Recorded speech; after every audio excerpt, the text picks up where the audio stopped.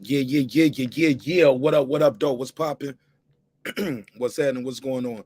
You're back in the lab with your man, Marq Nash. He is I am he. Another great episode of Breaking Beats, man. We got a good one playing for you.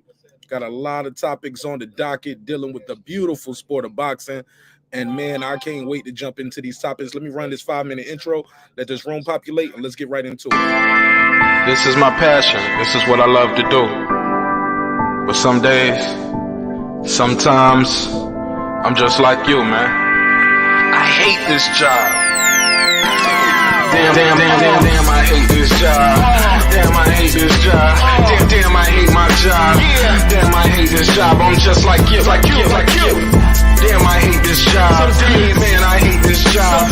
Man, I hate my job. From a good dream I wake, sun rays on my face, planning out my day, hoping this ain't the one that I catch a case. I feel so good, I feel so straight. My manager keep calling me saying, hurry up, you late.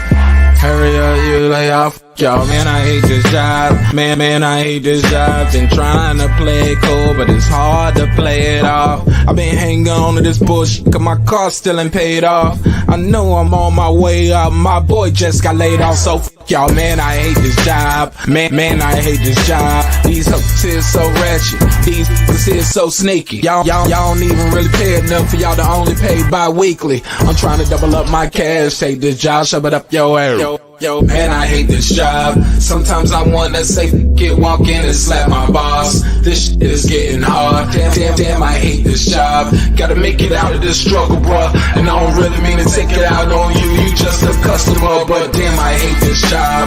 Damn, I hate my job. Damn, I hate this job. Damn, I hate my job. Damn, I hate this job. Damn, I hate this job. Damn, I hate my job. Damn, I hate this job. We're the reason why your stockholders always stay afloat. Yet I'm asking, are they hiring? Like everywhere I go, schedule will say 9, but I think it's fine if I clock in at 9:04. I work 40 hours a week plus overtime just to be bro. So f y'all, man, I hate this job. Hate that I applied. So much has transpired since the day that I was high.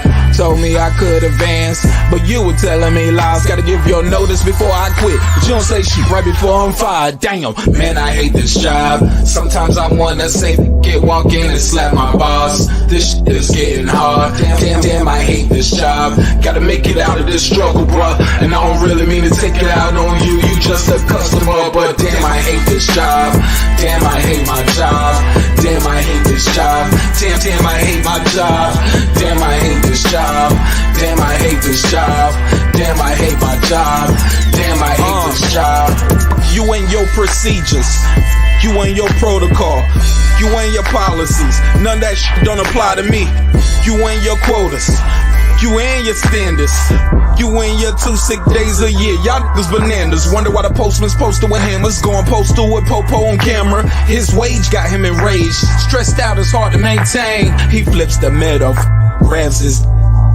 He said, if you don't get the picture, I quit, you ain't shoot. Mother, man, I hate this job. Sometimes I wanna say, walk in and slap my boss. This shit is getting hard. Damn, I hate this job. Gotta make it out of this struggle, bruh. And I don't really mean to take it out on you. You just a customer, but damn, I hate this job. Damn, I hate my job. Damn, I hate this job. Damn, I hate my job. Damn, I hate this job. Damn, I hate this job. Damn, I hate my job. Damn, I hate this job. Look, man, I hate this job. I put my pants on one leg at a time, just like you. I'm out here trying to take care of my family. Damn, I hate this job. It's not always glamorous, for real, but I do what I gotta do for me and mine, you know? Damn, I hate this job. Damn, I hate my job. Damn, I hate this job. Damn, I hate my job. Damn, I hate this job. Damn, I hate this job. Damn, I hate my job. Damn, I hate this job. Damn, I hate this job. Damn, I hate this job. Damn, I hate my job. Damn, I hate this job. I'm just like you, nigga. Damn, I hate this job. Man, I hate this job. Man, I hate my job.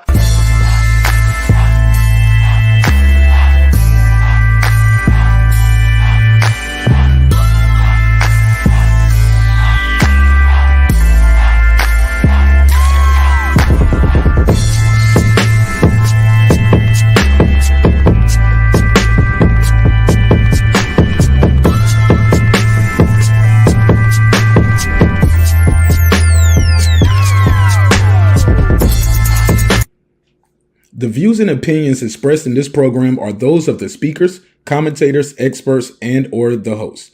They do not explicitly nor necessarily reflect nor represent the channel's policy or the views held by the channel or broadcaster.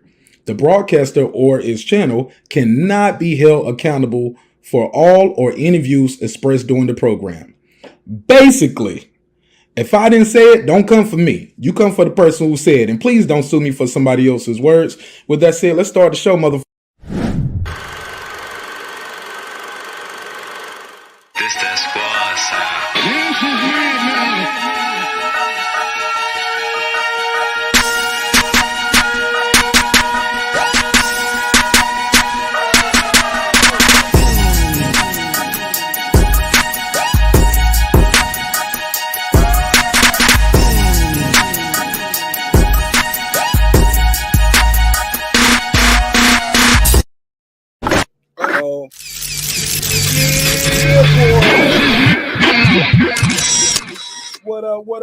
What up, though? What's popping? What's happening? What's going on? You're back in the lab with your favorite neighbor, your man Marq Nash. He is I am he. Another great episode of Breaking Beats. Man, it feels so good to be back. Feels so good to be back. Man, we got to talk about it, man. We got to talk about it. We got a lot of topics on the docket, a lot of things we're going to get into. And right off the gate, I want y'all to know, man, I appreciate your time. I appreciate your energy. We got a couple surveys in the chat. Actually, I'm going to probably put a couple surveys up in the chat. And want to know what y'all think about what we are discussing today. Got a survey in the chat right now. I'm asking you guys, which one of these upcoming bouts are you the most excited about? Let me put it on the screen so you know what I mean when I say these things. And here you are. Which are you more excited about? Tell me why in the chat as well. Are you more excited about the Tyson Fury versus Dillian Whyte matchup? If so, you're probably more excited about it than Dillian Whyte because he didn't even show it to the press conference. How about that? Dillian Whyte said this whole press conference can get the Rick James effect. Yeah, Dillian Whyte was a no-show for the press conference. How y'all feel about that? That's a question we're going to ask, and I want your opinion on that. Is Dillian Whyte making a mistake by not showing up for his own press conference? We're going to talk about it. Also, we had a couple press conferences today. They went in head-to-head. Pause. And we had the Canelo versus Dimitri Bivol press conference. Also, we saw Yordenis Ugas, WBA super champ, face off against Errol, the Truth, Spence, IBF WBC welterweight champion. Those two went down as well. So we'll talk about that. We're going to do a breakdown. I'm going to give you a couple takeaways, a couple things I took away from the face-offs and the press conference as a whole. I'm going to open these phone lines up so you guys can give me your take on it as well. Another thing I saw that went down that nobody's really not too many people talking about this. If you follow me on Instagram, I got I have another survey going on, and it's also in community tab. We'll talk about that as well. We'll talk about this throughout the fight. If y'all are familiar with the show, y'all know I do a couple of these. Every time we have a lot of big fights back to back, I'll play this little game right here, and I tell you to put these fights in order, 1 through 6. We got a couple ways we do this. The first way we're going to do it right here. Put this in order as which fight do you think is the most important to the sport? Is it the unification between Shakur and Valdez, Fury and Whyte going in for heavyweight dominancy? Is it Canelo moving up to 175 for light heavyweight? Spence versus Ugas. Triple G is in Japan. Did y'all know Triple G is going to be fighting in Japan? Oh, man, you might get a shocker right there. You never know. Been saying a lot of hometown cooking, or is it Katie Taylor versus Amanda Serrano? Super excited about all these boxing matches. Before we do that, man, let's do a quick roll call. Let's see who's here early. Give y'all your shout outs, and I appreciate your time and energy, man. God knows I do. Let's jump right into it. Let me see who's here early on the check-in. Shout out to Linda. Man, I don't even see who this is right here. Somebody all the way above here in front of Linda. I can't see it though. Can't see it. Let me see. Boom, boom, boom. Oh, that's girl behind the mic. Shout out to girl behind the mic. Girl behind the mic. What up, sister? How you feel? What's the deal? Appreciate you pulling up for a little boxing talk. She said, "Look, I ain't staying for the boxing talk. I just came to smash the light because you my homeboy. But I ain't gonna be sticking around for all this boxing shit." Respectfully, but I appreciate it, sis. I appreciate it. Thank you so much for your time, your energy, just popping in like that, just to leave a quick comment and a like. Clicking the like button, it means more than you'll probably ever know. So thank you so much. What up? Let me go through and see who's here. Else is here. Shout out to Coach Malachi Williams. Yeah, you had a good show today, Coach, with the weed talk. Oh my God, I died laughing on that one. But shout out to Coach Malachi Williams. He said, "Damn, that's a tough poll to choose from." Polls. We don't even call it poll no more. We call it the survey. They won't even let me say poll. I gotta say survey, Coach. He said, "Damn, that's a tough poll to choose from with these fights." He said he's gonna go with Shakur Valdez. All right. What up? Good call. Good call. Shout out to Coach Malachi Williams, man. Got easily one of the best shows on YouTube. Top 5, top 10. Easily, hands down. But I appreciate you pulling up, man.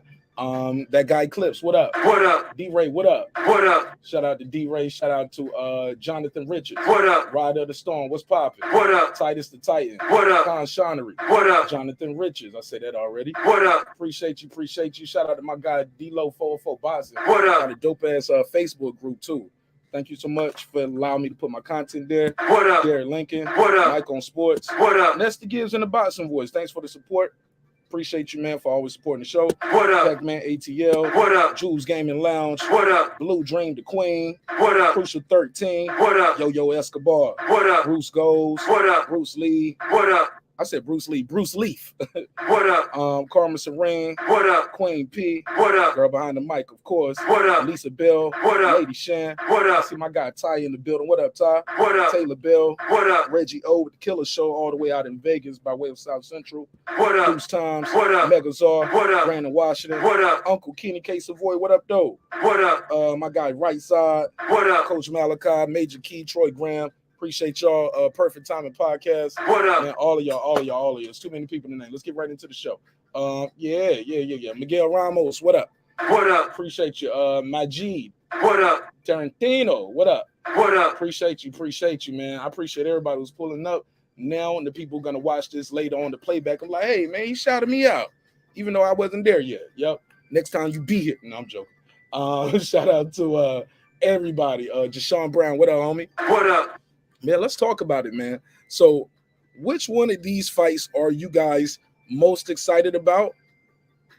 Which fight you think is gonna sell the most? Which fight is the most important to the sport? In whatever order you want to put that in, we'll address that more as we go on. Let me get into some of this sauce that we was talking about earlier, because I got to get right into it. Early. We was talking about the.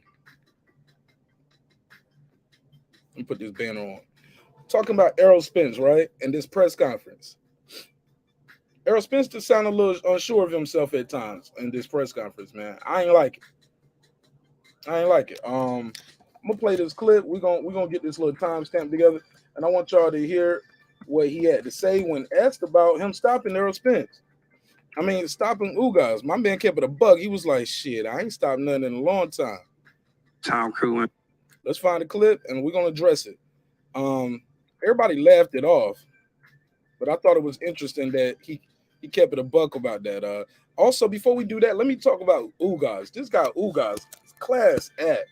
Let's break that down. Before the press conference, when it was his turn to speak, as soon as he got to Ugas was like, look, we got political prisoners in my country in Cuba.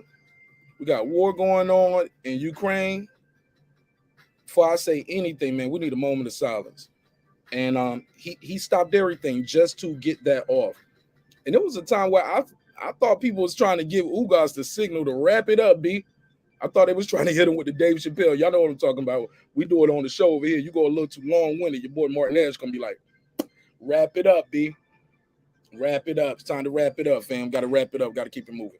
So we're gonna talk about that. But what a class act. And I think Jerry Jones is the one that wrapped him. I think when you look at it, because I was watching. Y'all know me. I'm my asshole. I'm looking for the mistakes. And I see Jerry Jones. Jerry Jones the one that gives the gives the little cough like wrap this shit up. Which I thought was kind of interesting. But let's do it. Let's do it. Boom. Let's go to Ugas. Comprometido con with everything that has to do with the social aspect of life, not just boxing. y estoy emocionado de estar aquí. Tengo la pelea más grande de mi vida, pero ante todo, lo primero que quiero decirle es, soy un ejemplo de mi comunidad y pedir libertad para todos los presos políticos de mi país, para todos los presos del 11 de julio. While I'm really excited to be here for what's going to be the biggest fight of my life, I can't let the occasion go without asking for all the political prisoners in Cuba to be freed, because I want them to be freed. Y también mis pensamientos y oraciones para algunos de nuestros mejores peleadores que están en Ucrania hoy en día. And my heart goes out to some of our best fighters, the best fighters in the world that are in Ukraine right now. I'm thinking about you. Y me gustaría que se unieran a mí en un minuto de silencio para todas las víctimas que están en Ucrania sufriendo la invasión rusa. I would like us to please have a moment of silence for all the victims in Ukraine that are suffering through this awful war. Beautiful. Class act. Class act. Beautiful gesture shown right here by Ugas. He does not have to do this. Some will argue you're actually, sports is supposed to be a getaway, a break mentally, so you don't have to deal with those kind of things. But Ugas a class act. He used his opportunity. He used the moment. He used his platform and the pedestal that he was given to bring awareness to what's going on. And I thought that was truly remarkable, and it should be commended, right? Shout out to my guy HLD. What up, my G? What's popping? What up? Shout out to Lady Shan. What up? Appreciate everybody pulling up. Y'all let me know if those drops too loud too. I went back and listened to the playback the other day. Them joints seemed a little loud to me. I turned it down some today, and I turned the music down. I think the music was too loud on that pop-up. Maybe it's my new phone, but just sound. Look at that. Look at that light flex right there. Talk about maybe it's my new phone and the speaker's so good. But yeah, that shit was a little loud to me. But shout out to Sir Senior. What up? What's popping, my G? What up, gangsta? Appreciate you, man. Shout out to my guy Blood Boxing too, man. I love what Blood doing with those documentaries, man. Check them out. Retro boxing documentaries. Retro boxing documentaries. What up? So let's get back to this press conference. Let me get to some of these hot takes. Let's get to some of these hot takes on this press conference. And again, I'll put this on the screen. I need you guys to look at this list right here. Put these in order and let me know which fight is the most important. Which fight are you the most excited about? Which fight is bigger for boxing? Let me know what you think.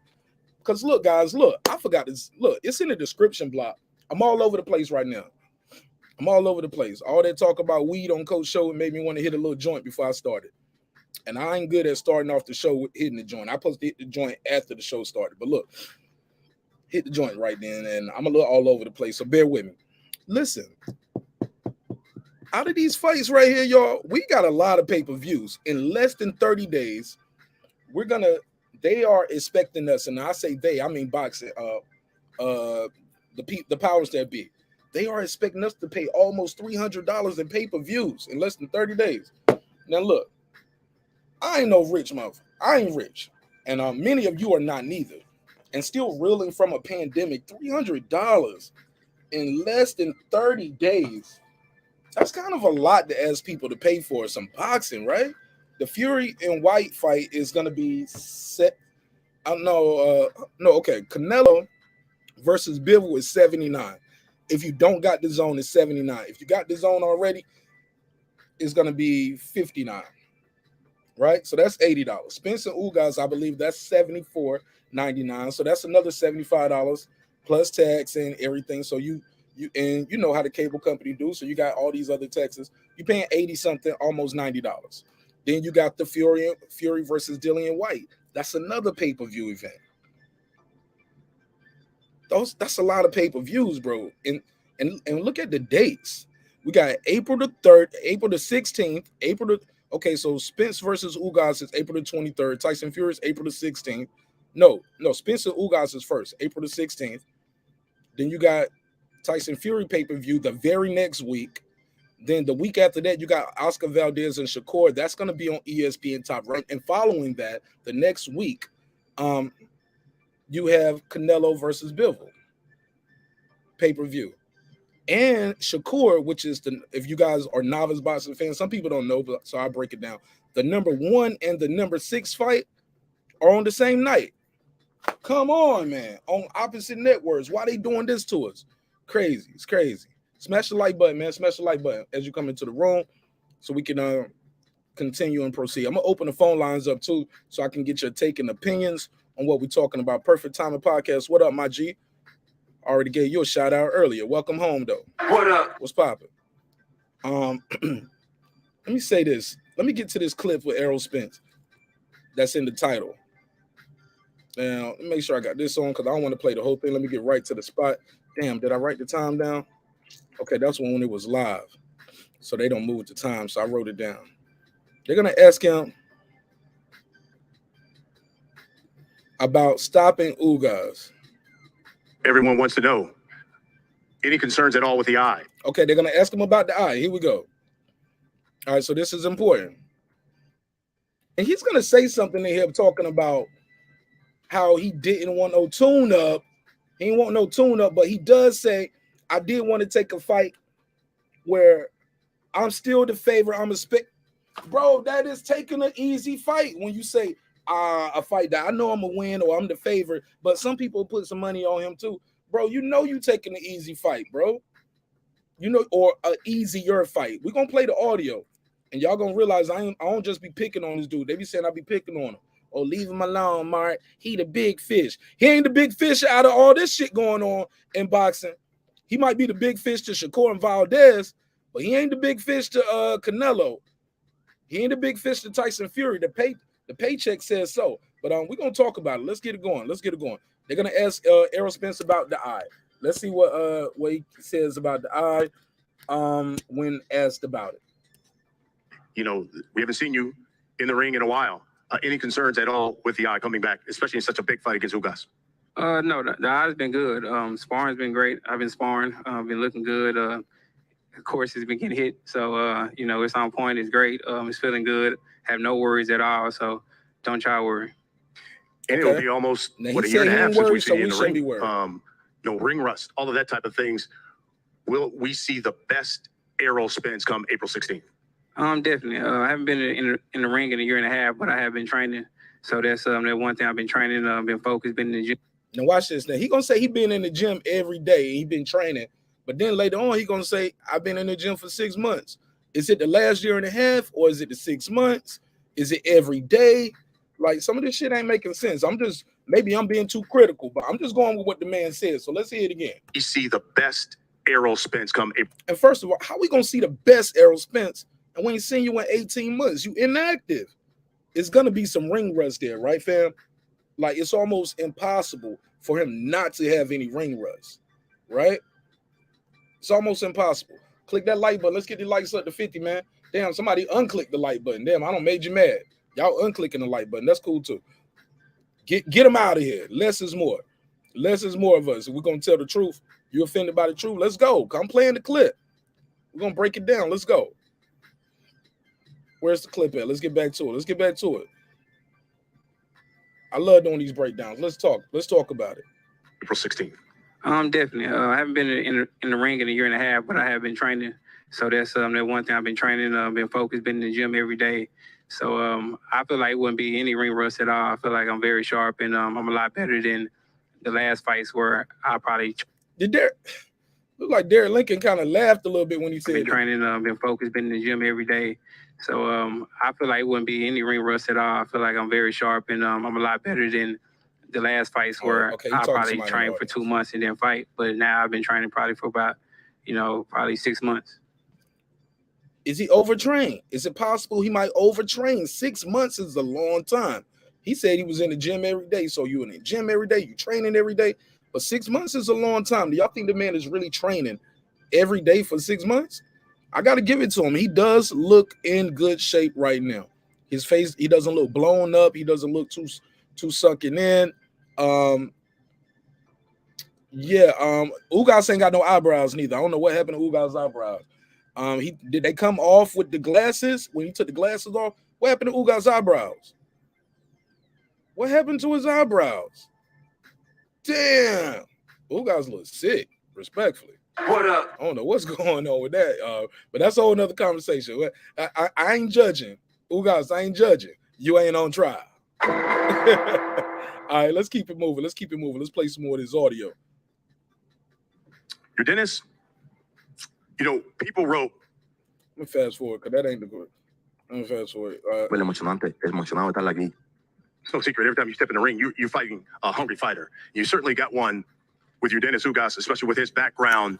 I know when you were going to fight Pacquiao, you said, not only is this going to be a unification fight, but this is going to be a legacy fight for me. How would you then describe this fight you've got with Yordenis Ugas and a guy who is hungry? It's gonna be a great fight. Ugas, a guy, like I said, he always comes to fight. He never turned down his collar to fight anybody. But with all respect to Pacquiao, I feel like I'm a way different fighter than Pacquiao. I feel like at this point right now, I'm a better fighter than Pacquiao. I mean, I keep bringing up Pacquiao, but that's like talk that shit. Larry Holmes fighting Ali or Terry Norris beating Sugar Ray Leonard. Whoa. He talking that shit. He said, y'all keep bringing up Pacquiao. He said, Pacquiao can't fuck with me. Now, I do like that, Errol Spence. I like that. I like that energy from the truth right there. He must have had a little sip before he came up here. You know how Errol Spence do. Errol Spence, you take it, you know what I'm saying? Get a little swiggy, swig. You know what I'm saying? So, yeah, he might have had a little shot before he came up there. I ain't mad at him. Get your drink on, champ. You deserved it. Go for it. That's like, at this point right now, I'm a better fighter than Pacquiao. I mean, I keep bringing up Pacquiao, but that's like, Larry Holmes fighting Ali or Terry Norris beating Sugar Ray Leonard or Madonna beating up Eric Morales. Like, Pacquiao's way past his prime. I hate that. I hate when you do it. Like, they taking it away from Pacquiao like you beat an old Pacquiao. That old Pacquiao beat Keith Thurman, homie. That same Pacquiao beat Keith Thurman.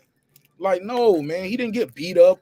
Like, no, man. And even then, y'all like he dog walked Pacquiao. He didn't dog walk Pacquiao.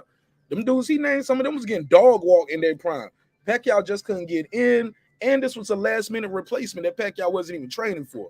Not fair. Because you taking all of that away from Pacquiao, but you was gonna be the one fighting him if it wasn't Ugas. If your eye didn't pop out, your head doing sparring, eyeball just popped out. Just popped out in the middle of sparring. So now you're trying to discredit the man's win, but we want to discredit your win if you won. You can't have it both ways.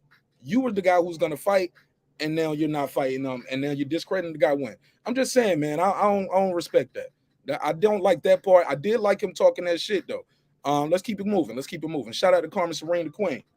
It's a passing of the torch for myself, but I missed the opportunity. So, I'm just going to put on a great performance. Like I said, he's a great fighter. He's going to fight. He's a real warrior. But I'm going to put on a great show and great performance for my crowd. And I'm hungry, too, because like I said, this is, my third chance at boxing. So I won't let the opportunity pass me either. One of a quiet young man, talked about making a great performance. We'll see. Could you see yourself stop? Now, here we go. Now, this is funny. Now, this is why I hear the doubt at. This is what you came for, right? This is where y'all got the title from. Errol Spence doubts KO versus Yordenis Ugas. Question mark. Yo, this is what it sounds like to me. I know y'all thinking I'm trolling. This is what he said, and I'm going to play the clip. Taylor Bell, what up, homie? Conshonery, what up, though? What's popping? Lisa Bell, I gave y'all all of y'all shout-outs earlier before y'all even got here, but I'm glad y'all pulled up. What up? Smash the like button on the way in. Definitely gave all of y'all shout-outs, even Karma, Lady Shantai, all of y'all. Let me say this, man. What up? Listen to what the homie say right here. Now, he gonna make a joke out of it, but let's keep it a buck. It's all fat, and I gotta respect his honesty. Your moniker's man down.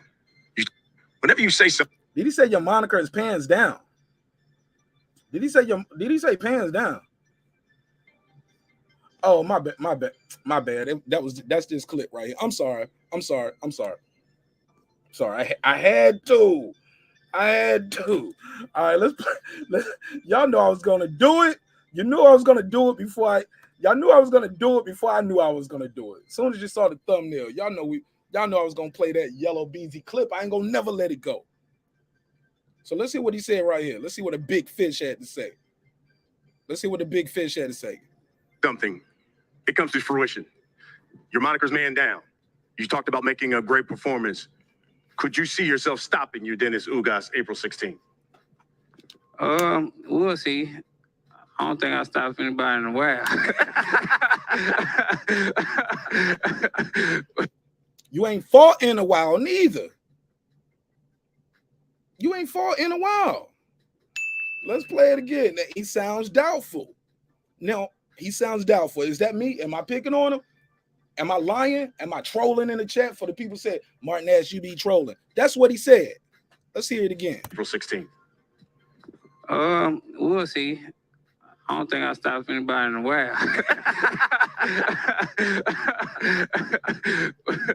So, that tickled him, I've been feeling strong. That tickled him. You know, I got nutritionists and things like that. So I feel like, you know, that was the, you know, missing ingredient because, like, well, you were stopping people when you was doing your own nutritionist. You didn't have no nutritionist before, but you were stopping people. Now you're not stopping people. I don't get it. Both things can't be true. You didn't have a nutritionist. He was like, I think that's the problem. Well, you didn't have a nutrition when you was knocking out all them other dudes, when you knocking out Ocampos.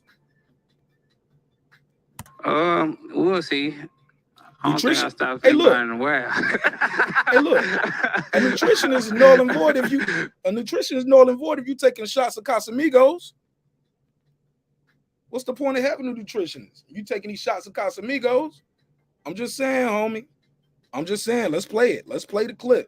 I know they be like, damn, Mark, you be stopping and going. I'm just saying, yo. He said last time I heard him laugh like that was when Yellow Beezy was licking his neck. No, he was licking Yellow Beezy neck. Never forget that. Yellow Beezy was like, yo, stop. Look at him. Maybe he ain't licking maybe he's looking at his diamonds. Maybe he's sniffing the inside of his bucket hat. He's sniffing his hat. That's what he's doing. He's sniffing his hat. That's what's going on. That's what's going on. All right, maybe. I could be wrong, though. Like Right Side said, I could be wrong. Oh, Derek Lincoln knew what time it was. He didn't want to pull up for this show. Man, I need to check on Derek Lincoln low-key. I think last time I talked to Derek Lincoln was that night we did that all-night show. I saw him in the chat that day. I ain't seen him since. But we had a wild weekend, man. It's been a rough weekend on all of us. So some people still recovering. But I'm going to text Derek, make sure he all right. I'm glad you said that. We got to check on our people, yo. But then sometimes I just piss people off on the show and they just stay gone for about a week or so. So it's okay. I'm going to check on him, though. He usually solid, though. You talked about making a great performance. Could you see yourself stopping Yordenis Ugas April 16th? We'll see. I don't think I stopped anybody in a while.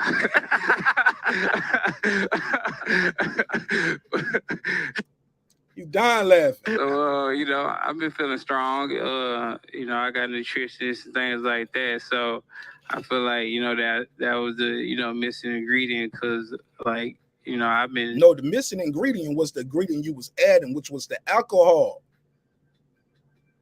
You know, struggling to make weight for a minute now. And struggling to make weight. Yordenis Ugas don't be struggling to make weight. He make weight fine. He always make weight fine, right?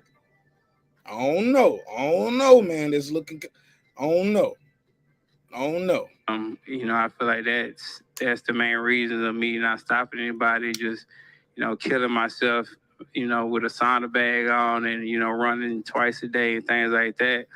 It's probably, you know, the first camp in a while that, you know, I haven't put that on and I'm, you know, small with, you know, no shirt on and training with no shirt on and stuff like that. So, you know, just a breath of fresh air and it, you know, it's been great this training camp and I'm actually having fun this training camp and I haven't had, you know, fun in training camp in a long time. So, well, that's good. A happy fighter is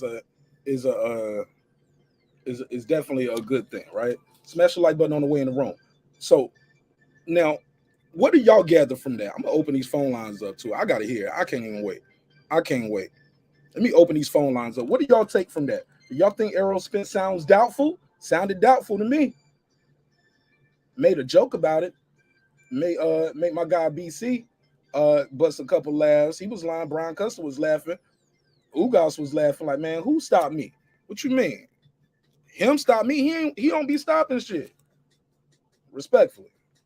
Let's play it. Let's play. Now, another thing I want to bring to your attention on the flip side of that coin. Let me make sure I got it now. Let's get it together. It's a live show.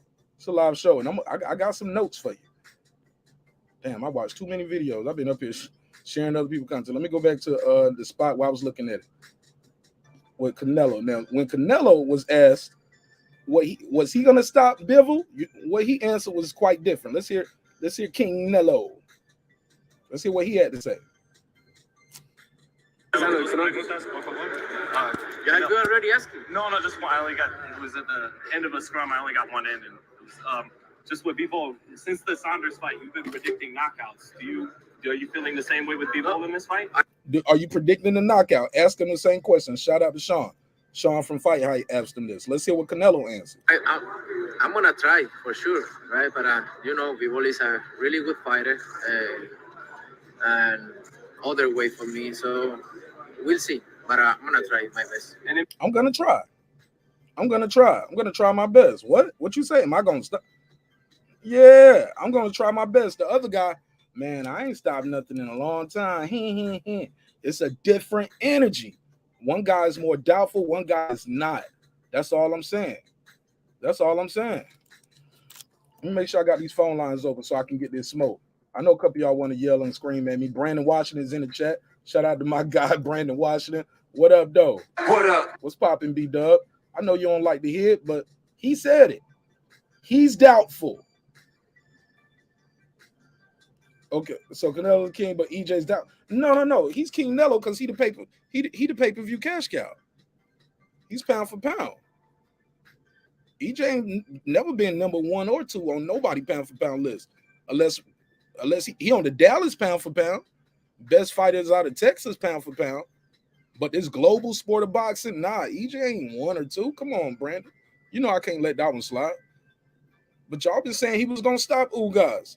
He don't sound like he's gonna stop Ugas. He look, I don't know. He sounded a little doubtful. You saying Canelo's king, but he's doubtful. See, Brandon, you just got here, but I'll play it again for you.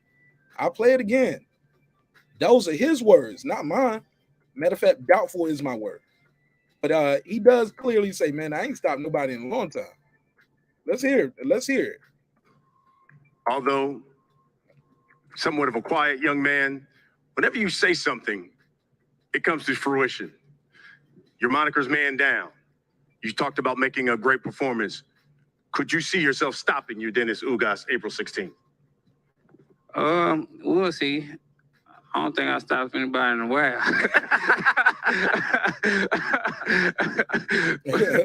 So, you know, I've been feeling strong. You know, I got nutritionists and things like that. So I feel like, you know, that was the, you know, missing ingredient because, like, you know, I've been, you know, struggling to make weight for a minute now. And, you know, I feel like that's the main reason of me not stopping anybody, just, you know, killing myself, you know, with a sauna bag on and, you know, running twice a day and things like that.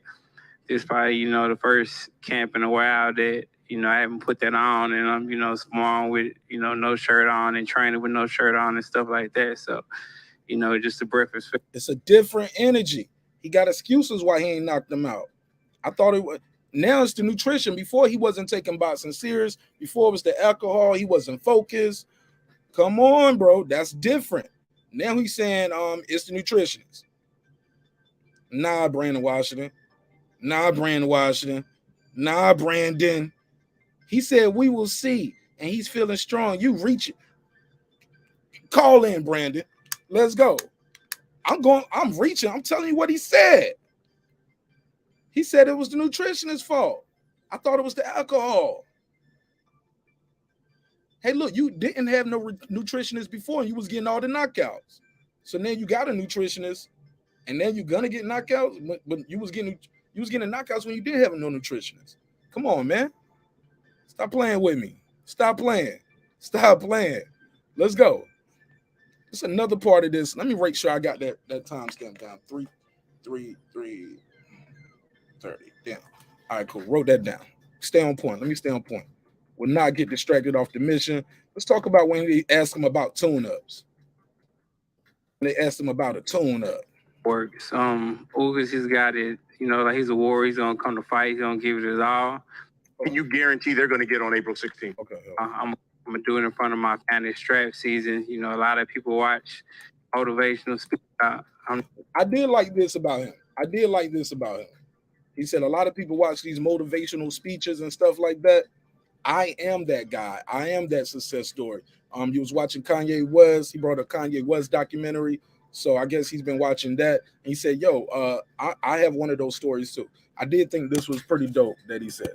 So let's play what Errol the Truth Spence had to say right here. Let's see what he had to say. Stuff by those people. But, you know, I'm the guy that they're, you know, talking about. I'm the guy that come back at the injury, you know, no physical therapy, just, you know, the will of my mind and my body, you know, and my spirit, and just the motivation of my family and friends, and, you know, push through all the pain and, you know, the stuff that I go through, and make it out, you know, become successful and become a winner again. So, you know, if you like them type of stories, you like the, you know, the Kanye West documentary and stuff like that, you know, I'm that guy in the flesh too. So make sure you tune in April 16th. It's going to be a great fight. Man down strap season. Can't wait for April 16th to put on another show, another great performance. No, there's members of the media who have questions. Just identify yourself. I want to get to this part where they asked him about taking tune-ups. Let me get to that. Nah, I'm just built different. As soon as I got out the hospital, the car crash. It was like on the 24th floor, and my mom was actually, you know, chasing me up the stairs because I was walking up the stairs to get to my high rise, and they wanted me to take the elevator, and I got the wheelchair, just walked up, and I was just like, you know, I gotta get back, you know, to myself, and I was just aching in pain, you know, hips hurting, everything was banged up, but it was just the will just to get back and come back, and even in the, you know, in the hospital, you know, I was saying the opponents that I wanted and who I wanted to fight and things like that, and tell them that, you know, I'm gonna come back, you know, and I'm gonna fight the best guys. You know, I'm not a guy that's gonna take, you know, a tune up or somebody I know I can beat. Let's stop right here. Then this is about to be key. Let me get this timestamp, 37:53. 37:53 of the PBC press conference. All right. Now, he said, I'm not a guy who's going to take a tune-up or somebody I know I can beat. What he says next is kind of the opposite. What y'all think? You know, I want somebody who, you know, the odds might going to be in my favor. The odds, they're going to be in my favor. But, you know, it's some people that's going to be better than the other guy, too. Come on. Did you hear that? I don't want to fight somebody I know I'm going to beat, and then he keeps talking, and you know, in the hospital, you know, I was saying. Then he ends up telling you exactly what it is. The odds are going to be in my favor. He's always the favorite. I'm gonna come back, you know, and I'm gonna fight the best guys. You know, we all know who the best guy is at 147, yo. Respectfully, and it's not Yordenis Ugas. We know who the best guy is at 147. We know the fight that we all been wanting to see. We know the fight we've been clamoring for. I'm not making this up. I'm not picking on Errol Spence, Brandon, Derek, Uncle Kenny. Come on, y'all. I'm not picking on the guy. I'm keeping it a buck. And it's uncomfortable because it's the truth, not this truth. No. The other truth. Not this truth neither. I'm telling you what it is. This is the fight we've been wanting to see. I know it's a little uncomfortable, but we're gonna talk about it. We're gonna talk about it. Let's go to this next clip. Matter of fact, let's hear that again. He said, I want to fight where the odds are in my favor. And things like that, and tell them that, you know, I'm gonna come back, you know, and I'm gonna fight the best guys. You know, I'm not a guy that's gonna take, you know, a tune up or somebody I know I can beat. You know, I want somebody who, you know, the odds might gonna be in my favor, but, you know, it's some people that's gonna be better than the other guy too. So for myself, I just feel like, you know, it was no time that I felt like it was over. You know, I just feel like it's gonna be a hard road back, and I just gotta keep working, and just thanks to the support of my, you know, family, friends, and things like that, I got back to it. Because after my car crash, I was 190, and, you know, I was big and going through a lot of demons and stuff like that. But going through some demons. We'll talk about it. You know, just what demons was he going through? What demons y'all think he was going through? Let me know in the chat. I'm curious what y'all think he was going through. What demons? Just to make sure that my kids and my family have a better life. I pushed through it, and here I am at this point. So, like I said, I just got to thank, my mom, my dad for just blessing me and installing that grit and that hard work. Shout out to the parents. Shout out to the parents. Definitely. Shout out to the parents. Because boxing is not an easy sport to put your kids in. So salute to the parents. And just make no excuses and always grinding. All right. So, but y'all did hear it though, right? 37:53 is the timestamp. Phone line's open if you want to tell me what you think of this. 404-692-1766. Carmen Serene said, yes, you are. You are picking on him. I'm just calling how I see it, my sister. I'm calling how I see it. So they say he was going through withdrawals. Those are the demons. Very possible. Very possible. I'll put a case on it. We can talk about it. Put a case on it. Definitely put a case on it. Reggie O with the Killer Show. What up, homie? So let's go to this. Like I said, those two things bothered me the most. Those were the doubts. If you're just tuning in, if you go to the PBC press conference, go to around the 33:30 mark, and you'll hear Errol Spence sound doubtful about stopping Ugas, as he should, because nobody has stopped Ugas, and Errol Spence hasn't stopped anybody in quite some time. So those are some of the things we're talking about on the docket tonight. But I'll play it again for the people just pulled up. Probably, the first camp on it, the training camp, and I haven't had, fun in training camp in a long. Let's go back. They may wait for I got anybody. Here we go. They're gonna ask him. Okay, so it's 32. A great performance. 32-40. Could you see yourself stopping Yordenis Ugas April 16th? We'll see. I don't think I stopped anybody in a while.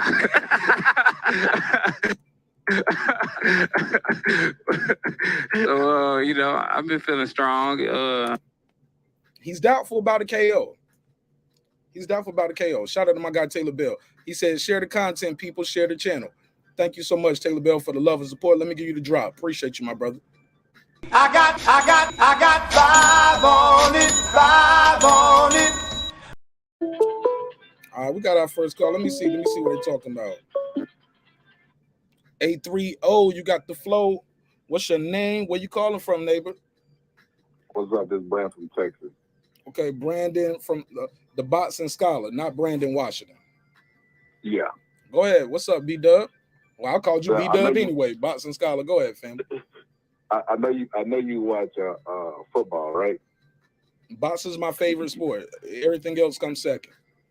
Okay, well, I'm gonna just see if you're familiar with this quote. When that coach had that big lead and they blew it, and he went to the press conference and said they were who we thought they were. Oh yeah. That's the dude from the Jets. Black dude. Yeah, they were who they thought they were. He was who we thought he was. He if you put a camera in front of people's face and just let them talk, they'll reveal something, man. And he revealed exactly what I suspected. I suspected that why is an elite athlete slurring his words every time they push a camera in front of his face? People say he ain't alcoholic. Okay, I go with that. It just so happens that every time they push a camera in front of his face, he look a little lit to me. Mm.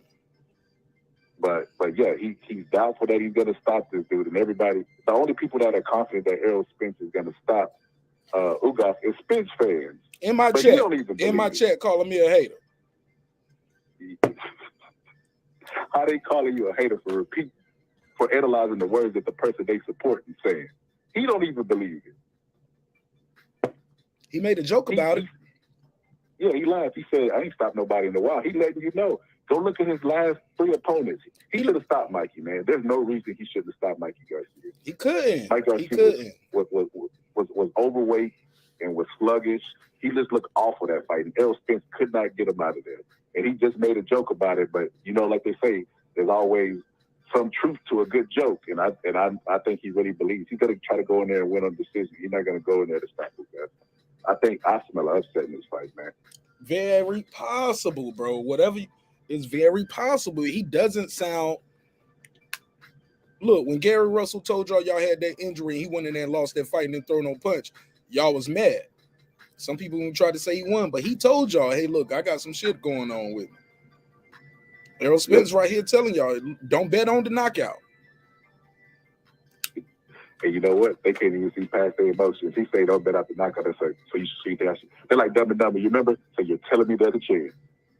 Shit like that. They gonna bet on the knockout anyway, man. They convinced. So let me ask you this question, Mark. So if Spence goes in there and loses the Ugas, but he wins on the points anyway, like they rob him. You think that the Crawford fight will lose its luster? Hold on, say that again. So if Errol Spence goes in there and just gets beat like Taylor did, but he wins on a decision because PBC and all that the backroom stuff. Do you think that fight with Crawford loses its luster? Nah, people still gonna want to see it. Yeah, I would still watch it, but people still gonna want to see it because it's gonna be an undisputed. I still would think it would just let us know further that Bud would. If they do they not watch Bud's press conferences when they ask Bud questions like this? Go look at how he responds. Bud is dripping with confidence, man. He don't be like, I ain't stopped nobody in a while. This ain't big fish talk, man. All that big fish stuff. Listen to how he talking, man. This is like what?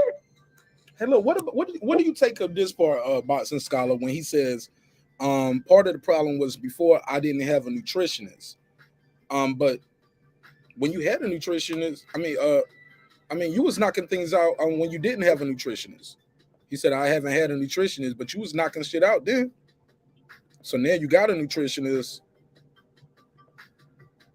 I think that's funny because I remember him a while back saying that he don't need a strength and conditioning coach. And he cooked his own foods and all of that. Remember that? When he was knocking shit out.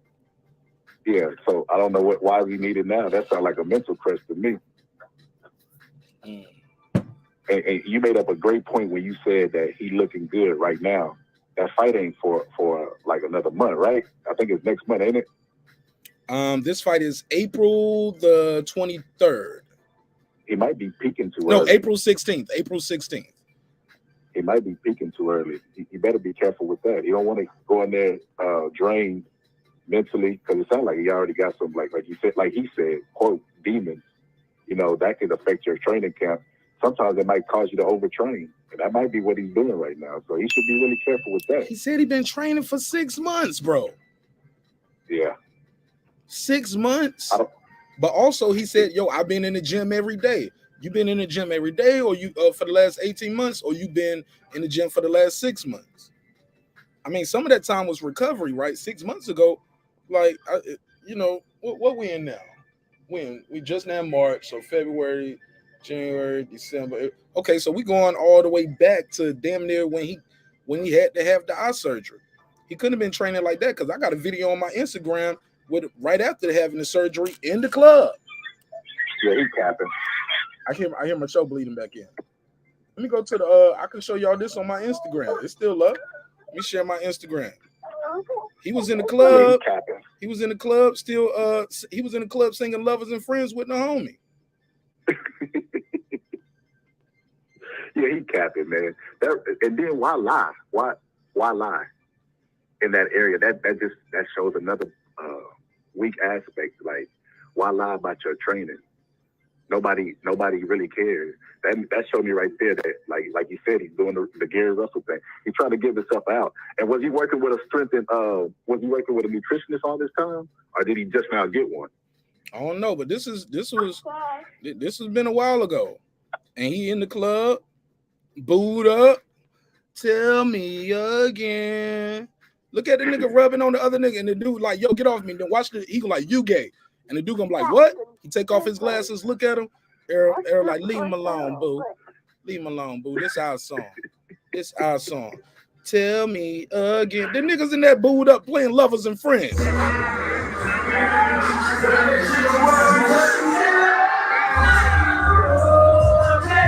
Come on. He ready to ride. He ready to ride. Whoa. Look at him rubbing on the nigga. His boy rubbing on the nigga. Errol like, man, nah, man. Get away. He ain't with us. He ain't with us. Bro, This after the surgery. Look at him.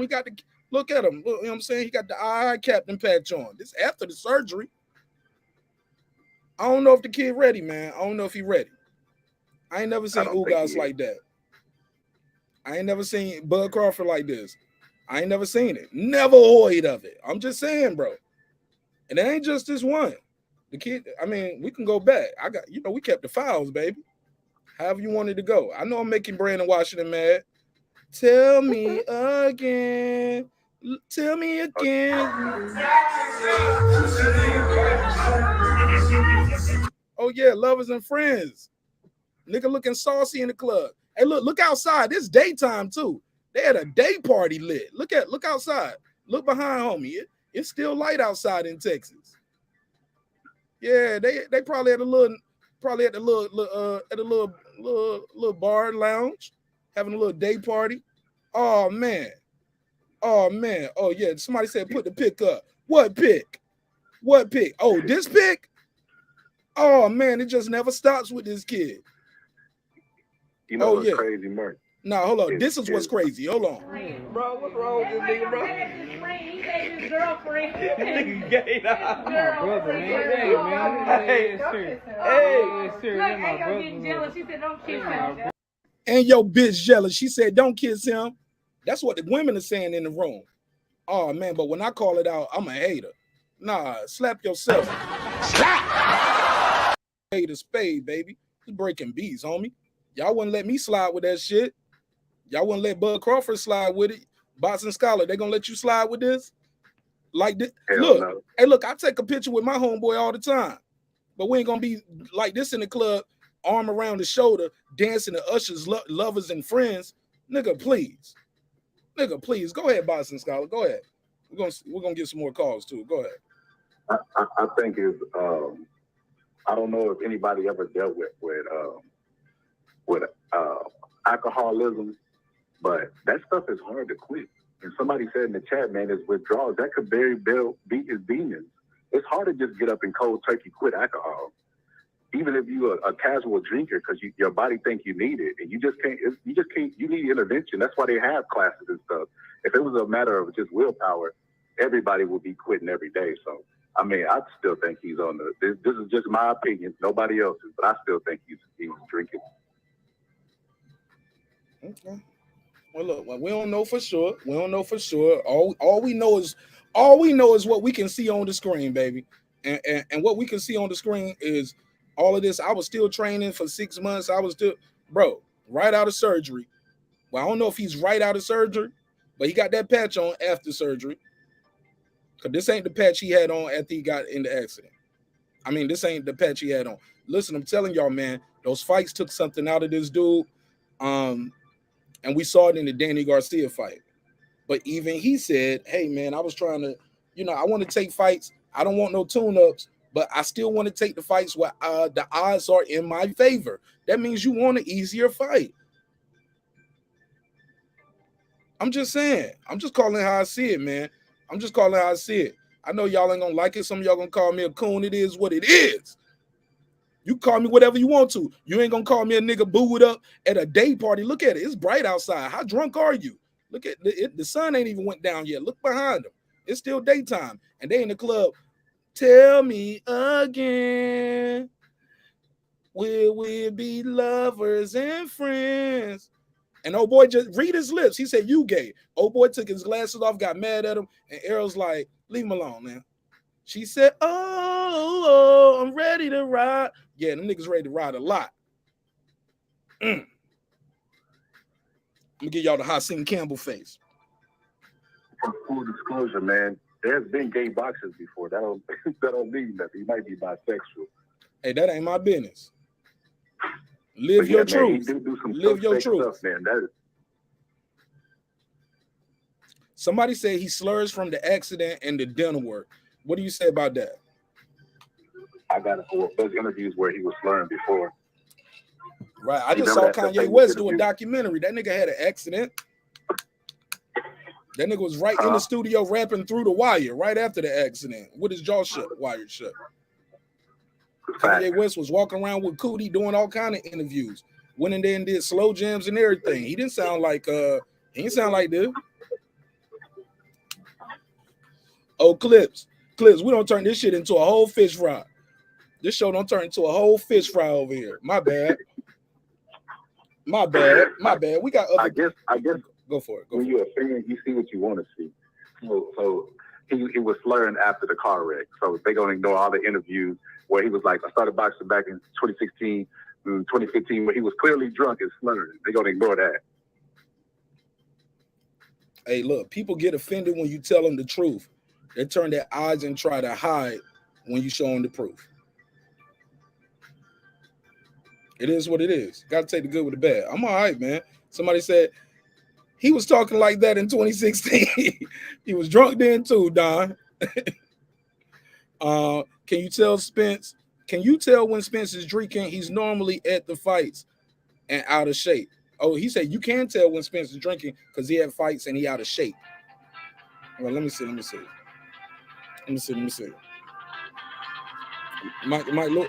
Hey, Mike, I think this is my boy Clips. Clips, you call the wrong number. Let me take some more calls, man.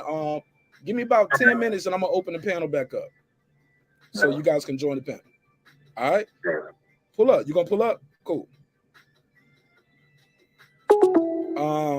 Make sure I got the phone lines open. Clips, call the number on the screen, 44692-1766. Shout out to Brandon, the boxing scholar, for pulling up. We disagree sometimes too, but it's all love. Somebody say he slurs less post-accident. Interesting. Con Shonery. Look, we got a survey in the chat, and I'm asking you guys, which one of these fights are you the most excited about? Amanda Serrano, number 6. Number 5, Triple G versus Murata.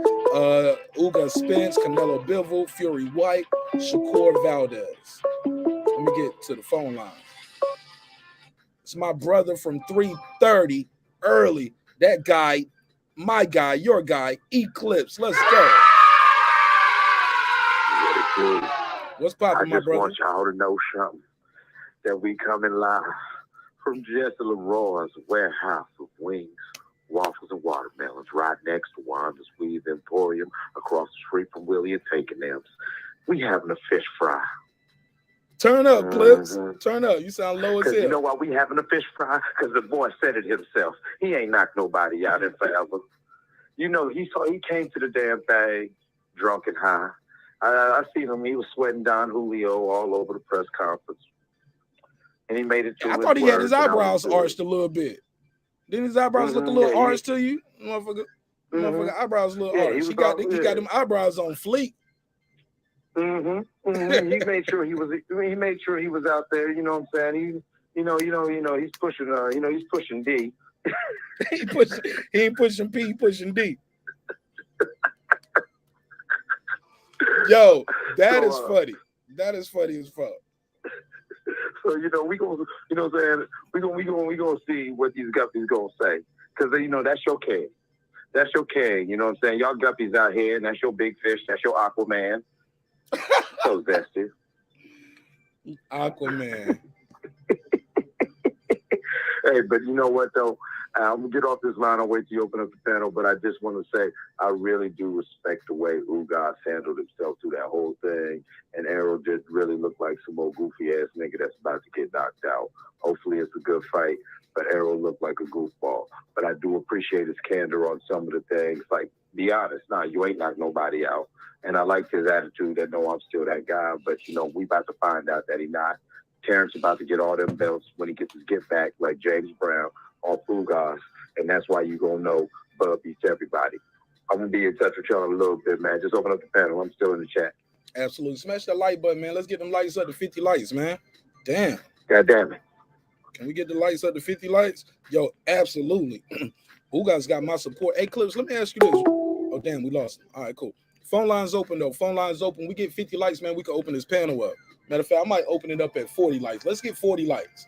Let me get 40 lights, and we'll open the panel up.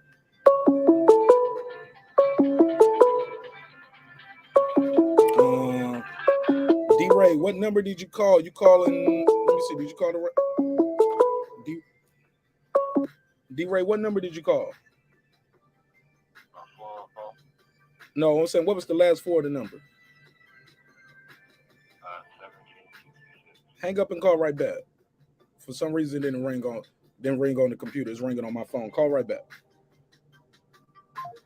All right, let me get my guy D-Ray in. Y'all get them lights up. Let's get 40 lights, man, so we can open this panel up. Absolutely. I'm just saying, man, look, I get it. I don't spare nobody, because ain't nobody ever spared me nothing, homie. So it is what it is. So I'm just calling how I see it. The dude sounds doubtful. Also, I got a question for y'all. Let me see what we had on that survey, because I'm going to ask you guys another question. We're going to do a couple surveys on this one, on this episode. Let's do another survey. Let's see what we have with this one, and let's end that survey, and let's do another one. Because we got 45 votes, but we can't get no likes in the chat. 46 votes. Still, hey, look, the votes going up, but the survey, but the likes ain't going up. So y'all like the content. Let me ask y'all this. What y'all think about the boy Dillian Whyte not showing up? What y'all think about, D-Ray, call back. What do y'all think about Dillian Whyte saying, drinking a cup of the fuck it juice, respectfully, and just saying, nah, I ain't coming. I ain't gonna be here at the he's not promoting the fight. He wanted to get paid more to promote the background story on the Dillian Whyte. I'll get to it in a second. 002, what it do? What's your name? Where you calling from, neighbor? What's up, bro? Talk to me, King. You got it. Hey, man, great content, bro. I just wanted to talk about kind of what I seen today and heard, right? And I think one of the first things that you picked up on, bro, was when he was saying about those demons, bro. You know what I mean? Some of them we can probably guess and mention, and some of them is probably even unmentionable. You know what I'm saying? So there's no telling, bro. You know, I think for real, Earl was happy to still be able to be here and be there and be able to be the big fish man, you know? So, you know, I just hope that Bug got next. And, you know, hey, man, but check this out, bro. Now, they fighting in Texas, right? And now, I don't know if people know this or whatever, but the different states have different, like, physical things, you know, like the eye text in Texas is different than it is in Nevada. You know what I'm talking about?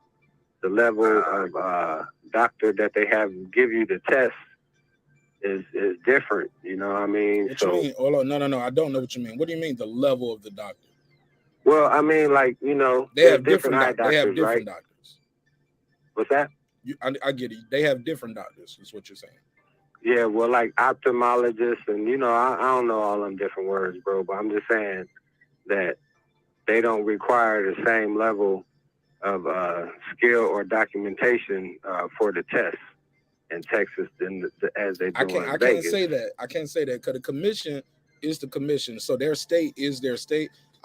Texas might be a little easier, but I'm just saying Texas is a different physical, you know what I mean, than it is in Vegas, you know, and some of them are probably similar, you know, but I'm just saying that Texas and Nevada is not identical.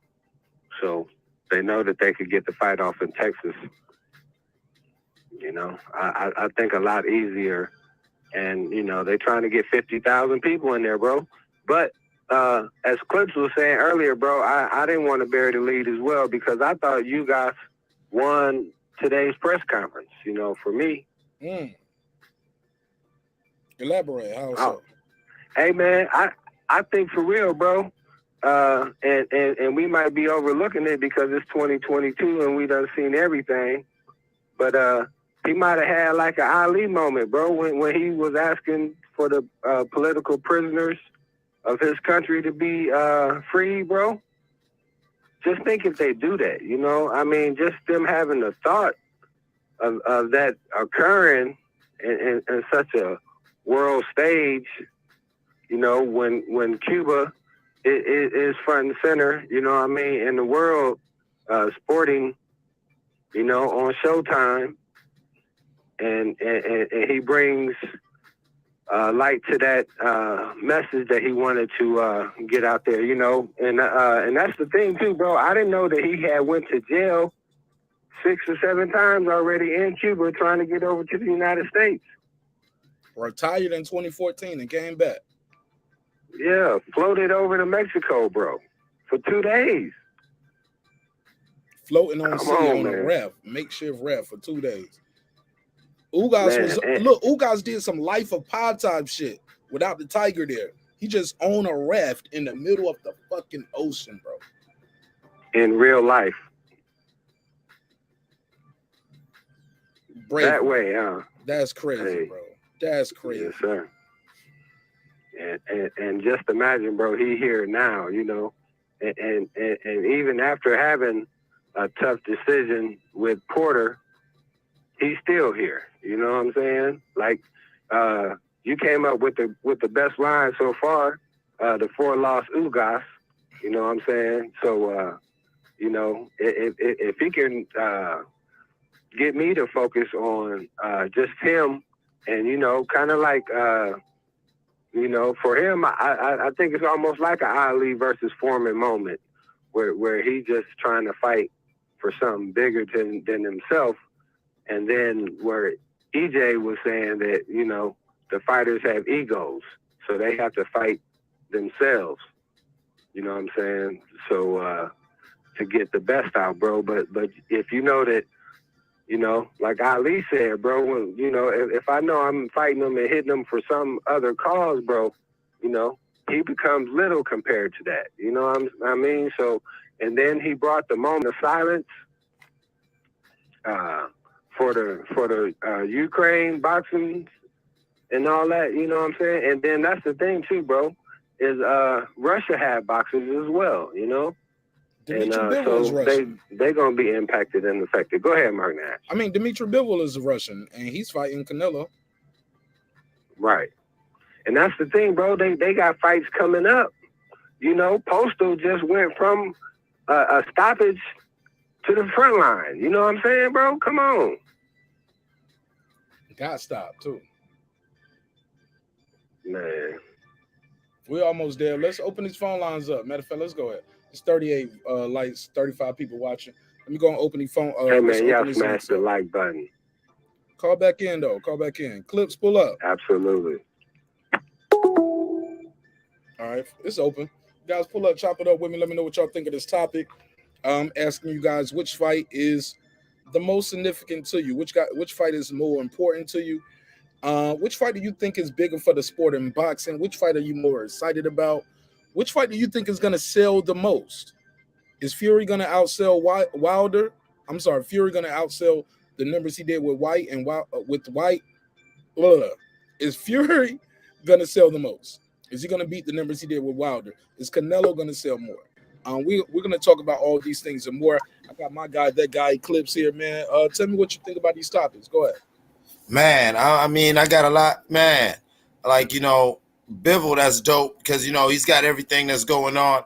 I didn't even really put 2 and 2 that together to the color, you know, connected those dots for me because but yeah, he Ukrainian. So, man, I mean, Canelo King, but man, you know, they want a story right now. They want a story right now. I don't think he's going to do it, but that's going to drive the excitement up for that fight right there. Now, back to the pufferfish. Hey, man, you talk enough, you say it all. You feel what I'm saying? And I think he's giving us an insight to what we've been saying, and that's no disrespect for him. Of course, I'm going to put it in disrespectful ways because of how I feel towards his fans. But to that man, I ain't going to knock him. But, yeah, you know, he knows what it is, and he knows it's very likely that he probably shouldn't be seeing a fighter of Ugas's caliber right now. But he knows that he done talked himself to a point where he can't take no tune-up fight because he done said it. That's why you notice how in that soundbite how he was dancing around the tune-up fight thing because he realized yeah, your drunk ass talked yourself into a drunk ass corner. Or yeah, I hope you're ready. To see that man over there with the damn turtleneck looking like Blade's uncle, he ready. Ugas ain't got no eyebrows neither. I never trust. I'm telling you, man. He ain't got no eyebrows. He ain't blinking. I'm scared of him. He right out the bush with his. He Why just Errol jumped look like he got? Why Errol look like he got his eyebrows plucked or something around the edge? You see him? Yes, because his eyebrows are plucked. He's on fleek. You already know. He trying to snatch him a zaddy out here. Yo. Stop. Yo.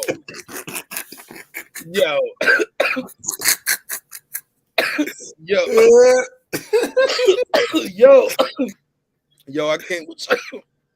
I can't with y'all. I've been in the gym all year. You know what I'm saying? Because, you know, for the past 6 months, all I've been doing is in the gym. You know what I'm saying? And then for 3 months. You caught that too? Is it 18 months? Exactly. I heard him. Sounded like somebody's drunk ass uncle when you playing dominoes with him trying to tell you about some shit he did to where like halfway through the game, you like, this nigga lying. Get your drunk ass up. Yellow BV. A lot of people don't see this one. I know a lot of people didn't know about that clip. Oh yeah, that's that new Drew. That's his new shit. He's trying to show his new flex. That's why he put it out there. Say, you know what, Yellow Beezy, that's okay. You don't want to hang out no more. He said Ugas got alopecia stop on his eyebrows. Alopecia brow. Damn. I didn't even know you can get it on your eyebrows. Shit. Yeah, I thought he went to see Kanye's barber. I didn't know what that was about. You know what I'm saying? I just figured, fuck it. You know, everybody remember Justin Bieber shaved his eyebrows, Maryland. I just thought that was a thing when, you know what I'm saying? I thought that was a new Illuminati thing. Like when you know what I'm saying? When you're in that shit, you know, you got to run around for like 4 months with no eyebrows. That way, you know, everyone be like, yeah, he next. He ain't got no brows. Oh, shit, man.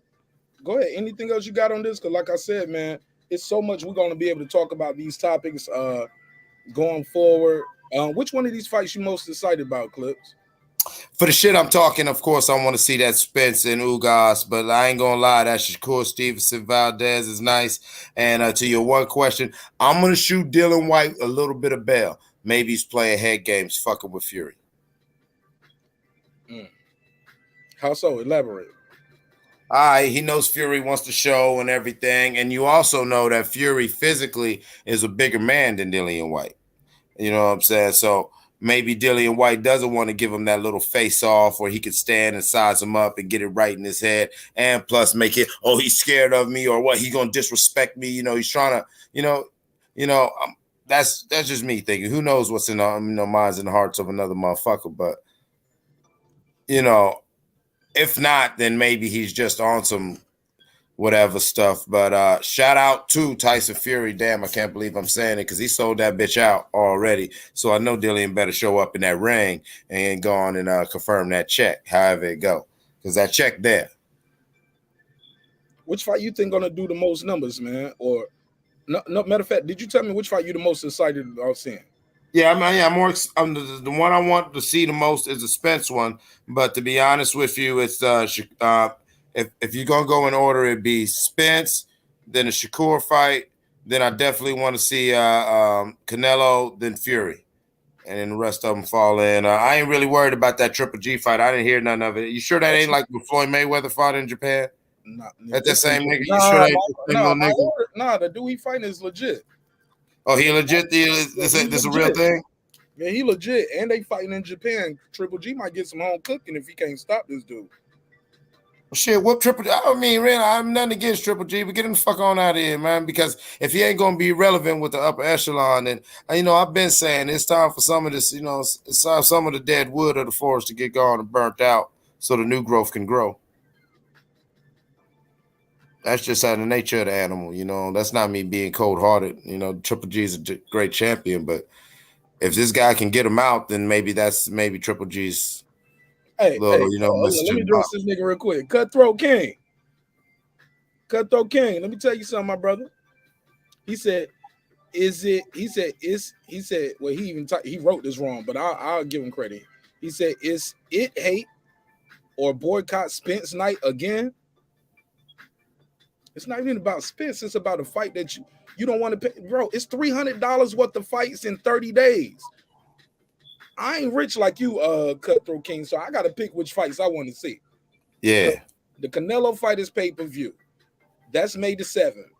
Right before that, you got the Amanda Serrano fight. But that's also the same night as Shakur fight. So you're going to have to pick those fights. Which one you want to see? Also, the Dillian Whyte and Furious pay-per-view. Spence and Ugas' pay-per-view. And these are like $80 pay-per-views, bro. So we are going to have to decide which fight we want to see. Whether you I'll tell you what. Let me say this. I'm addressing it. Whether you call it boycott or not, homie. Like, you got to pick which fight you want to see, or if you got it like that, you can buy them all. Everybody's not a content creator, and everybody's not gotta see them all. Some people will watch it afterwards. Some people gonna crack the stream. We're gonna watch it, but we might not pay for it. But let me let you know something, my brother, respectfully. Ain't nobody keeping you here. Ain't nobody holding you here. He said shit be getting old. Is it hate on Spence? See, because he pulled up late. He missed the part. I gave the young man some flowers. I gave him his flowers. But I can't give him too many flowers, or I'm gonna end up like Yellow Beezy, and they're gonna be grabbing me, kissing on me. Like, hey. Now I'm gonna keep it all the way real. We know we over here, we gardening, right? And just like when you garden, I gave him his flowers, but then of course I shitted on him. That's just good emotional fertilizer. I gave him his flowers early on in the show. You pulling up an hour and 20 minutes late, and you don't like what you're hearing. I gave him his flowers, but I can't give him flowers all night because he's gonna be trying to kiss on me. Or maybe I ain't his type, hopefully I ain't his type. But you get what I'm saying. But I gave the man his props. I gave him his props. I gave his family. I gave his mother and father the props for raising a son as a fighter. That's not easy to do. That's not an easy business. UPS is hiring, nigga. Shit, Errol Spence working beside you at your job right now. I gave him his props. But please, it's an open panel. The phone lines are open. You need to get in right now while you can fit in, because if not, I might be wrapping this motherfucker up. And I'll be on to the next episode, and we'll talk about it as we go. But please, Mike, you cut me off. Let me address him. Let me address this nigga, man. Bro, you do not have to do that. You can click the link and you can get your bars off, and you can defend your guy. Go ahead, Clips. I'm sorry I had to do that. No, man. Do your thing. I was just saying, man, like, yeah.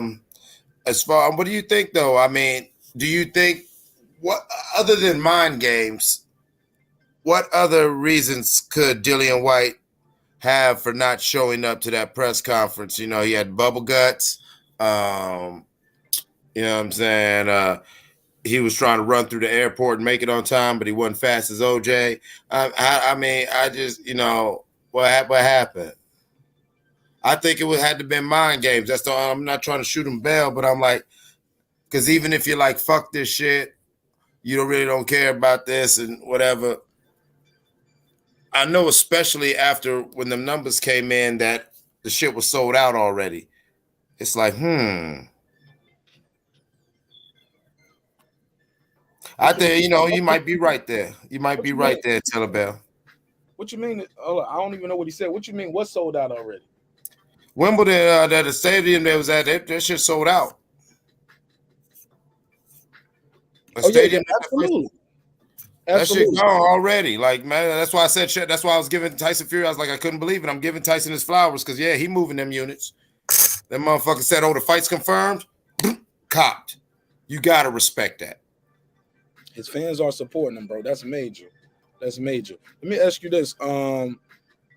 Which fight you think gonna sell the most out of all these fights? I honestly think it's gonna be either the Fury Whyte or Ugas Spence for the implications, and that's only because the Ugas Spence is first, and depending on how that goes, you might get a Canelo Bivol, you know, slightly in there because Canelo fans like Fury fans. So it's like it's a toss-up between maybe Canelo and Fury with Ugas and Spence right in the middle for who's going to get it. Because you know Canelo and Fury fans, they definitely buy. And they could put them in there with a goddamn dummy and people will spend $200 because they love them. But then them guppies is loyal too. So, you know what I'm saying? They'll spend all that money to see them little perfectly plucked eyebrows get busted up. That's why Ugas ain't got no eyebrows. He's ready for war. That's what people don't understand, man. Like, no, hold on, leave it alone. John LeJune gonna start crying in the chat again. This pussy ass nigga right here, he get on my nerves right now tonight, man. Like, god damn, B. Like, everything's so sensitive, B. Like, we can't even do eyebrow Ugas jokes. I joke on me. They joke on me in the chat.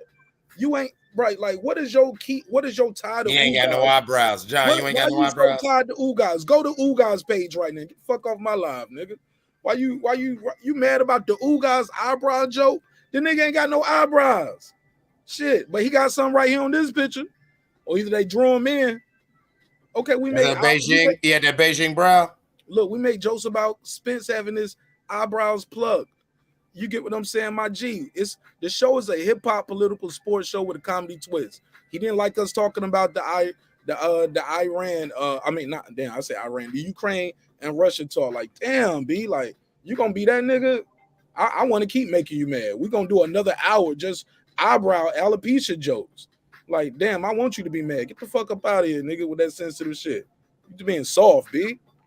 Get the fuck out of here with that soft shit, man. You at the wrong place. You at the wrong show where you want some sensitivity, nigga. Hell no, we don't do no sensitivity shit over here. You want that Ralph Tresvant? You want that Ralph Tresvant podcast? That moist shit. That nigga moist. Fuck that. Ugas ain't got no eyebrows, nigga. I made a joke. I said his eyebrows came off when he took off the glasses. You get what I'm saying? That nigga know what time it is, man. I'm cracking jokes. You can't take a joke. That nigga was like, man, get your goofy ass up out of here with that moist shit, nigga. You better toughen up. You in the wrong block. You better toughen up, nigga. Or we gonna make the show about you. How about that? It can go one or two ways. You know what I'm saying? Boy, who got sitting there looking like a well-dressed potato? Boy, I'm trying to tell you. Hell yeah, nigga. We let the jokes fly over here, nigga. Oh God, that like we ain't gonna do none of that moist shit. Well, you up here defending a fighter you ain't never met in your life, but you want to disrespect the motherfucker that you can call any day of the week. Get your goofy ass up out of here with that soft shit. Yeah. Okay, so somebody said I'm watching all the fights except for Triple G. I'm watching that shit. It's in Japan too. They might let that motherfucker Muay Thai do some wild shit. Yo, he might leg sweep Triple G in that fight. Referee won't. Yo, I can see it. That'd be funny as hell. I was thinking that, but I didn't want to say it. Motherfucker might do a spinning elbow and bust Triple G shit open, and the referee just start counting. Hey, look, y'all saw what happened over here with Josh Taylor? Yeah. You gotta be careful fighting these fights on the road. He gotta sleep him. He might not sleep him. And if he go to the cards, when it's on, it's on. Hell yeah. He said y'all funny as fuck, man. It's a live show, man. We cracking jokes, man. Hey, man, it's up, man. Look, we celebrating life. Listen, man, life's serious, man. You gotta if you can't laugh about some shit, then you just can't live. Because life is fucked up, man. And so if you can't laugh, then I don't know how you ain't gonna make it, baby. You ain't gonna make it, man. You ain't gonna make it, man. And everybody ain't gonna make it. It is what it is. But I'm just saying, man, like, damn, we can't crack a joke. It's called alopecia, blah, blah, blah, universal. Yeah, blame it on your mother and your ugly daddy with your fucked up hairline. Nigga, y'all know who y'all talking to, nigga. We do the live roast here. 2 hours. We went in for over 2 hours just roasting. Get him on each other on the panel. Oh, yeah, we'll play the roast game. You pull up, cut your camera on, and we can joke. It's all love. Shout out to Megazord. Shout out to D Calico as well. He was part of it. Troy Graham was here. Derek Lincoln, Calypso was here. Oh, yeah, man, what? Hey, yo, don't Ugas look like he just ready to have like half a motherfucking jar of Vaseline just smeared all over his shit? Like, he don't even care because he ain't even got no eyebrows. You like, nigga, come on. Ugas look surprised right now. He look like, you said what? Ugas like, you said what? Huh? Who? Me? Oh, okay. Yeah. He looks surprised. Man, that nigga ain't got no, man, Ugas got them beady eyes too. Look like he ready to sing a song to your bitch right now and play the guitar. Then rob you. It's crazy. And you can't tell because he ain't got no eyebrows. So he can't He's gonna rob you with no gun, straight hands. Straight jabs, nigga. He gonna jab the wallet out of you like, give me the wallet. Like, and no, Mark, he gonna start swinging halfway through the song. Hey, look, you gonna try to swing, that motherfucker gonna dip, bang. Give me the wallet. You're like, you know what?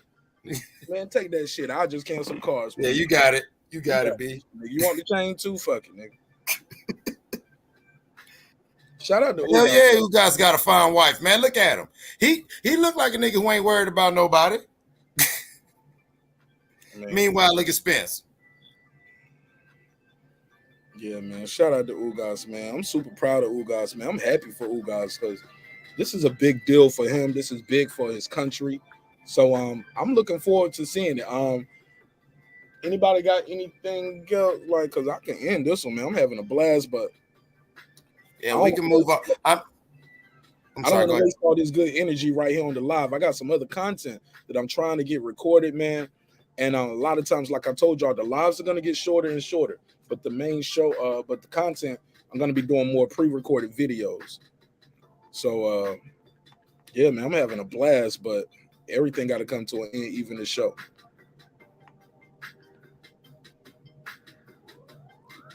Give me your take on so who gonna win these joints, Clips?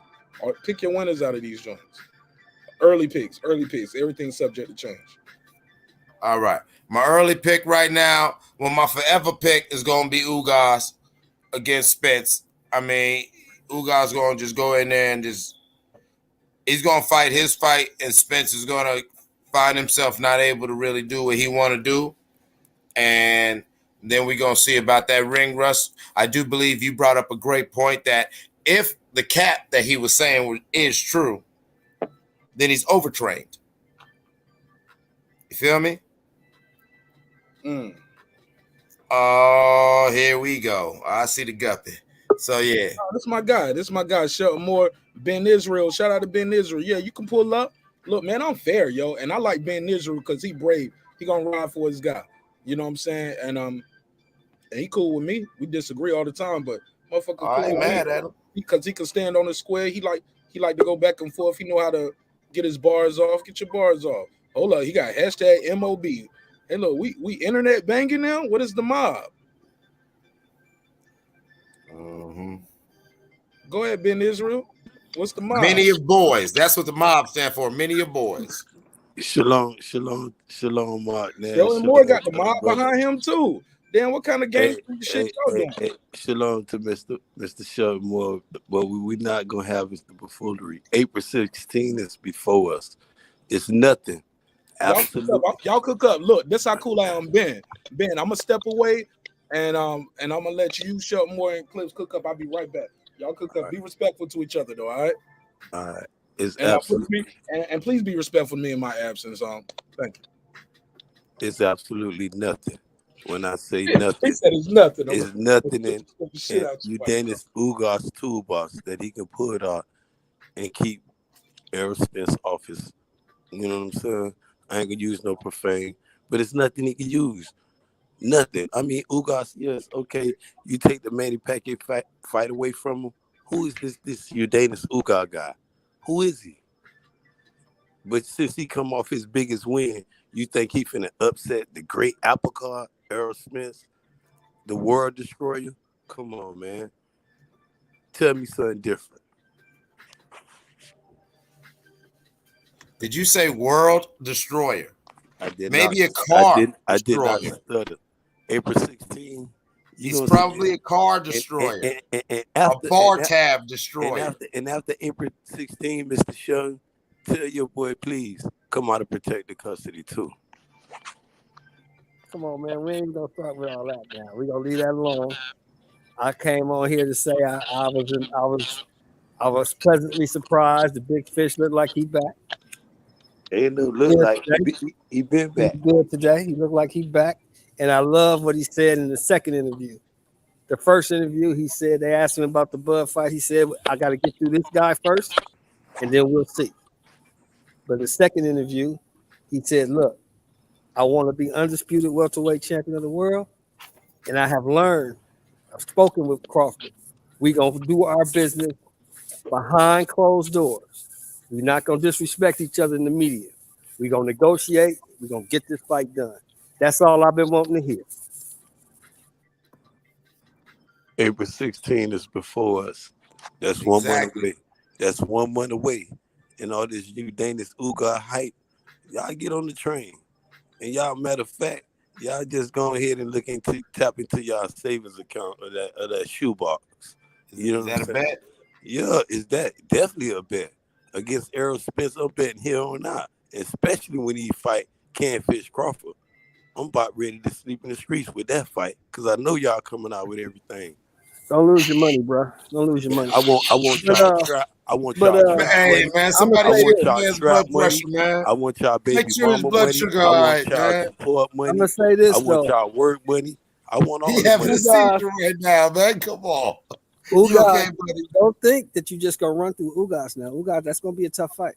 I'm For who? picking For Errol to who? win it. For who? For who? For both of them. For For both who? of them. Now you now. For both of them. For who? For both of them. A tough I'm fight picking Errol for to who? win it, but it's not gonna be easy. When the last time, man? Look, man. If the It's not real gonna be easy. Pacquiao, But I'm if the picking Errol to real win it, but Pacquiao it's would not have gonna be showed easy. up, it looked like two senior citizen fight when they was fighting that night. Hey Ben, you heard your fish during this interview, right? What did he say? What did your fish admit to? What did your king? What did Aquaman say? He ain't knocked nobody out in a while. See. One thing I want you to be present, April the 16th. Though I'm always present, baby. I want you to be present. I want you to make sure if you're not there in Dallas to hit that button and pay for it. You know what I'm saying? Support. Show your full support for EJ, cause this gonna be a fight. I ain't supporting EJ. Listen, man, the only thing I support EJ to is to get some help. Listen. While you sitting there trying to criticize, throw your little curveball, that ain't gonna help though, man. Ain't no curveball, man. Straight like that, man. What you need to be doing is trying to I realize. tell you what, I put my money down for that Bud fight. When they gonna put that money down for that Bud fight. Oh, that's what I want. I want that fight. I want that money. That's what you want, but is that what fish wants? Want. But is that what the fish wants? Because obviously the fish don't want nothing but another drink. Let me tell you something that y'all Bud fans been avoiding, right? Since who the hell does Bud Crawford sign to right now? He left Bob Aaron. Just give me a minute. He's right? free. He's a free man. Okay. So you say, just think about it. Give me a minute. He left Top Rank. I've been telling people Catfish Crawford need to invest in himself. He took a flight, saying he going over there to MTK Glover. They gave him their behind the kiss. He went to Matchroom. They gave him his behind the kiss. He went publicly and said, "What you talking about? Where you going with this?" He went publicly and said, "Mother F PVC." Then flew back to Top Rank somewhat to serve Bob some lawsuit paper, which I think was a bunch of BS. Because what's happening? That's what you think. Yeah, of course, that's what I think. Yes, I think it's cap. I think the lawsuit was cap. Just like Spence saying he want to fight with Bud. It's all cap. I think that's he what we went get back. to. I it's think all he went cap. back. I Spence think he went back over there to soothe you Bud fans though. What's happening with the lawsuit? Oh, the lawsuit's still in. Hey, listen, man, that's got to play out in court, man. Like, listen, in the real world, right? You know what I'm saying? When you're dealing with court things, you let the court deal with that. You don't get messy. You don't go on social media. You don't go on and tweet. Well, I talked to my lawyer today, and this nigga told me. You know what I'm saying? So right? now you're gonna try and knock Bud for being a man and doing the manly thing and allowing that legal process to play out the way that legal process is supposed to play out. But you're gonna try and go ahead and follow a little Aquaman who want to talk about, well, I've been training all year, and so I've been in the gym for the last 6 months. If you're gonna stay behind the cap artist. If you're gonna stand behind the cap artist, it's okay to tap dance. But if you're gonna stand behind some real stuff, stand behind some Hold on, man. You gotta understand something now. I don't know about nobody else, but I've had extensive dealings with the legal system. That shit take time. It's gonna take time to get a court date. You gotta go through motion hearings. There's a lot of shit that goes into a court date. So you're not going to be in court for about maybe 6 months to 9 months, maybe a year. Okay. And I want you. Hold on. Let me finish. Last case I fought, it took me a year and a half to get my time. It takes time. Court don't move fast. Okay. And you heard you say, but I guarantee the name on the other side of your paper was some state of California. It wasn't Robert Aaron. And I want y'all to understand something. When you sue this fat clown of a promoter, this dude who supposed to come into boxing, Mr. Shelton, and clean it up, but yet and still he became the most worst. Man, why are we talking about Bob? We talking about you talking about the guppy. This is a part of Terrence Crawford fuck up. And when he sit up here and talk shit about him, and none of you gonna talk about Terrence, you gonna talk. Why you got to bring up all these men to bring up your man? Is he a man's man? Listen. Don't get mad. If I'm throwing a rock and you ain't get hit, Don't scream because you must be getting hurt about it because you ain't saying nothing publicly when he was out here saying he wasn't worth nothing, and now he came a month ago. And that's what we're gonna leave it at. A month ago, he came out here saying he's suing, but now he's saying he finna have a fight. Which one is it? Because I'm telling y'all, it's no suing Bob Arum, and you finna sit Hey, up here Fish, why you and keep make. you're swimming in circles right now. You're swimming in circles. That's what you want to do. That's what you want to do. Fight because Josh Taylor is off the table with that performance he put out. Josh Taylor's off the table. Ain't nobody gonna pay for that. Bud kill that dude. That dude is trash. Listen, Bud said he gonna wait to see what happens with this EJ fight, and then they go into negotiations behind closed doors, not in the media, and they gonna talk it out and they gonna get the fight done. I'm gonna take my cue from Big EJ. No disrespect, just like he said, we ain't gonna disrespect each other. We ain't gonna be on the social media. We gonna do this behind closed doors and get this fight done. That's what I'm waiting for. That's all I wanted to hear. I was going with my own mouth, and none of that Bud cap better not be capping. What that mean? That mean none of that Bud better not be capping. Nigga, man, listen, the only cap that's going on right now is happening from your man who's talking about he ready. Ain't nothing. He doing everything he said he was gonna do. April 16, he picking up that WBA super strap. And your April boy 16th, over there, he's gonna be on his back. over there sitting on his hands. He will be on his back. And your boy is sitting over there in the cornfield on his hands. Come on. No, he will be. No, you know what? He will be ringside, staring them both down, looking at them both like, you know what? Which one do I want to eat? Because both of them boys are He's been locker room invited on this one. Bud beats everybody. He's been locker room invited on this one. He got it. Boy, he got it. The whole fam, they got it. Who got what? Who got what? They got cooties? What they got?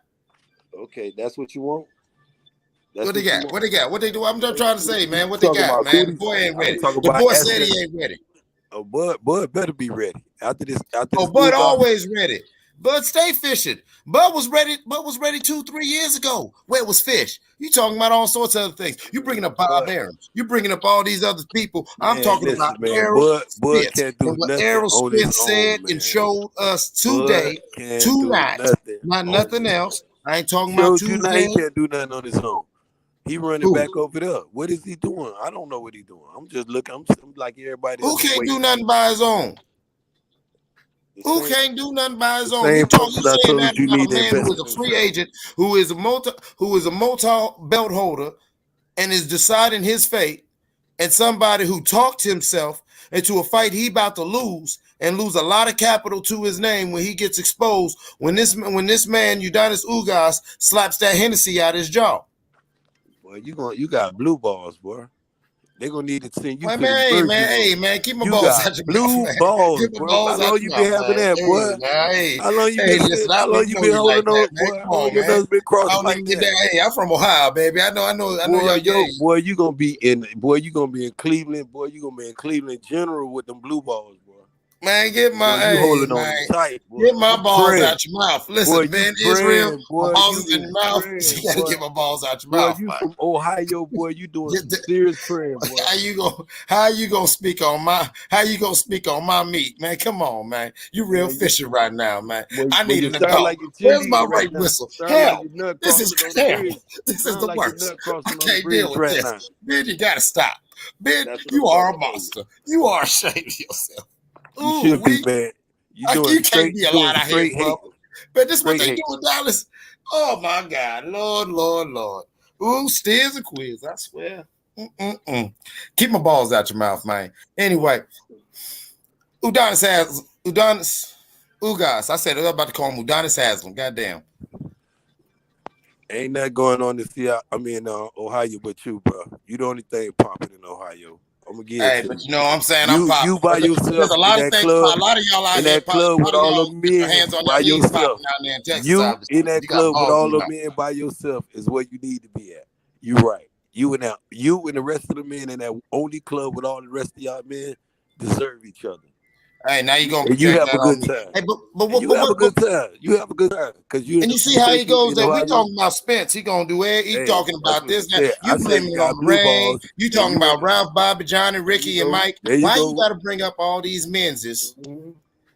You know, and all this old funny business. See, you got my balls in your mouth. You from I New mean, come Edition. on, man. The dick eating has got to stop, man. That's what you love. Just put an end to the dick eating, man. It's got to stop, man. Hey, I mean, come on, man. This is what we see. Have your little decency, man. It's mine. We have all these haters. No, you can't have it in your mouth. Haters it's mine. from all across the world. Give it back, Ben. You an Ohio hater. Give it back. You an Ohio hater, man. You an Ohio hater. That's what you're doing. Hey, you from Ohio. Fish. Boy, you like fish sticks in and around your mouth. Man, you might well move to Utah, man, because you from Salt Lake. You might well go ahead and take that trip. I told you go saying that. Listen, Ben. Ben, what we doing here, man? What we doing? It's making your day, man. Because it's making your day, man. You always go there. You one of them little toxic ones. You want to argue. I get it. But listen, man. Is your boy going to be ready for this fight? Because I don't. He didn't say. Did you? No, Ben. Can I ask you a serious question? Ben. I'm trying to ask you a serious question. Did you see that press conference? April 16th. Do you want to bet? Man, that ain't a goddamn answer. Come on, Ben. Now, I don't want to hear about no motherfucking press conference. If you know with EJ, man, I know that. I said I want to know if you want to put your money where your mouth is. Goddamn it, Ben. Do you want to put your money where your mouth is, or you just want to talk? Ben, is you gonna answer my question? Why you keep worrying about my balls and my mouth, man? Ben, you got to stop. Do you want to put your money where your mouth is? Do you want to bet, or you just want to rap? What you want to do? Because I ain't. Man, what you want to bet, man? What you talking? Whatever. What you trying to bet, man? What you want to bet? What you want to bet? Are you trying to bet me that Errol Spence's outfit's going to match? Man, listen, man. The boy ain't ready. So what you trying to bet? Say something. Give me a number. 500. That's all. Who? A little 400-500. That's all. A little small bet. Half a stack. That's all. No, I ain't going to bet you a half a stack on this. You too emotional already.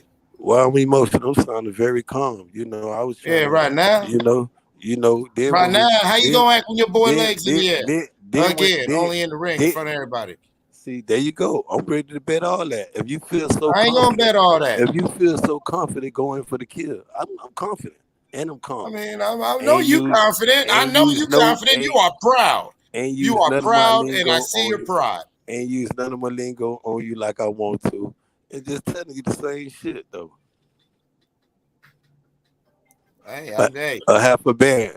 And you a rich dude. You done been all to Mexico. You don't travel the world. You know what I'm saying? You don't sauce talked it, whatever. I got a half a band on EJ.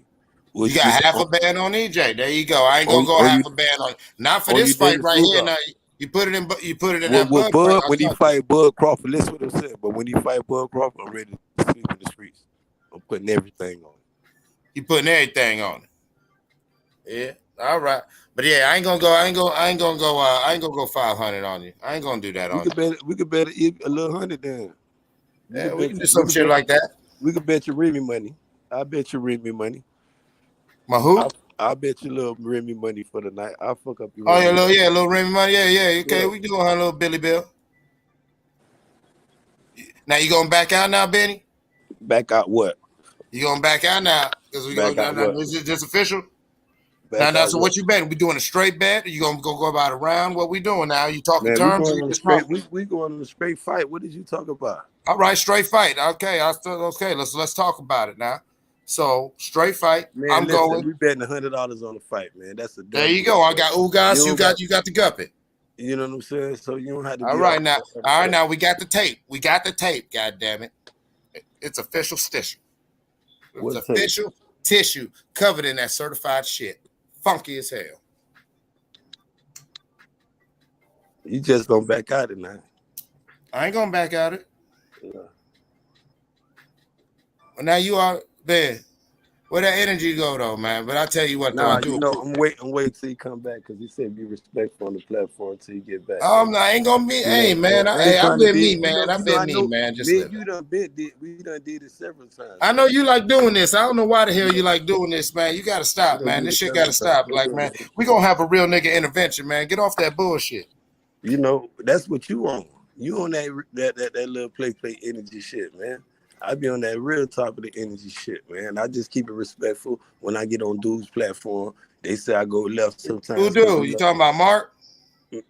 Yeah, man. I respect Marq. Marq, this is his platform. If he say keep it G, I'm gonna keep it G till you get back. Now, if he say free smoke, I'm gonna let you know you was capping it when you was over there in Mexico. You weren't doing nothing. You was in protected custody when you was over there. But I'm gonna wait till you get back before I get on your behind. before I get on your neck. Who's that? The owl. No, don't worry about it. I'm gonna make some you paperwork. I'm gonna make you got some paperwork, or you just got words? No, I just got receipts when all of us was on. Show the receipts, man. Show the That's receipts, all. man. He got receipts. Who's got the receipts? What we on though? I don't know. I ain't got no receipt. Damn, y'all cooking. I thought, shit. Oh no, now somebody, he talking crazy stuff. He talking about that I was in protective custody and all like that. And the no, but somebody got to show. Somebody got to show something. Now, if you can't even show paperwork right now, you can end that little $100 bet because I already know you're just capping now. All right, let me jump back in. Look, that was fun. Look, we had a little moment of free smoke there. We let everybody get their bars off. Let's bring it down a little bit. Let's bring it down just a minute. I see the chat going crazy. You know what I'm saying? Ben Israel. One thing I want to say is Ohio has a lot of dope fighters, boxing and MMA, bro. So I think he was wrong on that.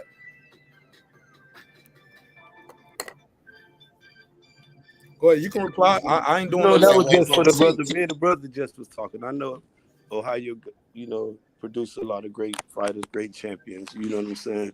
But that just was for the brother. You know what I'm saying? We were just giving each other. Oh, so he just say things to say things. No, ain't no say thing to say thing. Last time you was on here, you was talking about you was a recon in the military. You did. I didn't say. When did I say that? I don't know. Some old goofy stuff. So now you just making up shit. Ben, stop. Ben, stop. Come on, man. Stop that. Ben. Ben, I'm gonna tell you right now, man. You playing with my name, so shut the fuck up and stop right now. Okay. Let me because I ain't never said that. So you never left Ohio. You never traveled in. Oh man, I done been all over this goddamn country. Okay. Shit. So that's what I was saying. Stop all the capping. Instead of fucking talking about I'm Enrique Ben, man. You just Stop get capping. Ben. Once again, get my balls out your mouth, Ben. Hold on. Hey, hold on, fellas. Hold on, real quick. It's all good. It's a difference between. I don't know. I'm trying to figure out what's being said. So I want y'all to understand I'm a neutral party because I just stepped into this. But then we got to make some sense of something. Does that make sense? That's what I'm trying to do. Keep my name before no. Hold on. We not talking about any. We not talking about any. We just trying to say we need to make sense of the conversation. That's what we talking about. Okay. Now, so what I'm saying is this: if I just jumped in this conversation, I can't make sense of it. So I'm gonna go ahead and kick it off. Bro, what's your name? Being Israel. Being Israel? That part. Okay, brother. Can I ask a question? And this is a true question. Are you a Hebrew Israelite? Yeah, my brother. Go ahead. And let me tell you why I asked that question. So I used to, one of my favorite, this is my all-time favorite coworker, Claudette Rankin. She's a Hebrew, she's a member of the nation as well, or of what y'all got going on. I have no problem with it, brother. I have no problem. Matter of fact, we agree on a lot of things. We don't agree on everything, but we agree on a lot. So we talk one thing I don't want to do, brother. I don't talk religion. I respect everybody. No. That's what I want to say. One thing let's keep it boxing, though. Let's keep it boxing. We keep it boxing, but I got it. The brother. Let's keep it boxing. I got it. It's just free smoke, though, man. That's all it is. You know what I'm saying? He said he did recon in Mexico. 1 minute he said he did, next minute he didn't. That's why I know he just capped it. That's all it is, though, bro. You know what I'm saying? You might catch me on another platform, same way, though. But what's good, my dude, Mark? What's happening with you, man? How you feeling? Man, I'm good, man. Hey, Ben Israel. I hate I missed somebody got their mic unmuted. That's all I ask too, man. Try to keep your mics muted and not talk over each other so much. But hey, I get it. That's part of the smoke a little bit. Sometimes that shit, how this shit go. People like that shit sometimes, though, and sometimes you need to get that out. But Ben, I ain't gonna lie, I was disappointed. You was like, man, I just said that shit. I love Ohio. Man, you can't just be saying shit and saying, Ben. Man, you know, I fuck with Ohio, but he be on that. My homeboy over there, 30, whatever his name is. You know, he be on. You know me, he'll be on other one. This ain't the first one, Mark. Me and him last time you kicked me off about him last time. I didn't hang up on you. I don't think I never banged it on you. You banned it on me for you, boy, and I left it alone. I got him. No, I ain't bang it on you. Like I ain't say get the fuck out of here and do this. You know, you know what you do. You know what I'm saying? I didn't do that though, Ben. You know what I'm saying? So that's why I told him. I let him get off, right? While you was gone, I let him get off. I said, you know what? I ain't gonna give you no smoke, but if you keep coming, I'm gonna come tomorrow, because he said be respectful. And that I was with him till he kept talking about this. Yeah, I ain't gonna lie, I was listening, and I ain't gonna lie, there was some things you said I took umbrage with, and I need to do my research real quick because I think he was factually incorrect on some of those things. But it kind of take the point away from please mute your mic while I'm talking, because I'm hearing it back in the show, and I know the audience is as well. Only thing I was about to say, Ben, is it kind of take away from it if I can prove to you that you was incorrect, and your only reply would be like, man, I was just saying shit. You know what I'm saying? Like, we can't just be just saying some shit sometimes, like, bro, like, because I need, because remember, you and I, that's what we bumped heads at. Pause. Like, when you, if that's the case, my thing is with the Terrence Crawford, the lawsuit things, if you want to be like 100 about it just started, but him, but you know that shit ain't even. But I'm saying though, we all had court cases, Mark. Whether it be, I had more federal than I had state court. And if a name Robert Aaron, it ain't the United States government. It might be Robert Aaron. Any dude went to court with that name on the other side of that was not just fighting while they having him in court. He wasn't letting nobody fight while they in court. Is it gonna be a settlement real quick? They're gonna have to reach an agreement. I don't know, Mark, but I think it's cap. I've been telling you this from the beginning. Me and Dudo, we talked about this. We have talked about this plenty of times.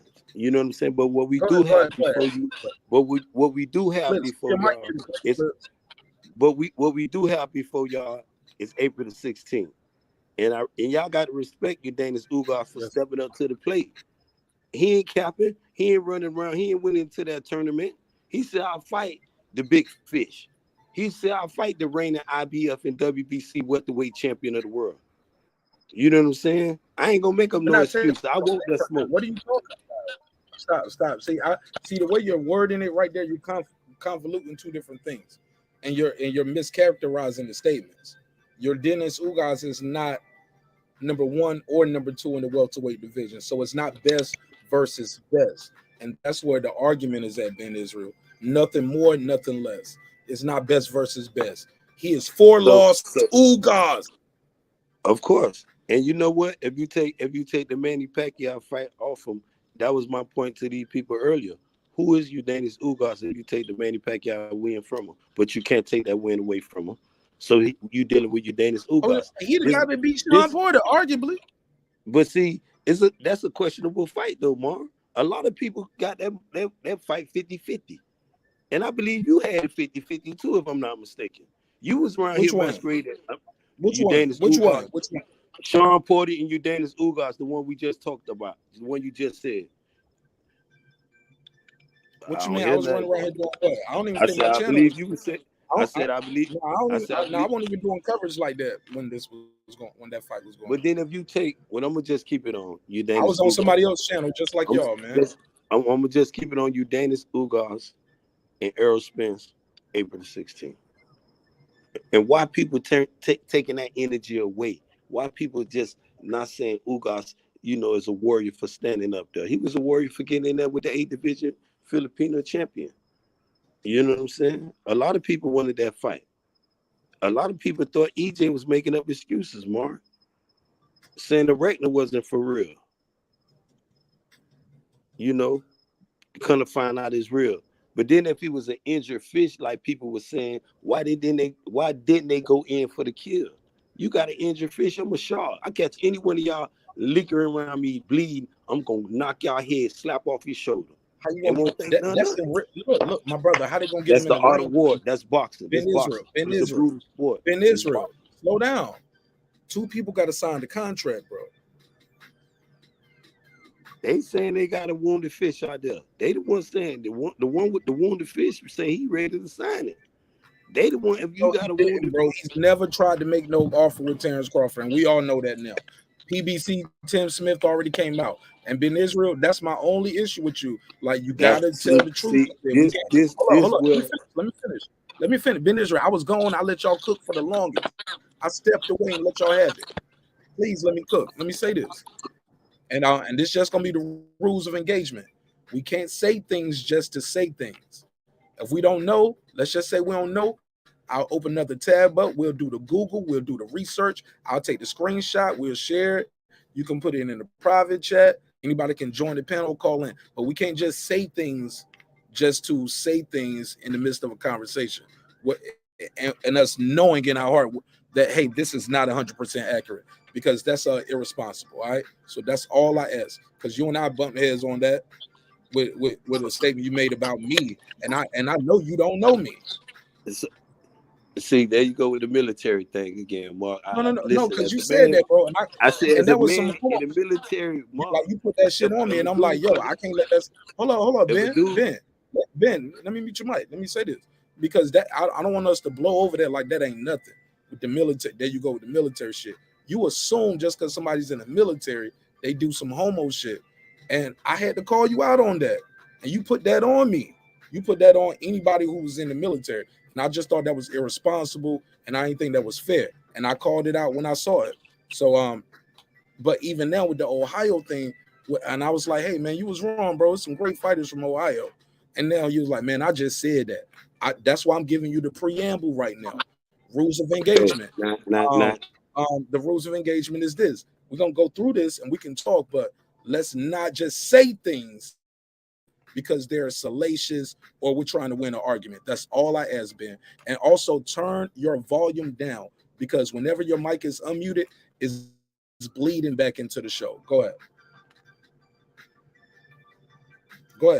Which one you want me to refute? The military or the brother I was talking about before he came you don't at have me? To refute nothing. We already know. That was cat. If I came to you, Mark, and I said, well, you took that out of text, and I apologize to you, and you keep bringing it up, that means you ain't take my apology, Mark.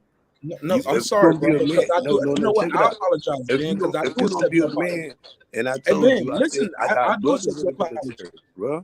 Ben, I do accept your apology, but you just said you did it again with somebody else. He came at me, Mark. I'm a man. You can't come at me, throw rocks, and expect me to pick up the same rocks and throw back at a person. No, I'm gonna pick up a bigger rock and sling it back at you. If he can't Hold take up, who came at who? I'm sitting here to ask you about the fight. Who Mr. Shelp, we having a conversation.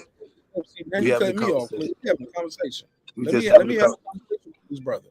I got time today.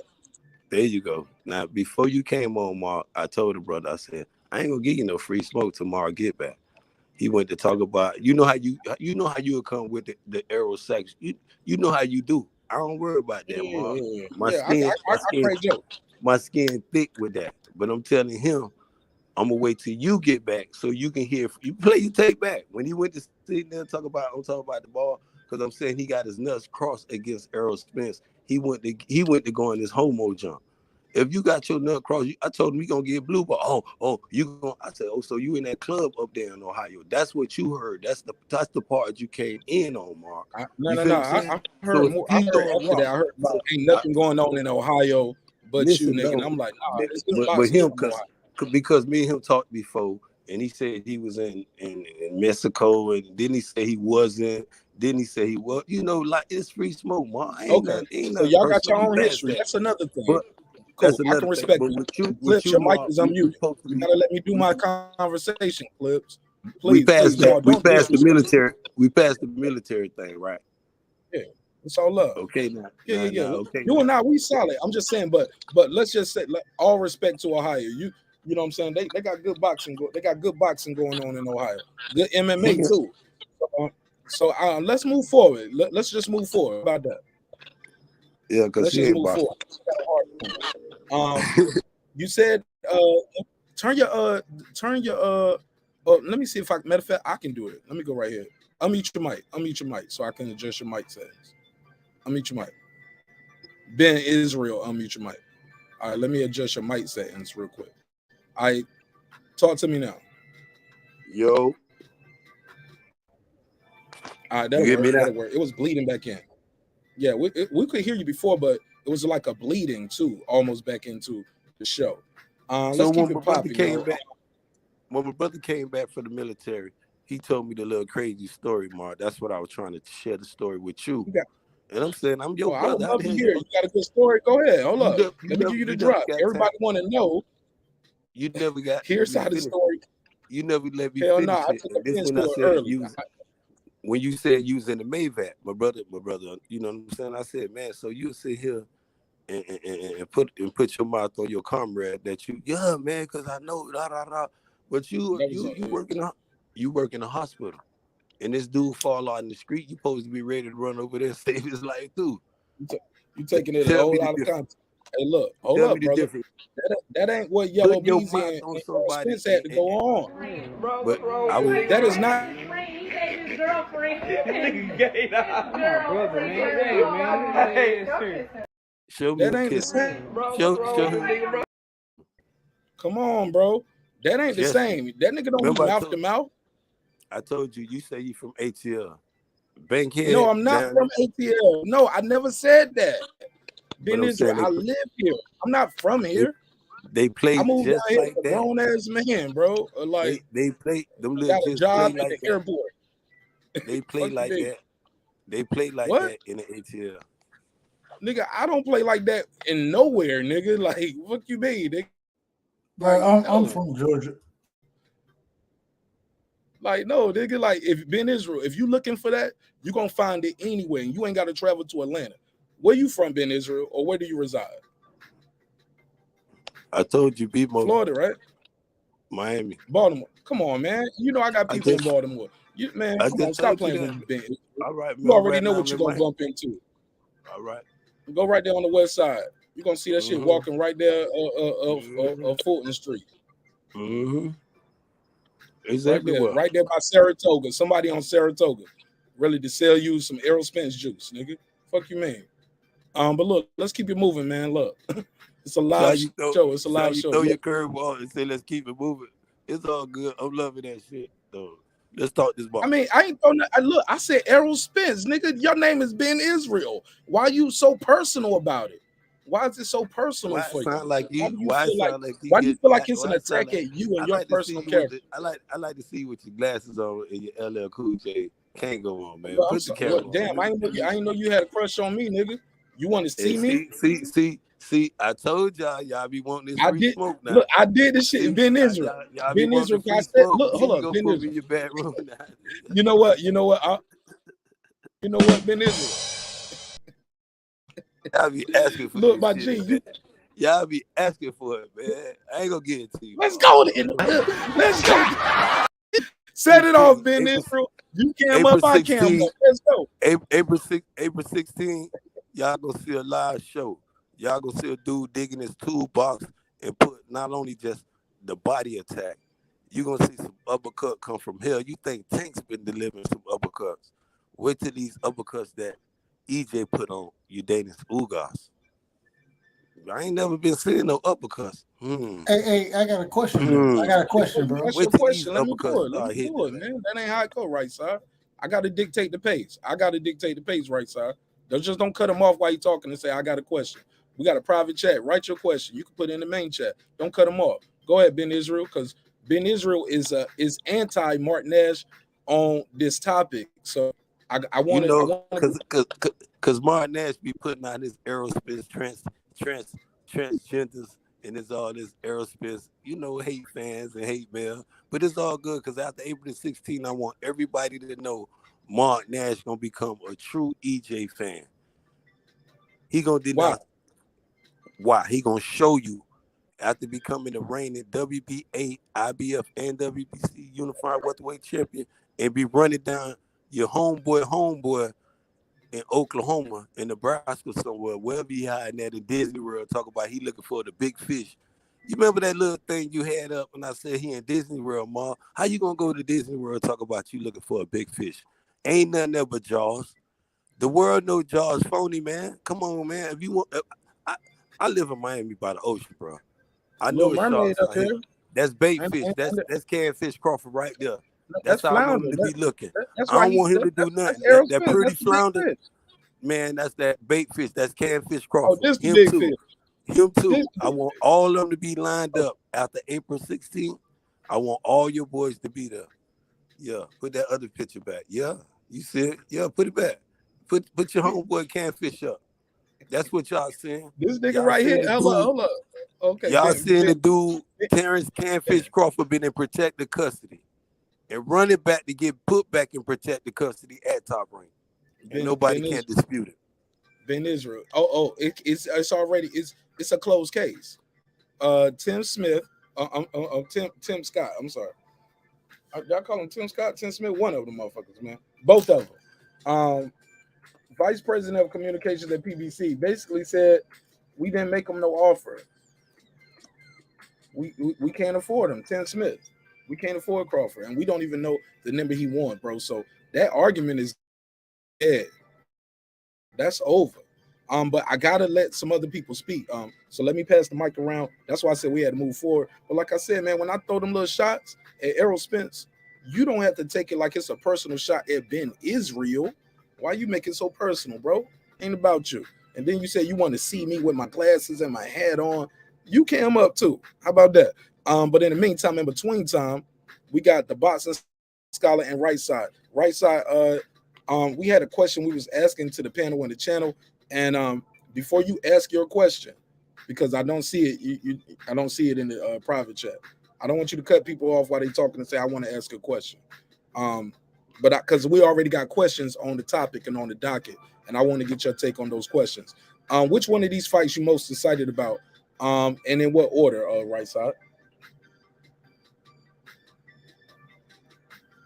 My bad. First off, I ain't even gonna lie to you. I ain't seen all the fights. Was there was a poll about it?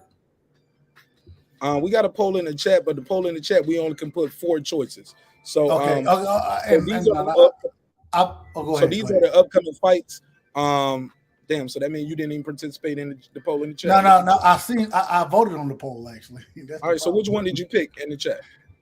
Let me. I believe I picked the fight for Spence and Ugas.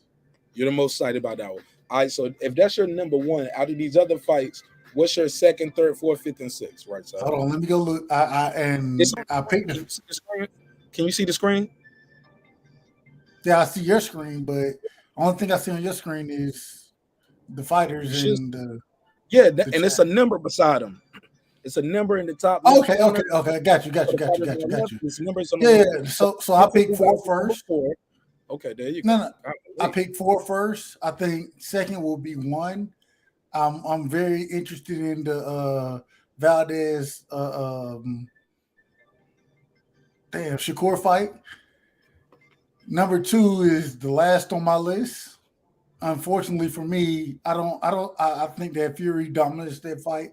I don't think Dillian Whyte has good balance, so that's something different. The Bivol Canelo fight, I would rather see Taylor versus Serrano. I would rather see that fight versus the Canelo Bivol fight, but the Canelo Bivol fight would be right after that, and then that's Triple G. And who is Triple G fighting? You don't know. He's in Japan. He's fighting. I'm gonna mess his name up, but it's like Maruta. Murata. Yeah, but they fighting in Japan. Yeah. Is that fight set? Bro, they fighting in Japan. Yeah, that shit set, bro. I didn't know it was set. So hey, that's a good fight though. That's a good fight. That's a fight for a championship. Murata is a champion at 160, so that's a good fight. But all the other fights, April the 9th. Damn, I didn't know that fight was happening. I ain't all seen these that. Fights going on in March and April. No, salute to you, bro. Salute you for you putting it out there. Salute to you. Yeah. All these shit's going out March, April. The last fight out of all of these is Canelo, which is in May. Serrano is on the same night. Serrano Taylor is on the same night as Oscar Valdez and Shakur. Yeah, I hate that. I hate it, but I'm gonna watch both of them. Sorry. Why is it Bob Arum? Like it take two like Bob Arum already came. Bob Arum came out and said he don't support female fights, and yeah, but his fight was made first. I want it. I believe their fight was made first, actually. Okay. And Go ahead. Go ahead. Could be. I'm just saying that I know he came out and said I'm not moving my fight for a few, and I think we should be supporting those fights, man. I think that's going to be a hell of a fight, Serrano and Taylor. So I like that fight, but I like the Shakur Valdez fight as well. You know, Hey, it is what it hey, is. hey, but Hold on. Go ahead, Ben. Let me let everybody else get their opening statement. They been here and they ain't got nothing to say yet, bro. Let them just get their bars off, their opening bars, please, Ben. Because I kept muting their mic, telling them to be quiet, so you and Clips can get their bars off. I did the free smoke shit, but I gotta let these brothers speak because they took the time out of the day to click the link. Go right side. Give me your before you go any further on it. That's your order. Now, which are you buying all the pay-per-views? Or do you got to make a decision? It's about $300 worth of pay-per-views. Canelo, Spence, and which one are you going to spend your money on? I'm not buying Canelo, Spence, and Fury. Which one you buying? I'm not buying the Fury pay-per-view. I'm not buying Canelo Bivol. Anything else? And if I didn't know that Triple G and Murata were fighting. Actually, I actually might buy that fight. I want to see that fight, to be honest. So, but I'm not buying. Go ahead. Might get some hometown cooking on that too, because they fighting in Japan. Yeah, and Murata's undefeated.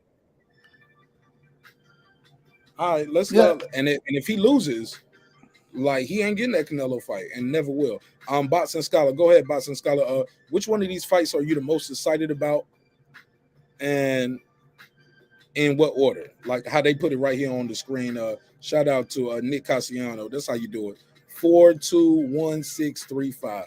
So Nick Cassiano got Spence. He got Shakur and Valdez. He got Spence. He got Fury White, Shakur Valdez. He got Canelo Bivol, he got 6. Then he got the ladies as his 4th fight. Then Canelo, and then Triple G. Which one you gonna pay for though, Nick? Which one you gonna buy? Those are the fights you're most excited about. We also gonna figure out which one y'all think is gonna sell the most too. But Boston Scholar, which fights are you most excited about in what order, sir?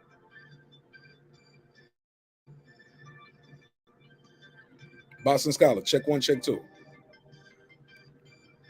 Going once. Boston Scholar, going twice. 1, 2. Hello. Can y'all hear me? Boston Scholar, you unmuting and then you're muting. You're muting, then you're unmuting. Just start talking. All right, we can't hear you. So maybe you got to bing back in.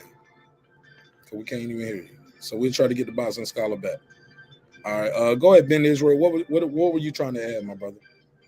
If Clarissa Shield was a man, how would y'all have? Yes. If she was a man, how would y'all have a ring? She'll be number 1 pound for pound. Y'all be talking about Clarissa's name will be ringing so much right now.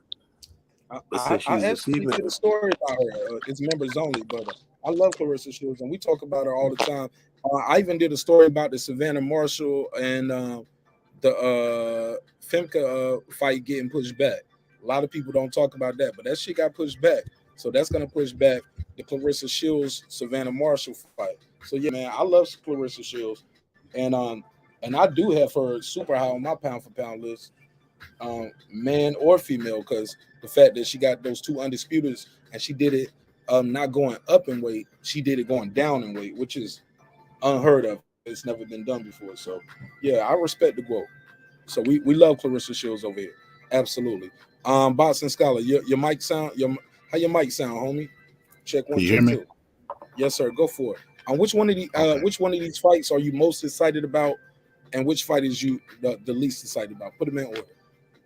So number 1, I would have Canelo, and only because he comes to knock people out. I like to see knockouts and boxing, and he doesn't care about points. He'll let you rack up a whole bunch of points, and he still goes for the knockout with consistent body work. So I'm kind of biased in that aspect, but that's the number 1 fight I want to see. Number 2, I would have to say White and Fury, because it's a heavyweight fight, and everybody know one punch could end it. So I would like to see that fight. And I would have number 1 as 3, because Shakur is a beast. You know what I mean? And he could break people down and knock them out.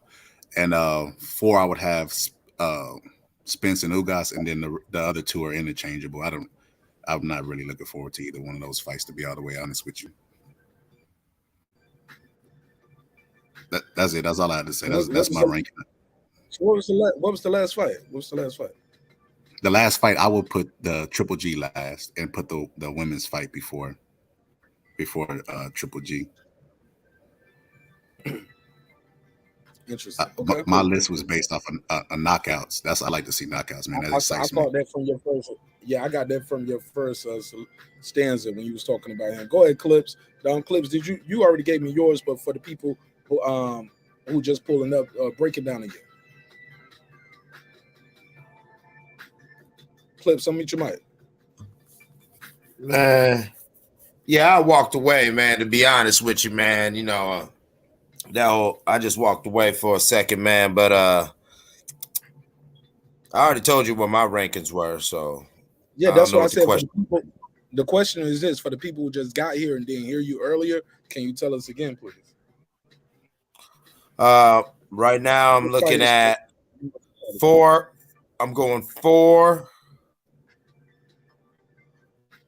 1, 2, 3, 5. Well, 6, 5. 4, 1, 2, 3, 5. Okay, 6, 5. Okay, cool. Yeah. Which one of these fights, Boxing Scholar, you think is going? Same thing to everybody in the chat. Which fight do you guys think is going to do the biggest numbers? While I'm waiting for the chat, Boxing Scholar, you go first. Go for it.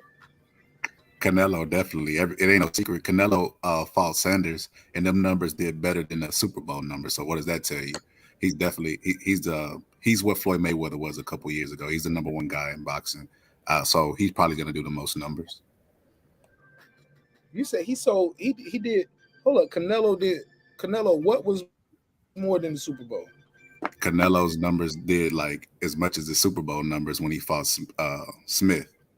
Who's the English guy that he started? That was Smith, right? Callum Smith. Yeah, you might have to fact check Callum Smith.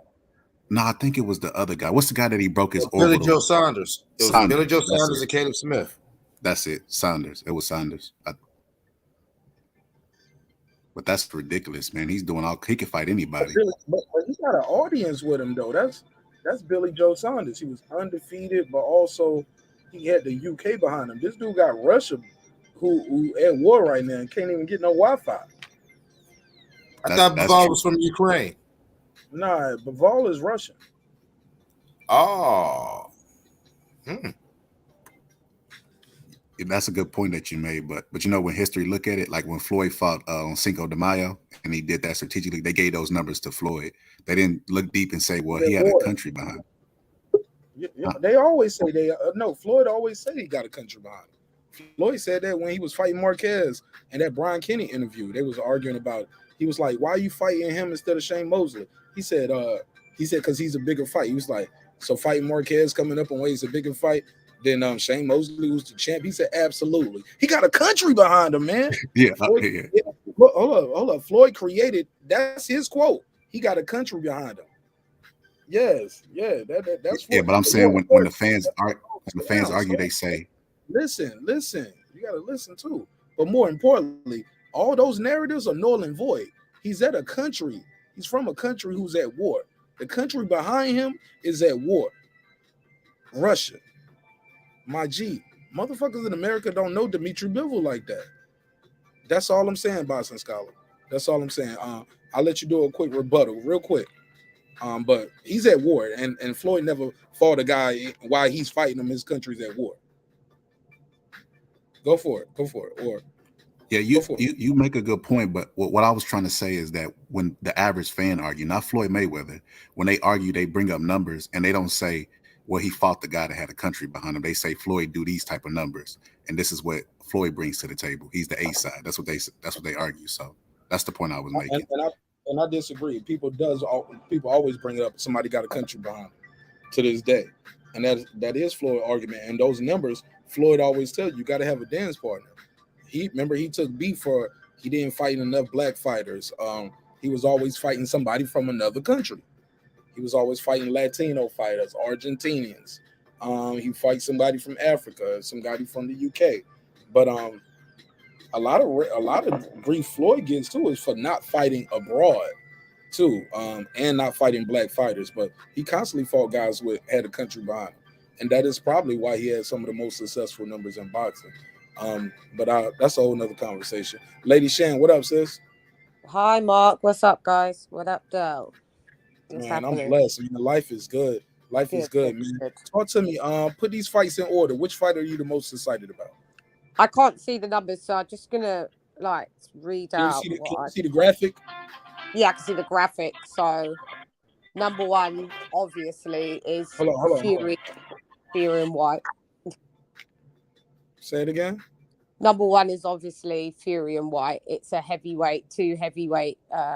Well, one interim champion and one WBC champion. Obviously, there hasn't been two British heavyweight showdown like this in decades. So if you're a fan of boxing, heavyweight boxing does take precedence, championship boxing. So I don't know why everyone else is talking about this other stuff. Like, I just think that people are so biased and prejudiced against because it's British, it's two British boxers. So they're like, oh no, it's not the thing. But it is, because out of all of these fights, this is the only one that's projected to definitely do over 1 million PPVs, and that's just in the UK alone. So we don't really have to care about what the rest of the world has to say, because it outdoes everybody else's PPV numbers. Number two, who else is there? So there's Shakur and Valdez, Spence Ugas. Who else is there? Canelo Bivol. Could you just tell me? Sorry, I can't see it all. Who else is there? I'll tell you who number two is. You got Canelo Bivol, Spence Ugas, Shakur Valdez, Triple G. How you say it? I always mess it up. Mayorta. Mayorta. I always mess it up. And Katie Taylor versus Serrano. Oh, for me, okay. So second for me would be Shakur and Valdez. Third would be I would go. Third would be Spence and Ugas. Then I would go Bivol. No. Swap that. Bivol and Canelo. Then Spence and Ugas, and then I would put the Triple G is on that list as well with Canelo. If you put the Triple G one up as a Triple G versus Triple G, because that hasn't been announced the date yet. Okay. No, because he got a fight right now. He got a fight announced. He fighting in April. He fighting meaning he hasn't got a Triple G fight announced. So it's Bivol and him fighting the winner. He fighting the winner. Yeah. Okay, so I'm gonna go Fury, and that's Valdez. In Japan. Yeah, Fury, Valdez, Bivol, Canelo, Spence, Ugas, and then the other two's whatever. Katie Taylor, that's a big fight, so I think I'll put her after. And then who's the sixth? The Japanese one. Yeah, that one. I'll put that last. All right. So mainly everybody got their top four. It seems like 5 and 6 is getting dropped down a lot. Nobody's really picking 5 or 6, right? 5 and 6 are interchangeable, but that's nobody. 5 and 6, which is Katie Taylor and the Triple G match. That's not in nobody's top 4, it seems, huh? I'd put the Triple G one last, definitely. Okay, so let's do this. Yeah. Let's do it like this. Let me ask y'all this. Which fight y'all think is going to do the biggest numbers? Lady Shan, I think you already said which one is going to do the biggest numbers. You said Fury and Whyte. Who's going to do the least amount of numbers? Take Shakur out because they're not pay-per-view. We got 3 pay-per-views. We got Fury, Whyte, Spence, Ugas, Canelo, Bivol. Who's going to give me the pay-per-views in order?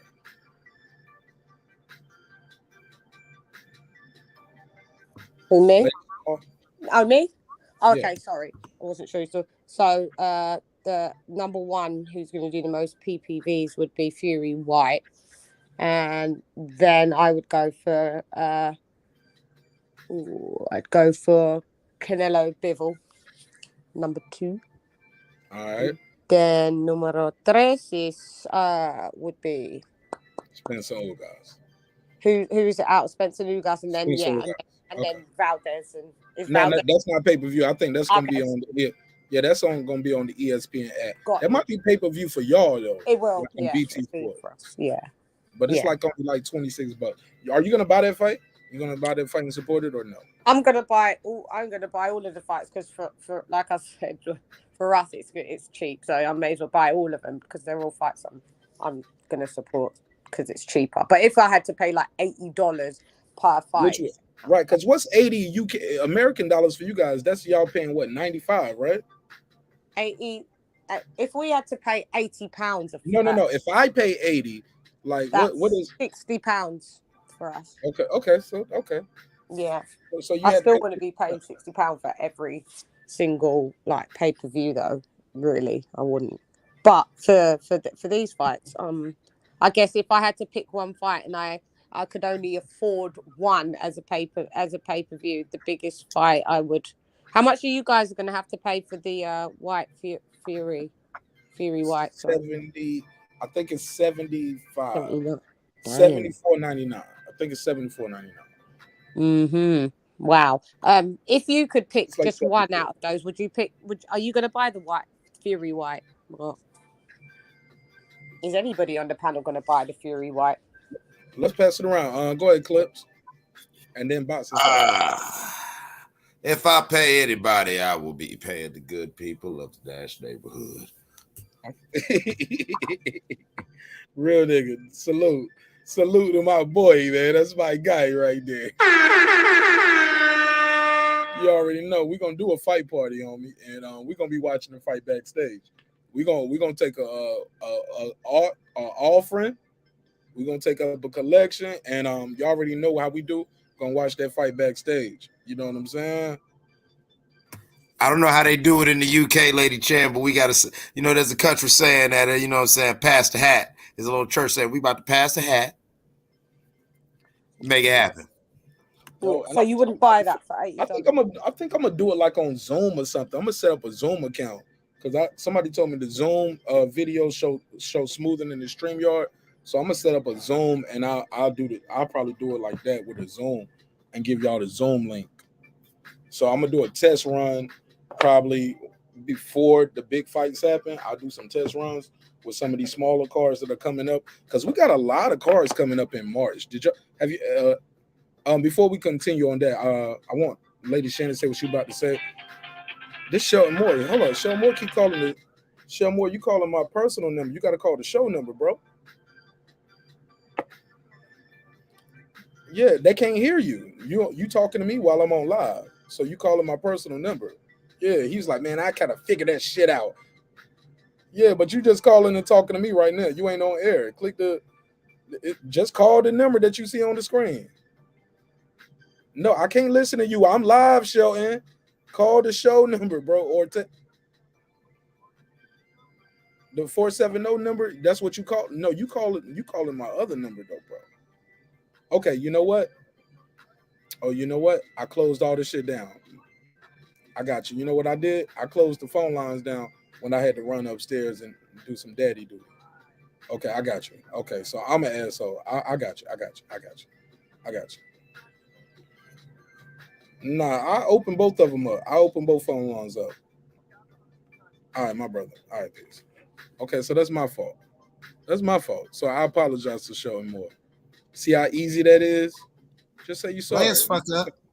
Say, yeah, I made a mistake. Shit. I'm like, damn, nigga, you keep calling me. No, nigga, call the show line. He's like, I am.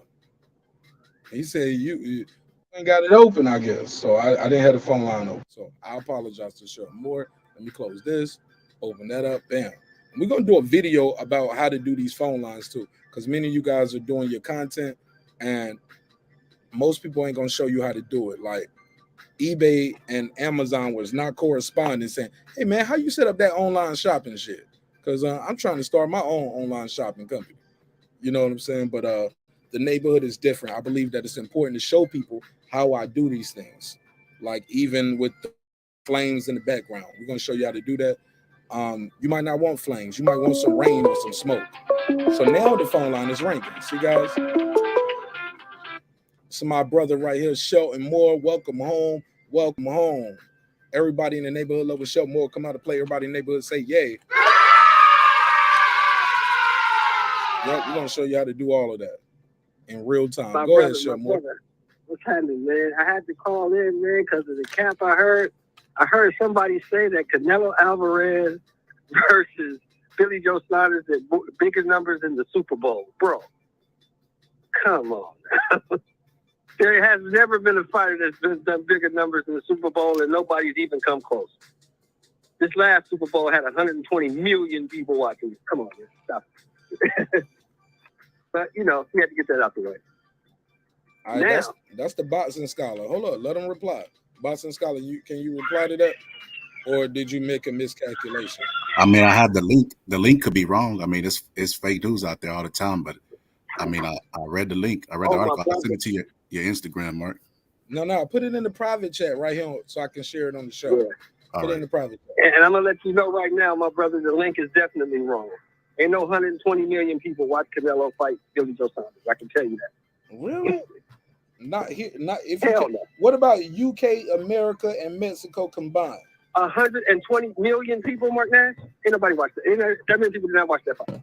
I don't know. I don't know. I don't know for a fact. That's a lot of goddamn people, man. That's a lot of goddamn people. All right. Shit, we'll put $5 on it.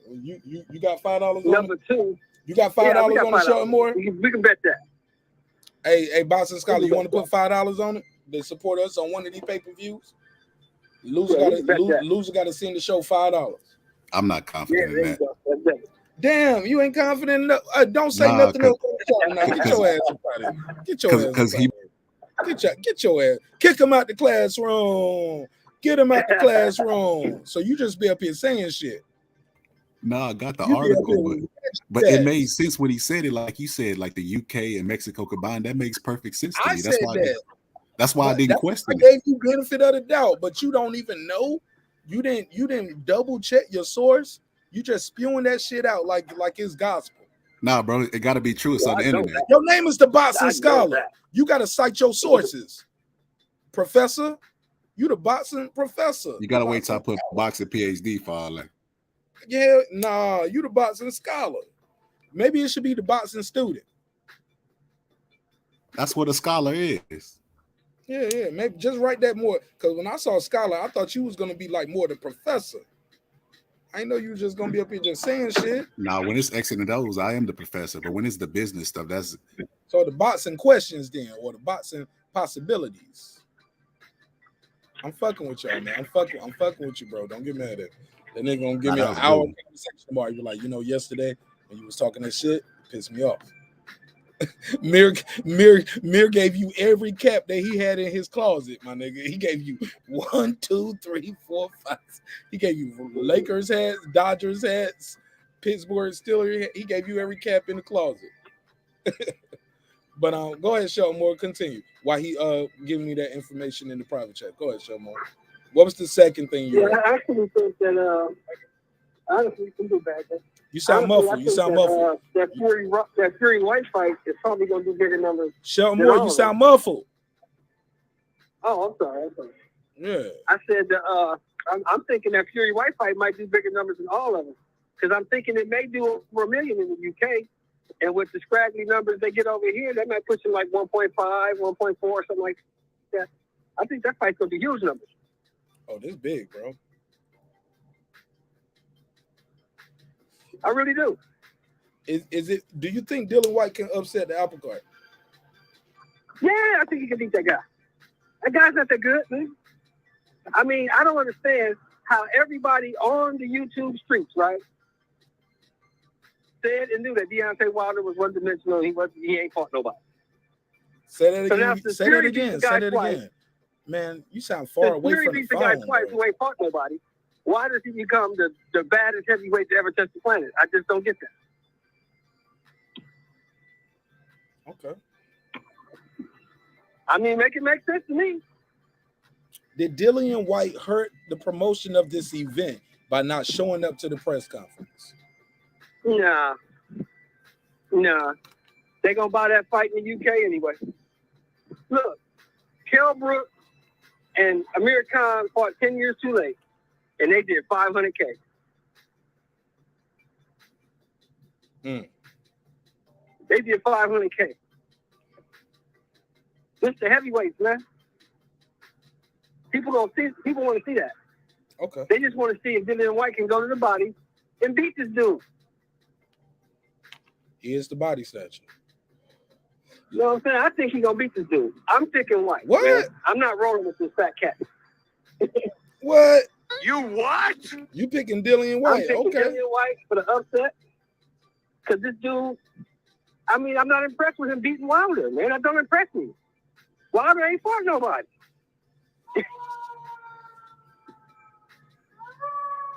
Okay. I'm sorry, man. I'm sorry. It just doesn't impress me. Let's beat the guy who ain't fought nobody doesn't impress me. Let's pass it around. Anybody want to react to what Shelton Moore said? Everything he said was facts. Everything Shelton said was facts. Facts. Yeah. Facts, Shelton. You know what you're talking about. You know. Yeah. Yeah, I'm serious, Queen. I'm serious. I just can't see it. But, you know, they say Fury's the toughest, roughest, the baddest heavyweight of the last 30. Okay, well. I don't see that. Let me let Clips get in. Go ahead, Clips. Clips a little frustrated, like, man, when I'm gonna get the same? Go ahead, Clips. Clips up here like Woody from Drew Hill. Man, when y'all gonna let me sing? I'm tired of all this Cisco shit. Hey, that would be awesome to see, wouldn't it? That would be that, man. Listen, oh man, listen. I you know, whew, shit. I'd probably have to watch that a couple times if Dillian's able to get in that body. I'd have to watch that a couple times. Pause. That just sounded pause. Hard. I want to see Dillian get in that body. Because you seen Fury out here trolling. Did y'all see Tyson Fury's Instagram picture? Oh my God. That was cold. He's trolling. Look, the editing is phenomenal. Yo, Tyson Fury is on his troll shit selling tickets, yo.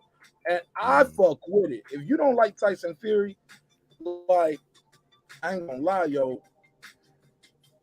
You gotta be he's everything that y'all said y'all wanted in boxing. Y'all just want the black guy to do it. Man, you gotta take it. No. Errol Spence fans understand what I say when I say this. You gotta be able to take it from both sides. It's nothing to do with it's nothing to do with color. I'm sorry. Go ahead, Shelton Moore. Go ahead. And Boxing Scholar, we're gonna let you get into it. I'm with Chan on this one.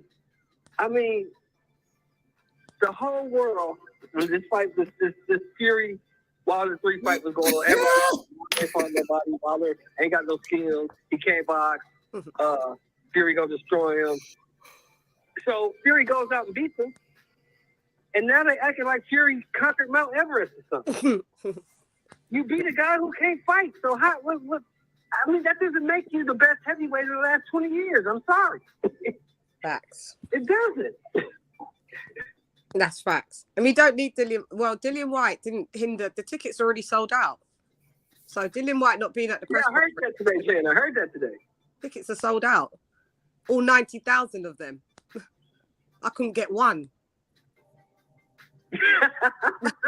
I couldn't get one. When I was in the queue, I did a report on it. When I was in the queue, I was 107,000 person in the queue. Trying to get one ticket. So you tell me what's the biggest fight on the roster? You tell me, did he need to be there for this ticket, for these tickets to fly out the gate?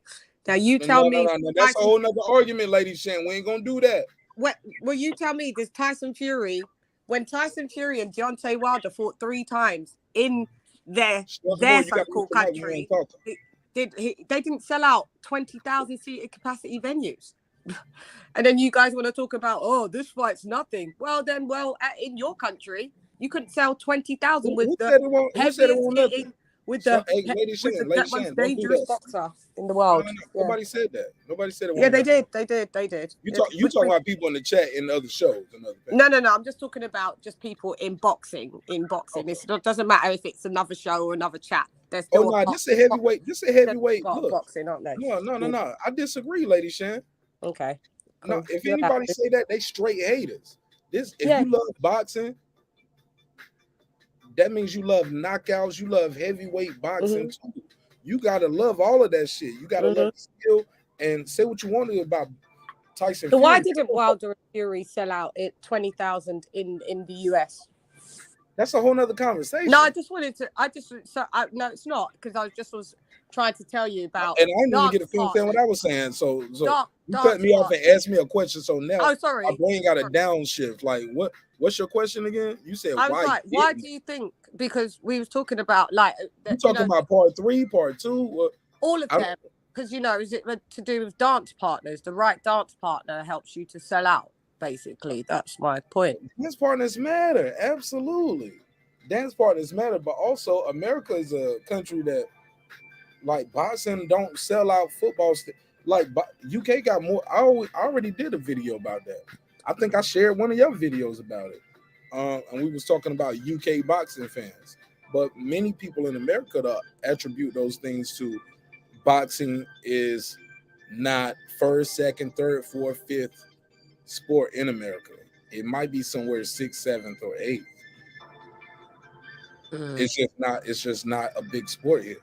It's just not. That's not a problem. But I'm just saying the people that are interested in the sport of boxing seem to downplay anything that comes from the UK. And I was just wondering why that their With biggest an address fight. on that shit. Like, let's not speak so in general about it. Yeah, I know. Well, I'm just in general. Or let's move forward because you're talking to people right here in Marq Nash who disagree with you. So I can't argue for them who's saying something that I totally disagree with. Okay, maybe we should do on your panel. Nobody on your panel has said that the big, nobody on your panel. Everything's opinion based, obviously. But nobody on the panel has said that number one would be the biggest fight would be a heavyweight dust up. And nobody on the panel has said number one Fury Whyte. Nobody. They've jumped straight to. No, two different things. Let's be clear. Let's be clear. We did ask. We did say this. We've been asking different questions. We asked which fight they're most excited about. We asked which fight do they think they will sell the most, and we asked which one is bigger for the sport. So we have asked multiple questions, but just because they don't like these two fighters, like Fury's undefeated, but I'm sure some people rather see him fight AJ. Some people would rather see him fight Usyk for undisputed. It's not their fault, and it's not a UK thing. Dillian Whyte didn't show up for the press conference to help sell the fight. No. You know what I'm saying? No. And it's not his fault that he got knocked out by Povetkin. No, that's not true, because when it was posed, he did get knocked out. No. When it was going to be Fury versus AJ, the same set. I can't. Hold on. Stop, Lady Shan. That's a whole nother argument. We talking about same thing. Lady Shan, stop. Lady Shan, you just changed the argument from talking about the panel that we got here and what we're talking about tonight. Then you said, well, when we was talking about Fury versus AJ, that was a different panel, different night, different audience, different group. Yes, it's not these same people. No. I didn't know the boxing scholar. I didn't know the boxing scholar. You keep saying no. It's 1,000,000% yes. You're not letting me finish. Scholar. When did I meet you? I just met this nigga a couple weeks ago. No, Mark. No. Yeah. If you let me finish. No, I didn't know the boxing scholar. Yeah, that's the boxing scholar. What I'm saying is, I didn't even know right side. General consensus. Okay, so I can't finish. Let me just mute my mic. Go ahead, you talk. Let me speak. You sound like you got a bone to pick, but you might have the wrong. I'm just trying to speak, but you speak. It's your show. No. Do your thing, Mark. I'm not going to. Let me speak then. Well, let me do it then. I don't need you to tell me it's my show. I know. I see my name on the banner. I know that. Respectfully, my sister. Oh, I hurt her feelings when I said it. Come on, man. You got to take the good with the bad, yo. That's soft right there, Lady Shan. You my sister and I love you, but come on, man. You ain't got to tell me it's my channel. I know that. Drop the link. Pull up, sis. Like, that's whack, yo. We can build past that. All I'm trying to say is she sound like she might have the wrong panel. Just because it's not number one, that don't mean we hate UK boxing. Just because we didn't pick that first, it could be because Dillian Whyte got knocked out. But when you say it, when you bring up AJ versus Fury and say like, and you keep telling me no, I'm like, I'm telling you, it's 1,000,000% yes. I didn't know Boxing Scholar. I didn't know Right Side. I didn't know I didn't know Ben Israel when we was talking about that. The type, you get what I'm saying? Like, that's all I'm trying to say, my sister. Like, I don't know. You keep saying no, but I'm trying to tell you, it's 1,000,000% yes. It's not the same panel when you bringing up AJ versus. Hey, Boxing Scholar, have I ever talked to you about AJ versus Tyson Fury? I'll wait, but this is a quick answer. It's no, right? Nope. That's it. We never talked about that. And I just didn't want her to move the goalposts. I wanted her to address what we was talking about with this panel. And it seems she got offended. And that's truly disappointing because I think very highly of Lady Shan. And that's the easy way out. You know what I'm saying? That's what the trolls do. They pull up, say what they want to say, and they can't get their way. When they want to get their way, they just hang up on you. And I'm like, come on, man. We ain't got to do it like that. But I love the sister. And look, before you say whatever you say, make sure it's not disrespecting her, because I don't want this to be a free fall, because I got love and respect for her. We just disagree right there. And I get it. We 6 hours behind her. So it's like, what, 7 in the morning where she at? So maybe that's coming across the wrong way. But say what you want to say. Nah, never disrespect. You know what I'm saying? I love Lady Chan. Shit, I'm trying to do music with her. And actually, I agree with her on the overall sentiment that she was getting at. I think, you know, she was just having a hard time articulating her greater point that we really don't check for heavyweight fighters who are. She's being British, of course. She has her, she has her little thing, but she doesn't understand. I agree with her, and I'll take it further. We're Americans. If they're not an American or been over here in America for a while knocking out Americans, we don't really fuck with them. We're bougie fucking Americans. You're right. And it's Thank you. That was just the point I was trying to make, but I wasn't allowed to make the point, so I may as well have just came off the panel. You can call me weak. It's 6:05 a.m. I rock with you, Mark, all the time. I'll rock with you for 10 hours, but if I'm not allowed just to make the point, and I'm being told I'm moving the goalposts, I'll just drop out. You can call me what you want. I couldn't care less. But thanks. I missed everything you said. I wasn't Clips for making the point that I was trying to initially make. That was all. I wasn't talking about who was on the panel. I was just talking about the general consensus of I'm a boxing content creator, so I rock with a lot of US fight fans and other boxing content creators.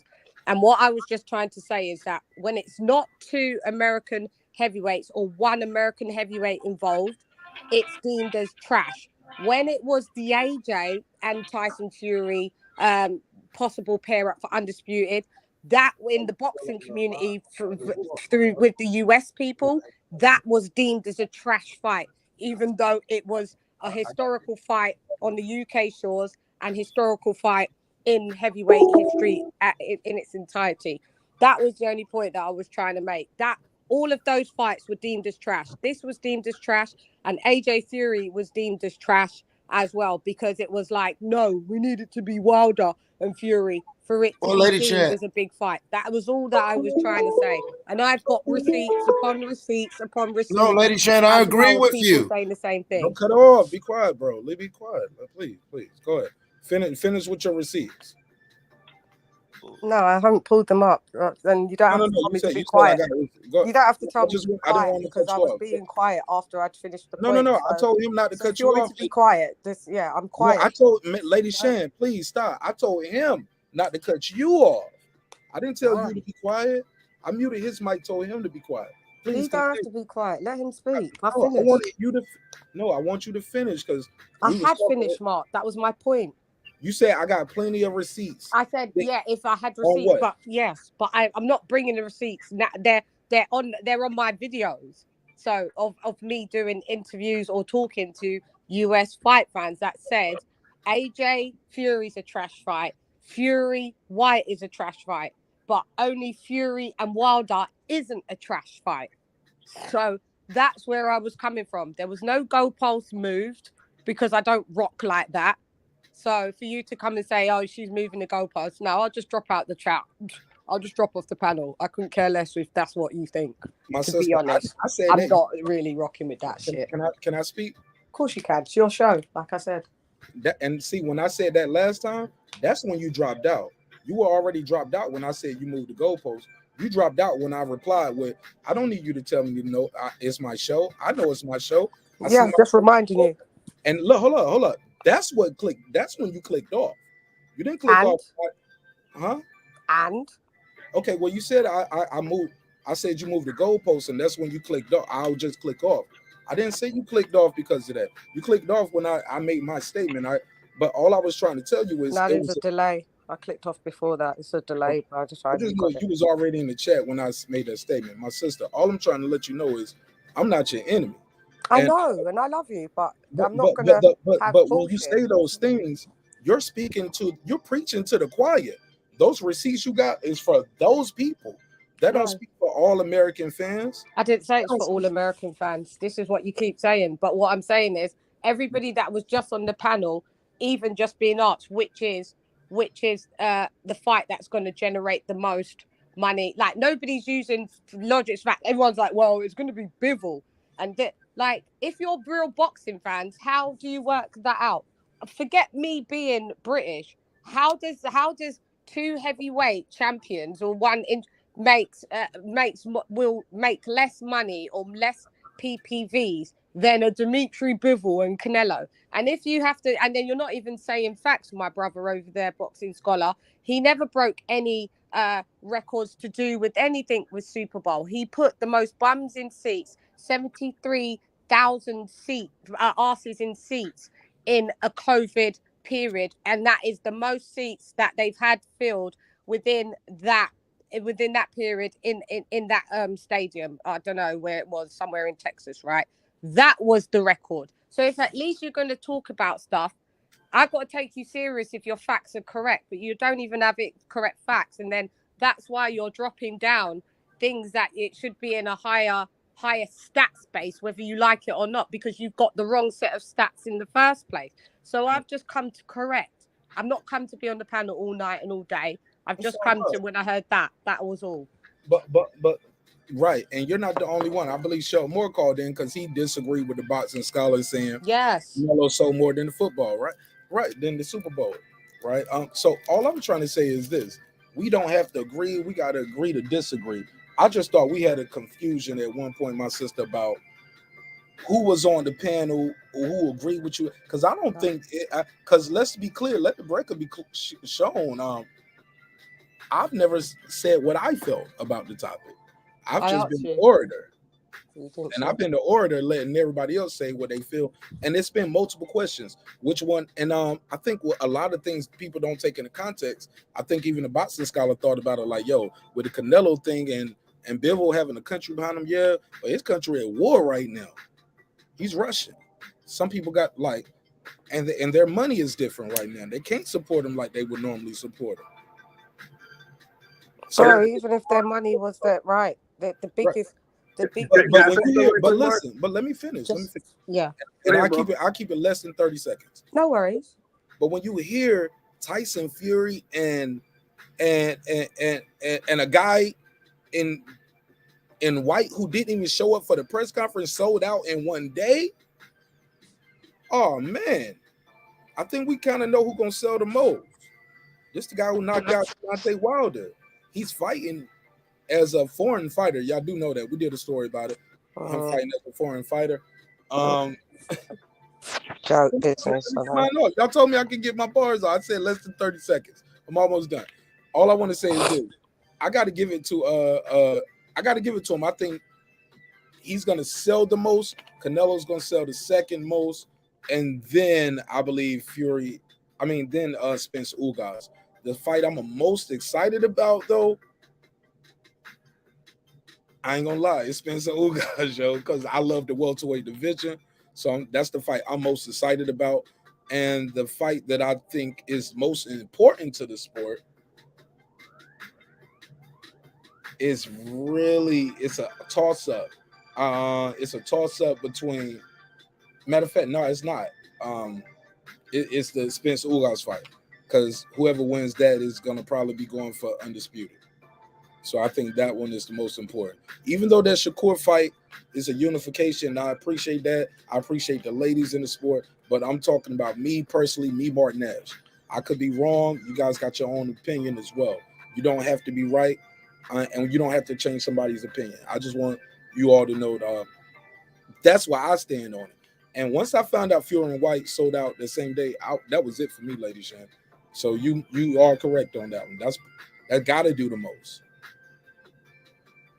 Yeah, that's all I was saying. There's people like y'all that can't even get into the venue, Lady Shan, and y'all in Europe. Can't get in at all. That's you all can't I'm even saying. get in. Well, what I was gonna say was the people saying that And this is Shelton Moore on the phone. This is Shelton Moore. Hey, Shelton. Bivol got a country behind him, but you know that American airspace is closed to all Russian aircraft. Know that. Planes, passenger planes, nothing from Russia can come in here. And that money and that ruble worth about a penny right now. They ain't buying no pay-per-views. Exactly. So that's not good. The only reason he's being allowed to fight is because he was here when the shit jumped off. He can't leave here to go back. He can't go back to Russia. He's stuck. Until this shit is sorted out, he's stuck. Oh no, he can get into a neighboring country if he was really trying to get back. Let's keep if he's really trying to get back. But Victor Postal got back. Lomachenko got back. You can get into a neighboring country. Poland. They went to Poland and came in or went other to neighboring Ukraine. countries. But Russia got the other 3 borders of Ukraine. Right. So yeah, he can get back. They got the other 3 borders. Yeah, he would have to fly somewhere else and get to. Oh get yeah, to he Russia can get back. That's all I'm trying to say. They got the other 3 borders. Yeah, but ain't no Russians gonna be doing all that trying to get to no fight. Is what I'm saying. Fair enough. Ain't nobody doing that. Fair enough. Ain't nobody doing that. You know what I'm saying? That's why I say that Fury Whyte fight is probably gonna do the most numbers. Because I know it's gonna do probably 1 million buys in the UK. And then whatever we give them, it's gonna push it to like 1 million, 4 million 5. Because people in the UK are excited. I mean, they are. They can't wait for this fight. They can't wait. It's a big fight. It's a huge fight. It's the heavyweight division. If you're a boxing fan, you're excited for it. I'm gonna buy it. I'm gonna buy the fight. I want to see it. Dillian Whyte? Whyte Be a little biased. I just want to see. I want to see if Fury loses. I'm buying it to see him lose. But look, did Dillian Whyte I'm buying the fight to see him lose. Shelton Moore, Lady Shan. Yeah. Matter of fact, I'm gonna ask Lady Shan this too. Did Dillian Whyte hurt his career by and I gotta let the boxing scholar get in here too. Did he do his career a disservice by not participating in the festivities and announcing the fight? No.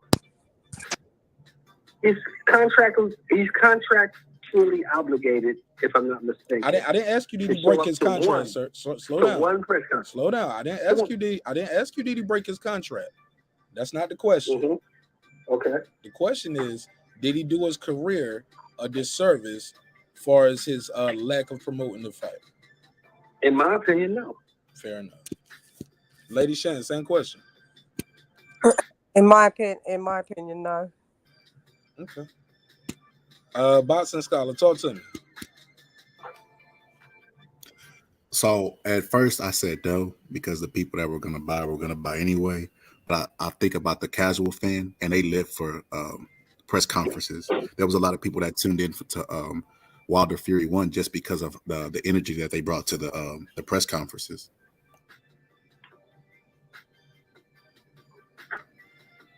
Clips, talk to me. I think that I'm sorry. No, go ahead. I was just like, should Dillian Whyte been at his press conference? Did he hurt himself? But yeah, like I said earlier, I really don't think so, because shooting him to bail, maybe he's playing mind games, and that also it kind of plays into his character of fuck this dude, I don't like this dude, I'm gonna just see you at the fight. I might just not show up until the last the one that I'm contractually obligated to. That way you don't get a chance to size me up and, you know, and look at me, you know, I kind of play the little head games. So look, when I saw Josh Catterall and this dude walk up on each other, as soon as Josh Taylor walked up and Jack Catterall yoked them up, I was like, oh shit, I'm not missing this fight. And then Josh Taylor pushed him off, but Jack Catterall, I thought that was special. I was like, yo, you got the drop on him. Like, yo, I'm not here to play with you, man. What you doing? Yeah. Like, I think that participation in the press conference can help sell the fight. Now, granted, thank goodness Fury is a polarizing character. He was still able to sell the fight. But Lady Shan, like, we could have had one of those moments, right? Yeah, I always say it would have been. I would have loved to see him at the press conference, but I understand why he wasn't. But I would, as a fight fan, I would have loved to see him there, no doubt. But yeah, I do get why he didn't. Maybe he'll be at the next one. I heard he'll be at the one before, you know, the fight. So you've got that to look, got the weigh-in to look forward to, you know, where they do the face-off as well. So we've got some still events to happen before that he is contracted, that he has to do, that we will probably see some cool moments. Go ahead, Boxing Scholar. Go ahead.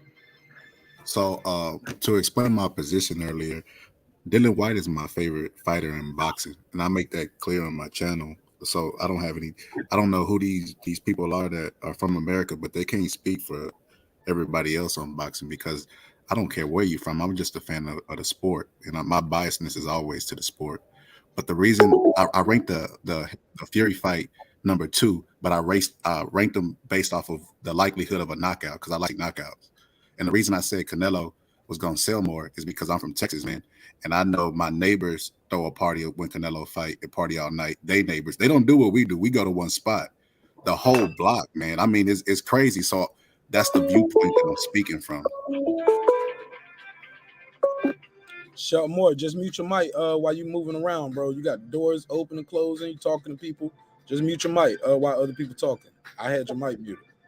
Can I respond to that? Yeah. Shut more. Just mute your mic while she respond, and then you got the floor. Then clips. Go ahead. Yeah. You said that you rated the number 1 fight, Bivol and Canelo, because of knockouts. How does for one, there's not a guarantee that when have you seen Canelo knock anyone out spark cold since Amir Khan? He gets stoppages. This is heavyweight boxing, where you've already seen Tyson Fury be knocked out, and you've already seen Tyson Fury knock someone out. And the ratio is, in heavyweight boxing, there's more knockouts than any other weight class. So yet again, I don't understand, Boxing Scholar, where you're coming from, that you're saying there's more of a likelihood that Canelo or Bivol will knock one another out. How? Over heavyweights? When? Canelo ain't been to the cards in a minute, Lady Shan. I'm gonna pull up his box rep, but Canelo been stopping him. He's been stopping all them. Yeah, but there's stoppages. I mean, that counts. That's what he mean. Like, it is what it is. No, he said knockouts. He said okay, knockouts. It's the same thing, Lady Shan. No, they're not. Lady Shan, hold up. We ain't gonna do that now. But they're not. Look, Lady Shan, you got win, losses, KOs. It ain't no slot fatigue KO. Mark, you know what I'm talking about. You know what I'm talking about. He said there's more of a chance to see. All right, then. And if we're going to go for stoppages, there's still, he said, I go for knockouts. That was his word. He didn't say I go for stoppages. And anyway, where is there going to be more chance to see, if you like stoppages and KOs, it's still in the heavyweight division. That's his opinion, people that know boxing. I'm confused what show I'm on. Like, I need to go. But look, we seen Fury go to. We know Fury can go to the card. We know White can go to the card. But he just saying his opinion, though, Lady Shan. That don't mean he right or wrong, and that don't mean he hate the UK boxing. Oh. No, all right, I'm good. All right, cool. You get what I'm saying? That's just his opinion. No, it's not about. He's saying because. But you know what? You right. You know what? You're right. I'm speaking for him. Let him speak for himself. Yeah, go ahead, Boston. Go ahead. I also said Dillian Whyte was my favorite fighter. Is there anything that I can say that would be good enough? I gave my opinion. I respect your opinion. I don't get mad at you for your opinion. So why you getting mad at me for my I don't understand it? It's all speculation. We don't know. I thought Jake Paul would do a big number on his last fight. He didn't do it. I mean, it's all speculations at the end of the day. Why are you getting mad at me for my speculation? It just doesn't make sense. I'm not mad. I get mad at illogical responses. Like, opinions are opinions, and it's cool. But then there's sometimes people base their opinions on a certain amount of data. And you said if you would have said, I just like to see, I would just like to see Canelo probably stopping someone to the body. I like seeing body shots and that. I'd be like, yeah. The most likelihood that you'd see that with, cool, I get you. You said you like to see KOs. That's why you picked a super middleweight going up to fight a light heavyweight person that hasn't had a KO since he KO'd Amir Khan, years ago, and he's had stoppages, but over heavyweight. It just doesn't make sense. It's not about being mad at an opinion. You try to base it on some kind of data, and the data tells you time and time again, you will see more knockouts and more stoppages in heavyweight boxing than any other weight class. So I'm just wondering, it doesn't matter if Dillian Whyte is your favorite boxer. That should make you even know that what the ratio is. Dillian Whyte has been knocked out multiple or put down on the canvas multiple times. So you're more or less going to see a knockout or a knockdown with these two guys more than you're going to see with Canelo or Bivol. You're just not making sense. And sorry, it just gets me irritated when people just don't make sense. My bad. Hey, Lady Shan, we getting another divorce. Hopefully we can get married again. I feel like we're getting another divorce tonight. My boss. We in separate.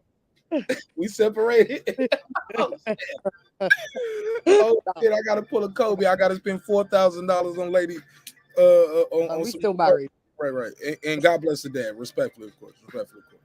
I gotta buy my way back though. Damn, man. I'm in the doghouse, Lady Shan. But look, but you know what? I think this came off wrong because your initial point was right.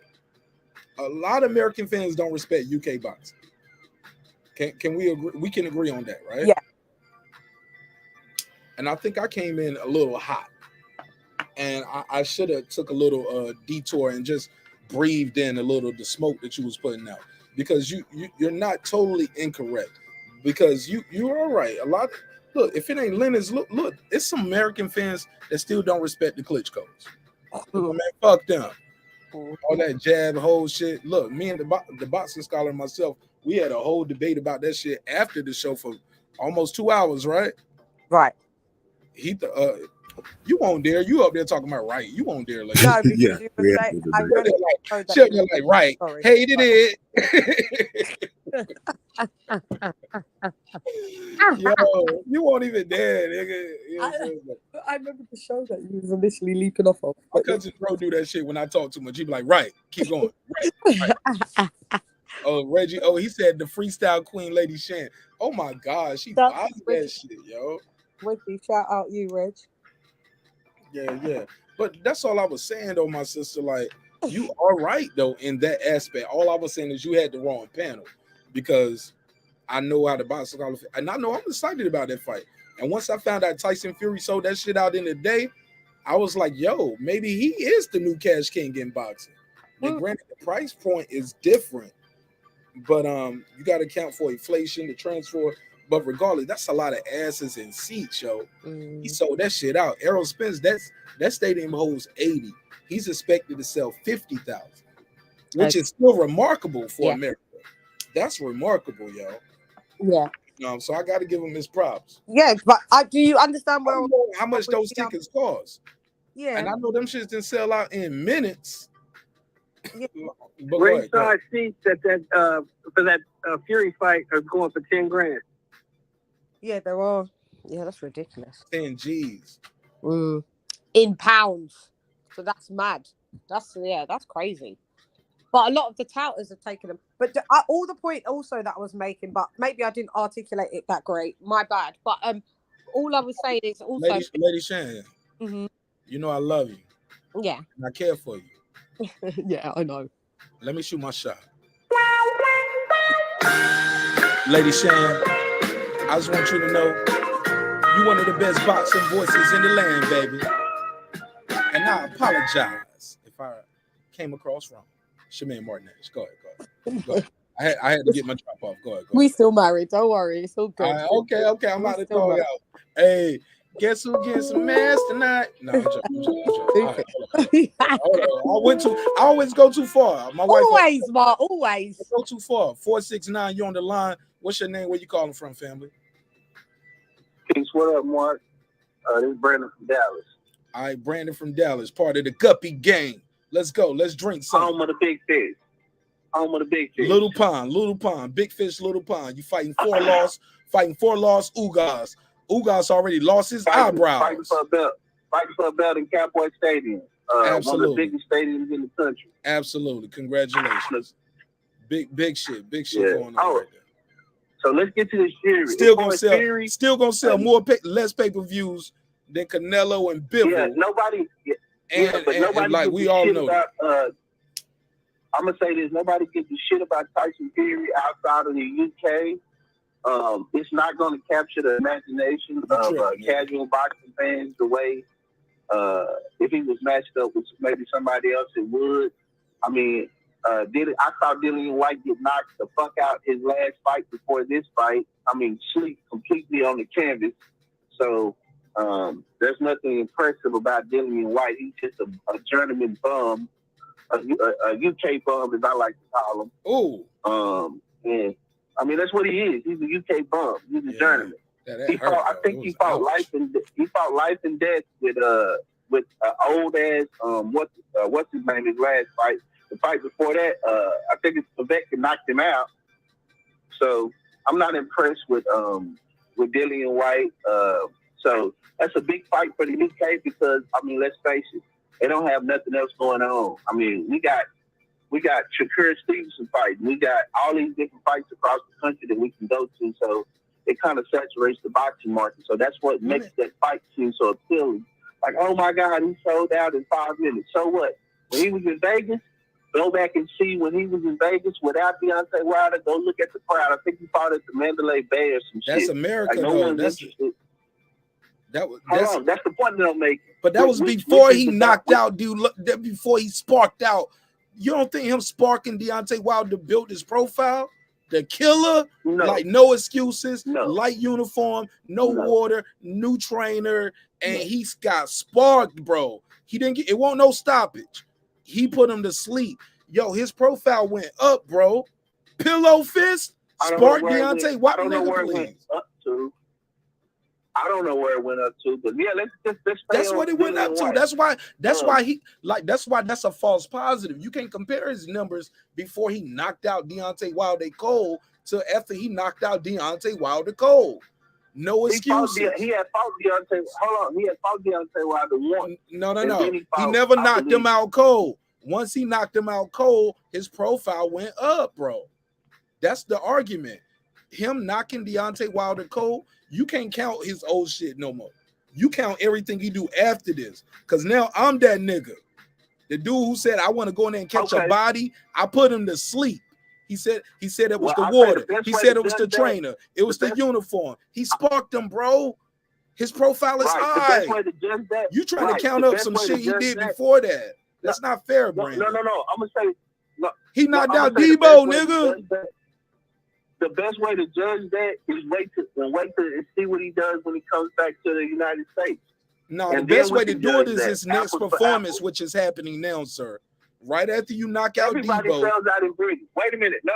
Everybody sells out in Britain. I heard one of your callers talk about how Americans sold $500,000 and they look old as shit last week. And you know what? That was a grudge match. Hold on. That's a grudge match that's been building for over almost 10 years, bro. Which means that in the UK they'll probably buy anything as long as it has a pulse and they got a belt, they'll buy it. It's a story. Am I allowed to read back while I'm on the phone, Mark? Nah, Brent, look, go ahead, but it ain't gonna end with Brandon. Cause look, you see how I got Brandon in a corner when I told him, like, yo, you knocked out Debo. He gotta agree. Everything you do after that changes your life, bro. You trying to bring up okay, I'll take that, Mark. Yeah, so when he fights in Vegas, wherever his next fight is in the United States, let's see if he's with everything like, that you but my say brother, he you is. had him. My brother, I get what you saying, but you had like Errol Spence ain't selling out his backyard, and you didn't call in, and he ain't even selling to 80. They projecting 50.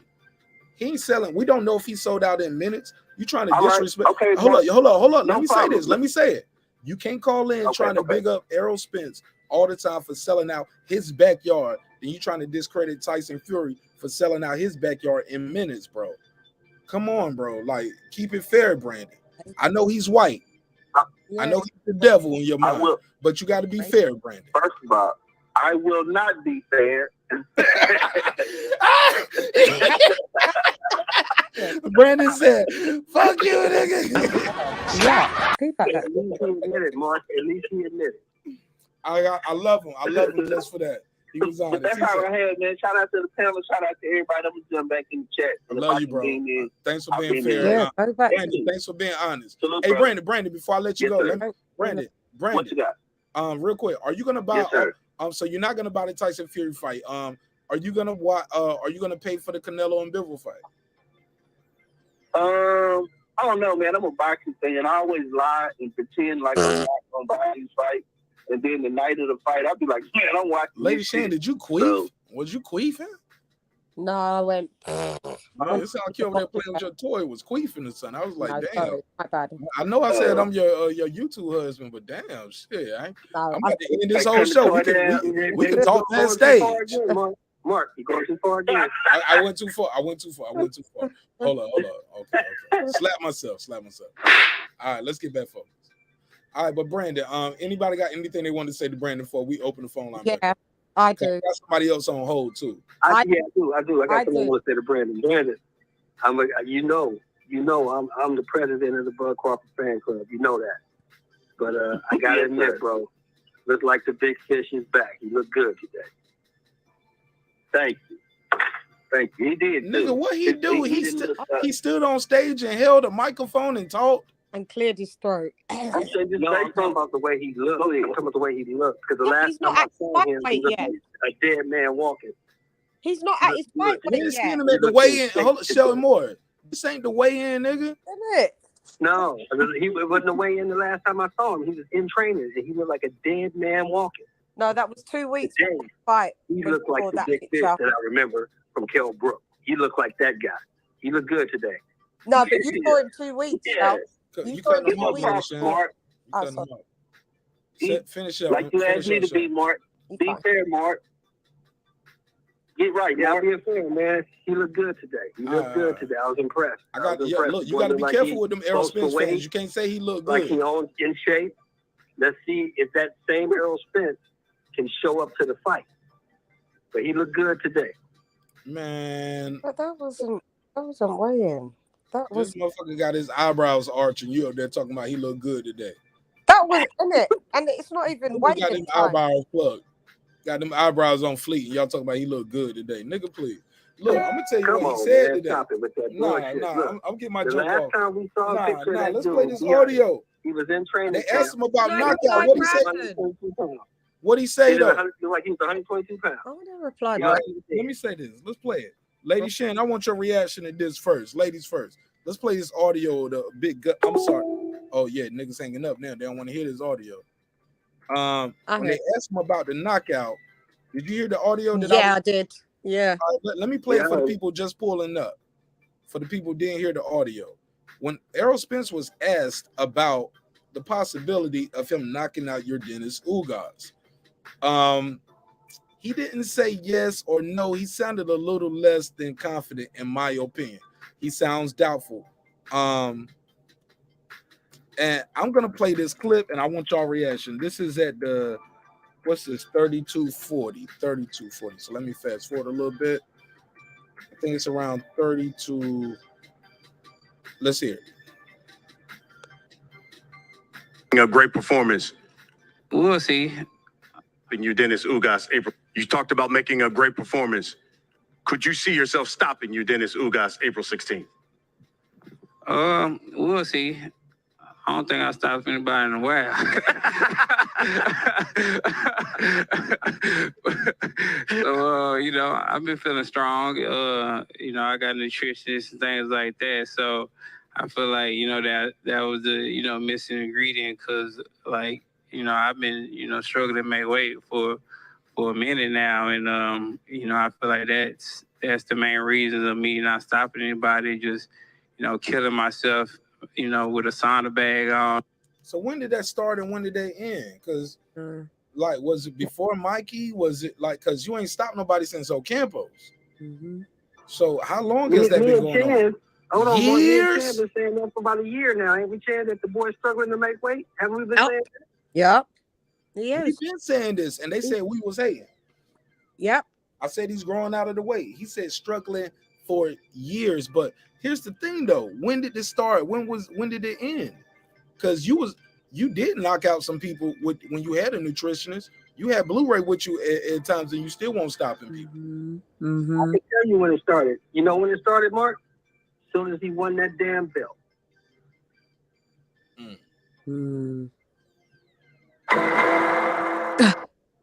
Put a case on it. Put a case on it. But that's all I was trying to say. When they asked him about stopping Ugas, look, his fans are more believing that he gonna stop him than he is. He said, it's been a long time since I stopped somebody. Why you asking me that shit, nigga? Like, yeah. I'm just saying, look, I'm gonna do my best. You know what I'm saying? We're gonna see what's gonna happen. You know what I'm saying? And that's probably why I think smart money might be on Ugas. Because Ugas, and if you want undisputed, I'm telling you, Ugas is the one saying Terrence Crawford by name if I win. When they asking Errol Spence, he said maybe we'll see. He keep doing this maybe we'll see shit. That's called doubt. Mark, do you remember when you remember an interview about 4 months ago with Kevin Cunningham that was going viral? You remember that? Which one? What he said? The trainer with Kevin Cunningham, what he said. He said these dudes today don't have training camps. They have fat camps. Yeah. Correct. Yep. Errol Spence is having fat camps. Go ahead, Lady Shan, jump in. That's correct. He's already putting a seed of doubt in all our heads by just letting us know that I've now been struggling at this weight for years. So maybe if I lose, it's because of that. And if I win, because I said I've been struggling, I may not have to fight Bud now. I'm just going to move up to 54. He ain't going to fight Bud. Especially if this fight do some crazy numbers. Like, this shit really sell. I think he gonna offer Bud some 80-20 shit. Bud gonna be like, let's negotiate. He like, too late. Took too long. I'm out of here. Yep. And the fans gonna let him slide with that shit. Yeah. Ben Israel will be back on talking about man down. Ben, that is crazy. Yeah, I think I know what Shelton's saying, that he looks good here. But what I'm saying is, Shelton, the last time when you saw him look really bad was only 2 weeks before he was going to fight Pacquiao. So this is not, he hasn't got down to 47 yet. So here he's probably still like 155, 157 here. So waiting, like he's got 5 more weeks to get back down to fight weight. Then you're gonna probably see him looking a little dehydrated and emaciated, to be fair, because he's already on his way to slimming down, and that's not at fight weight. So you're gonna see him look very skinny in the next month. Yeah, he's about 160 right now. Today I saw the guy is about 160, maybe 165. He still got some weight to cut, but it looks like he's doing it the right way. That's why I said he looked good. He doesn't look like he was struggling like we've seen in the past. And I loved what he said in the second interview. He did another interview with, I think it was with Fight Hype. And they asked him, he said, look, I've talked with Crawford. We've decided we're going to do our negotiations behind closed doors. Oh. We shouldn't have been negotiating in the public. We shouldn't have been on Twitter. We're not going to do that. We're not going to disrespect each other online anymore. Our negotiations are going to happen behind closed doors if I get past this guy. I got to get past this guy first. Then we'll see about the next fight. But I got to get past him first. That's the way he's supposed to have been talking. Yeah. That shit he was doing before. He's talking the right way. He's looking better. I'm proud of the kid. Because I wish nothing but the best for the kid. He's a black man just like me. I don't hate the kid. I just hate the cap that these dudes put out there, and they don't have no facts to back it up. That's what I get irritated. Thank you. And talking about That's all it is. Yeah, and what's best for that kid, and I hope he does well. But I like the fact that he said from now on, I have spoken with Crawford. All of our negotiations are going to be behind closed doors. That's all I've been wanting to hear. Oh, that's good. I never heard that. Where did you hear that at? That's on Fight. I'll send you the link. Put it in my phone right now. Send it in my phone. Yeah, I'll send you the link. That's good. And just to piggyback off of Shelton, it's not like anybody's got anything against like certain people or Spence, but at the end of the day, when you've got you've got his fans out there that just capping, and like Brandon's one of them. Like Brandon, you just made a phone call and capped all the way through the phone call. When you said I just appreciate if anybody doesn't like a specific fighter, that's well within your rights. But can we just operate from facts? Like Dillian Whyte's last fight, no, he didn't get knocked out. The fight before that, he got knocked out. The fight after that, he vindicated his knockout. And he's only one of, I think, 5 heavyweight boxers or 5 boxers that have in an automatic rematch within straight away after they've been knocked out or lost, that they've vindicated themselves. And Muhammad Ali is one of them, by the way. So there's not many people that are in that bracket. And also, if you're saying that, guys, you're saying he was an old Povetkin. Listen, an old Povetkin still would spark out a young'un. But you know who Povetkin is. But no, a lot of people don't really know who Povetkin is because they're just casual. And you guys talk from a place where you don't even know boxing. And I listen to you and I laugh. Because if you knew who Povetkin was, Povetkin's a very hard hitter. One of the hardest hitters in the heavyweight division when he was active. Okay? And also, let me just tell you, if Povetkin was old when Dillian Whyte got sparked, let me tell you, the first 3 rounds, Dillian Whyte was beating Povetkin. If Povetkin was old, what was Luis Ortiz when 36 and then 38, 39 when Deontay Wilder on both fights was getting outboxed on both of those fights. So let's keep the same energy. And if you're talking about heavyweights are trash because they're in the UK, okay, we don't really care about your opinion because you're a casual. And as I've just said, I've just shut you down because you have no facts. So people like you, we remiss anyway. We don't care because you mean nothing, because you don't know what you're talking about. So now that I've shut you down, go home, or if you're not at home, from work or to home, and go and check out some boxing, my dude. And the next time you call Brandon, have some facts, because all you do is dick ride for fighters, and you're not a fan of the sport. You're a fan of fighters and their dicks that you like to ride. Whoa. Hey.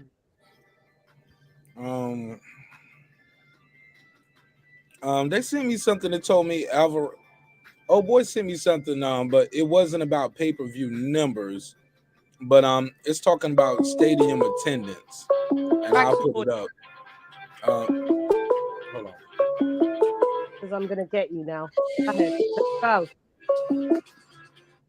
469, you on the line? What up? You know I wasn't gonna let that fly. You ain't gonna disrespect the neither, though, man. Don't call out a name, Brandon. We can disagree, but make sure you don't call out a name. But she just called. Hold up, Mark. She ain't call you no. She ain't call you no B words, though. Hold up. She talking about boxing. She did. Hold on. No. You can't talk about boxing and then tell a grown man that he's dick riding. Oh yeah, I did say whoa. Now that was a little too far. She did go a little too far. But that was dick. That's called. She did go dick riding. She did call it dick riding. Lady Chen, you don't tell a man that he's dick riding another man. But that's what the term's called. Etiquette. But that's what the term's called. It's called dick riding when you only like one boxer and you don't like boxing. It's called fanboying, baby. He's a fan. It's called fanboying. Fanboy and dick riding. It's called I have an opinion. No, it's called I have an opinion. First of all, you were wrong. I said that Dillian Whyte got knocked out the fight before. No, you didn't. If you go for the tape, I said that. No, you number didn't. one. Number two is because I have a difference of opinion from you, or I see it different, doesn't make me a dick rider. I'm a grown man. And as a matter of fact, I'm gonna tell you this, because you don't know how to be respectful. Let him talk. I'm Let not him talk, talking Lady to you Shan. no more. I'm not talking to you no more. So when I speak, I will never address you. I don't care. Lady Shan, let him talk. Let him talk. Now I want to mute your mic. I don't Let him talk. I don't come Let him on talk. here. We I pay have for the never phone been line. derogatory. If you see my record, I've never said anything derogatory or mean or disrespectful to anybody. Because I can defend my points without name calling or being disrespectful. And I don't appreciate you calling me a dick rider. So here from now on, you don't have to worry about me addressing you, nor you addressing me. We'll just stick to the boxing points and leave it at that. But outside of that, don't come on another person's channel being disrespectful, because that's been your MO on a lot of people's channels. And you bounce from channel to channel, and you bounce from channel, and that's why you always have conflict with other people on these channels, because you bounce from channel to channel and you be overbearing and disrespectful with your comments. And I thought it was a culture thing, but no, you purposely do that because a difference of opinion. So I'm gonna leave it at that. I'm not gonna disrespect you, because I'm not on YouTube for that. I'm on YouTube to voice my opinion, to give my objective opinion, what I think, and enjoy other people and learn. Outside of that, no beef, no nothing else. You just disrespectful. We'll leave it at that. All right, Brandon. Peace, Mark. All right, cool. Yeah. He's disrespected Lady me Shan, let me say multiple this. Lady Shan, let me talk. Let me do this. Yeah. Now, what I had to do there was mute your mic, because I wanted to make it clear that I'm being fair. He sat in the chat. He let you say all that. You called him a dick rider. We got to be fair. It's his turn to talk. I got to mute your mic so he can talk. So we keeping it fair. Go ahead. Say your piece. Brandon has disrespected me many a time. I don't know if you've ever noticed. He's just the last time when I first came on. Remember, Mark and Brandon was very. Don't you remember? Don't you remember? And you said, anyway, I won't even. I don't remember. Okay, we had a conversation. Anyway, you can't remember now.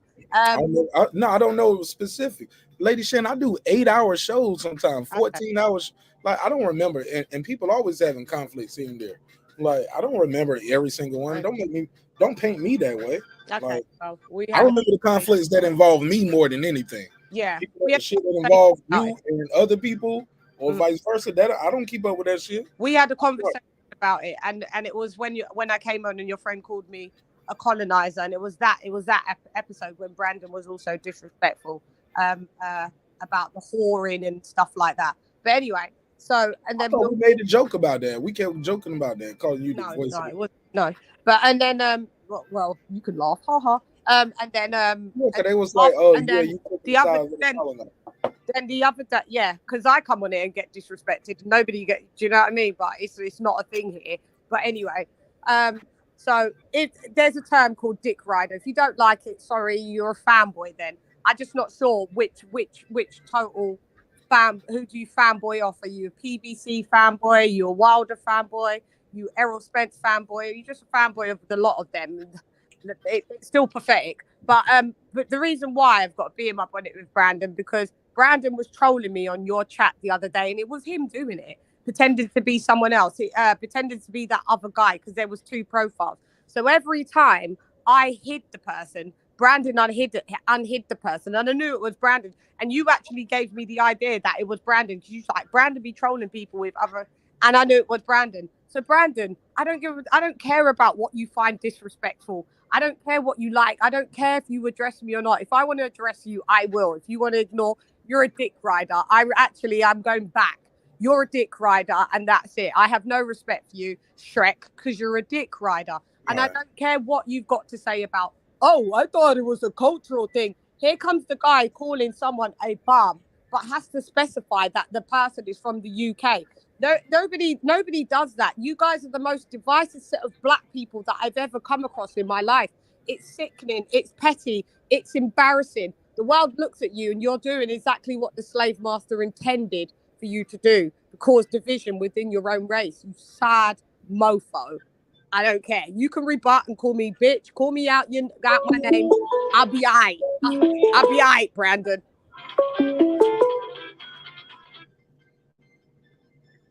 Shit, Lady Shan cooking. Shelton Moore, what's up? Did you receive that, my brother? I'm listening to Lady Shan talk. Go ahead, go. I'll look it up. Go ahead, Lady Shan, keep cooking. Yeah, so he can call me out my name. He just doesn't like strong sisters. But then again, we're bums from the UK. So maybe I'm not a sister, but I am strong. Whatever one that you want to label me as, you're not used to. I'm different. Like what Bud said, I'm different. You're not used to bitches like me. I'm different. And anything you say is never going to make me not different. You're not you. So you stay there on your little petty side of the town with your low IQ and you come with no facts. And when a different bitch like me comes up and pulls you up on it, you don't like it. And no one cares if you address me or not. I shan't and I won't lose any sleep. I'll say that in the most British form as I can. I shan't and I won't lose any sleep. Bum. Fair enough. Hey, look, and going forward, man, like that shit, we got to leave it where it's at, yo, because I don't like the energy where it's going, and I'm gonna just keep it above. I don't really like the energy. I don't like the vibes. That ain't really what we built this show on. Like, oh damn, she hung up. She banged it. She hung up with that. She hung up. Oh shit, she hung up. Show more. Talk to me. Yeah, man. Damn, I didn't know she was gonna hang up. Did you receive that, my brother? Oh, No, sorry, Mark. I pressed the wrong button. Sorry. I was like, damn, man, she hung up with me. I was like, I ain't do nothing wrong. No, it wasn't you. I just don't want. I look at the end of the day, I got the utmost respect for you. Got the utmost love and respect for Brandon. But sometimes at the point of trying to be fair, I end up not being fair, and I allow the ladies to do a little more. No, because he's a liar. Let me speak, Queen, please, my sister, Queen. Let me speak. Let me say this. I just want to leave it there because some people take that SMD as just trash talk, and some people will blow your brains out. Some people say you're a dick rider, and you have any kind of reference like that to them, they can't just take it a certain way where it's just banter. It's banter. Like we're gonna say banter. And when it comes from a woman, a confident woman, I didn't say something like it. Say what? I didn't say SMD. I didn't say you did. You did. I didn't say you did. Okay. I'm just saying in general. I use that as a reference point. Some dudes hear that, but then I bring it back to what actually occurred when you say things like D-Rider and so a fanboy, a fuck boy, or a girly man, or a fish boy. Like, look, guppy gang, kissy fish. Like, I had to have a conversation with Ben Israel. Like, I made a little statement before I was trying to move forward to people who've been waiting on the panel. He was like, oh, you throw that little jab before you go. I was like, your name is Ben Israel. I made a joke about Errol Spence. Why are you offended? Why is that a jab? Nigga, that ain't you. You can't even call him tomorrow. You can call me right now, though.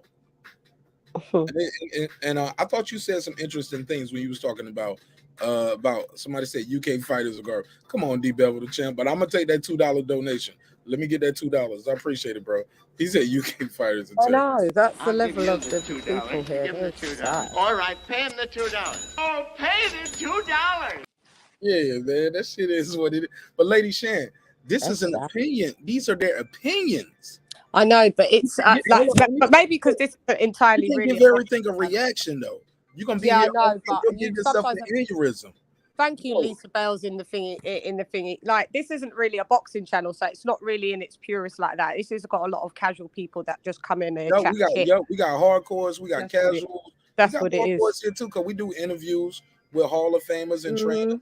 Yeah, I know. We got hardcore when we do boxing. Yeah. But at the end of the day, though, this not no free smoke channel. No, but real boxing fans don't talk about people's country. But Lady Shan, everything we talked about though is hypothetical and opinion based. It's pathetic. It's pathetic. Lady Shan, let's come on now. Let's be respectful. All I'm trying to say is this: when I ask you which fight you most excited about, no, that's not it. It's no right or wrong answer. That's not what I'm talking about now, Mark. You didn't even let me finish. Yes, because you've just gone back to something that's old, that we've gone past. Lady Shan, no. You because people are just hearing you speak in a bubble. I know. The whole thing. Some people just got here. So when you make that statement, I don't get to speak and I don't get to clarify my point. when you make that polarizing statement and you talk about my whole channel, I can't even say nothing. Like, we gonna be fair or not, my sister? Let's be fair. And it ain't I'm trying to do nothing because you're from Britain or you're London town or you're a woman or hip hop. No, you already know how it is. All I was trying to tell the people just got here. The question was, we asked you in the chat, and we got a survey still going in the chat. Please participate in the chat. We're asking you guys, which fight are you most excited about? Tell me why. Go ahead, Lady Shan. Go ahead. I can't even say it. I yawned. Sorry, am I not allowed to yawn? It's 7. No, it's okay, my sister. Just mute your mic. You know how you got a StreamYard. You know how that shit go. Just mute your mic. Like, that's all I'm saying. Let's just have some decorum. When you yawn while I'm talking, people might assume like you're doing that as I'm boring you, or I can't do this. We got a survey going in the chat. Your user input is important. Let us know how you feel about this survey. Which fight are you most excited about? Tell me why. Also, we want to know which fight do you think is going to sell the most. Also, we asking which fight do you think is most important to boxing? It's no right or wrong answer, Lady Shan. That's all I was trying to say. Go ahead. You're far from boring. I was just yawning. It was at the title. You're far from boring. If I thought you was boring, I'd tell you. Get with. No, I'm not getting with. I get with me. I'm not getting with. I'm not getting with. Just because you lot don't like I come on here and I get called a colonizer. I come on here and I don't care about what people want to say but her. I come in here and I offer respect. I mirror what's received. I don't really care if nobody likes it. It doesn't matter. I come in here with respect, and when I come in here, I get poked fun of because, oh, she sounds like a colonizer. Who the fuck do you lot sound like then? Do you think that's your accent? It's just, right. I just can't deal with dumbness. Lady, I didn't know that bothered you that night. I just can't deal with people that are dumb. Lady Shan, I haven't finished, Mark. Neither have I finished. I'm sorry. I never knew that bothered you. And in the chat, when you see people like come up, like you're saying, this is a boxing channel, but real boxing fans are not. They don't judge boxing on something that all the belts, all the championship belts start with a W, which means worldwide. You stupid, ignorant motherfuckers. It is called worldwide boxing. So we don't come on people's channels and talk about a specific nation. Oh, the Philippines are just all the boxers that come from there are just trash. Like, how ignorant and how stupid do you sound? You can't be a real boxer. You can't be a real boxing fan. That's my point that I'm always trying to make. You don't have to like specific boxers. If you think a boxer is why do you have to specify that's a British boxer, he's a British bum? So if I said Wilder is an American bum, wouldn't that come across more disrespectful than me just saying, in general, just as a boxer, he's a bum? Like, I don't have to pick on a nation to specify, to correlate it to being a bum. That's when it's disrespectful. And I don't care. There's no respectfully or disrespectfully. At the end of the day, you've got a British bitch on the show, and there will be respect given. That will be the end of it. Otherwise, I just don't come on. I'm not here to be called a colonizer. I'm not here for the place that I didn't pick to be born, but I'm glad that I'm born there. For it to be for people to try and think they can chat shit about it when it's called worldwide boxing. And like, it's pathetic. I'd rather stick to places where people talk about boxing. I talk to other American cats, and that's not they don't say, oh, this one's a bum because they're from the UK and no fighters are good from the UK. I grew up from the age of 5 watching Mike Tyson's and watching Oliver McCall's and all of these upsets and things that were going on. We didn't say we're not watching it because these Americans are bums. We watched it because it's fucking boxing, you losers. So after this, Mark, respectfully, can you get someone else to come on the panel so I can leave? Because I don't have the time for it. I like to talk boxing. You know my channel. We talk boxing. Nobody comes on my channel and talks about British people or American people are bums. or Filipino people are bums, or Russian people are bums because their boxers are bums. Nobody does that on my channel, and you've seen it. So I don't need to be a part of channels where people are just fucking casuals and don't have facts. It annoys the fuck out of me. And then I come on here and get called a colonizer. So yes, I am pissed off. I'm allowed to be. Thank you. Respectfully, disrespectfully. Lady Shan, let me speak. Let's have a conversation. I'm not your enemy. I don't want a conversation. My sister, I'm not your enemy. enemy. I don't want one. But I'm not your enemy. I don't want a conversation. I would like to leave. I'm only being respectful. I'm not holding you here, my sister. Go ahead. Okay, so I just didn't want you to be there on your own. So is it okay that I can ride this show by myself. Okay, you can, and you're perfect at it, Mark. And there's no disrespect to you. But I'm not happy to tell you is I never felt that way. And when we was keep in mind, you've been here on hip hop shows too. You know, we do hip hop discussions. When they made that colonizer joke, that was on a hip hop show, and we all laughed, we joked.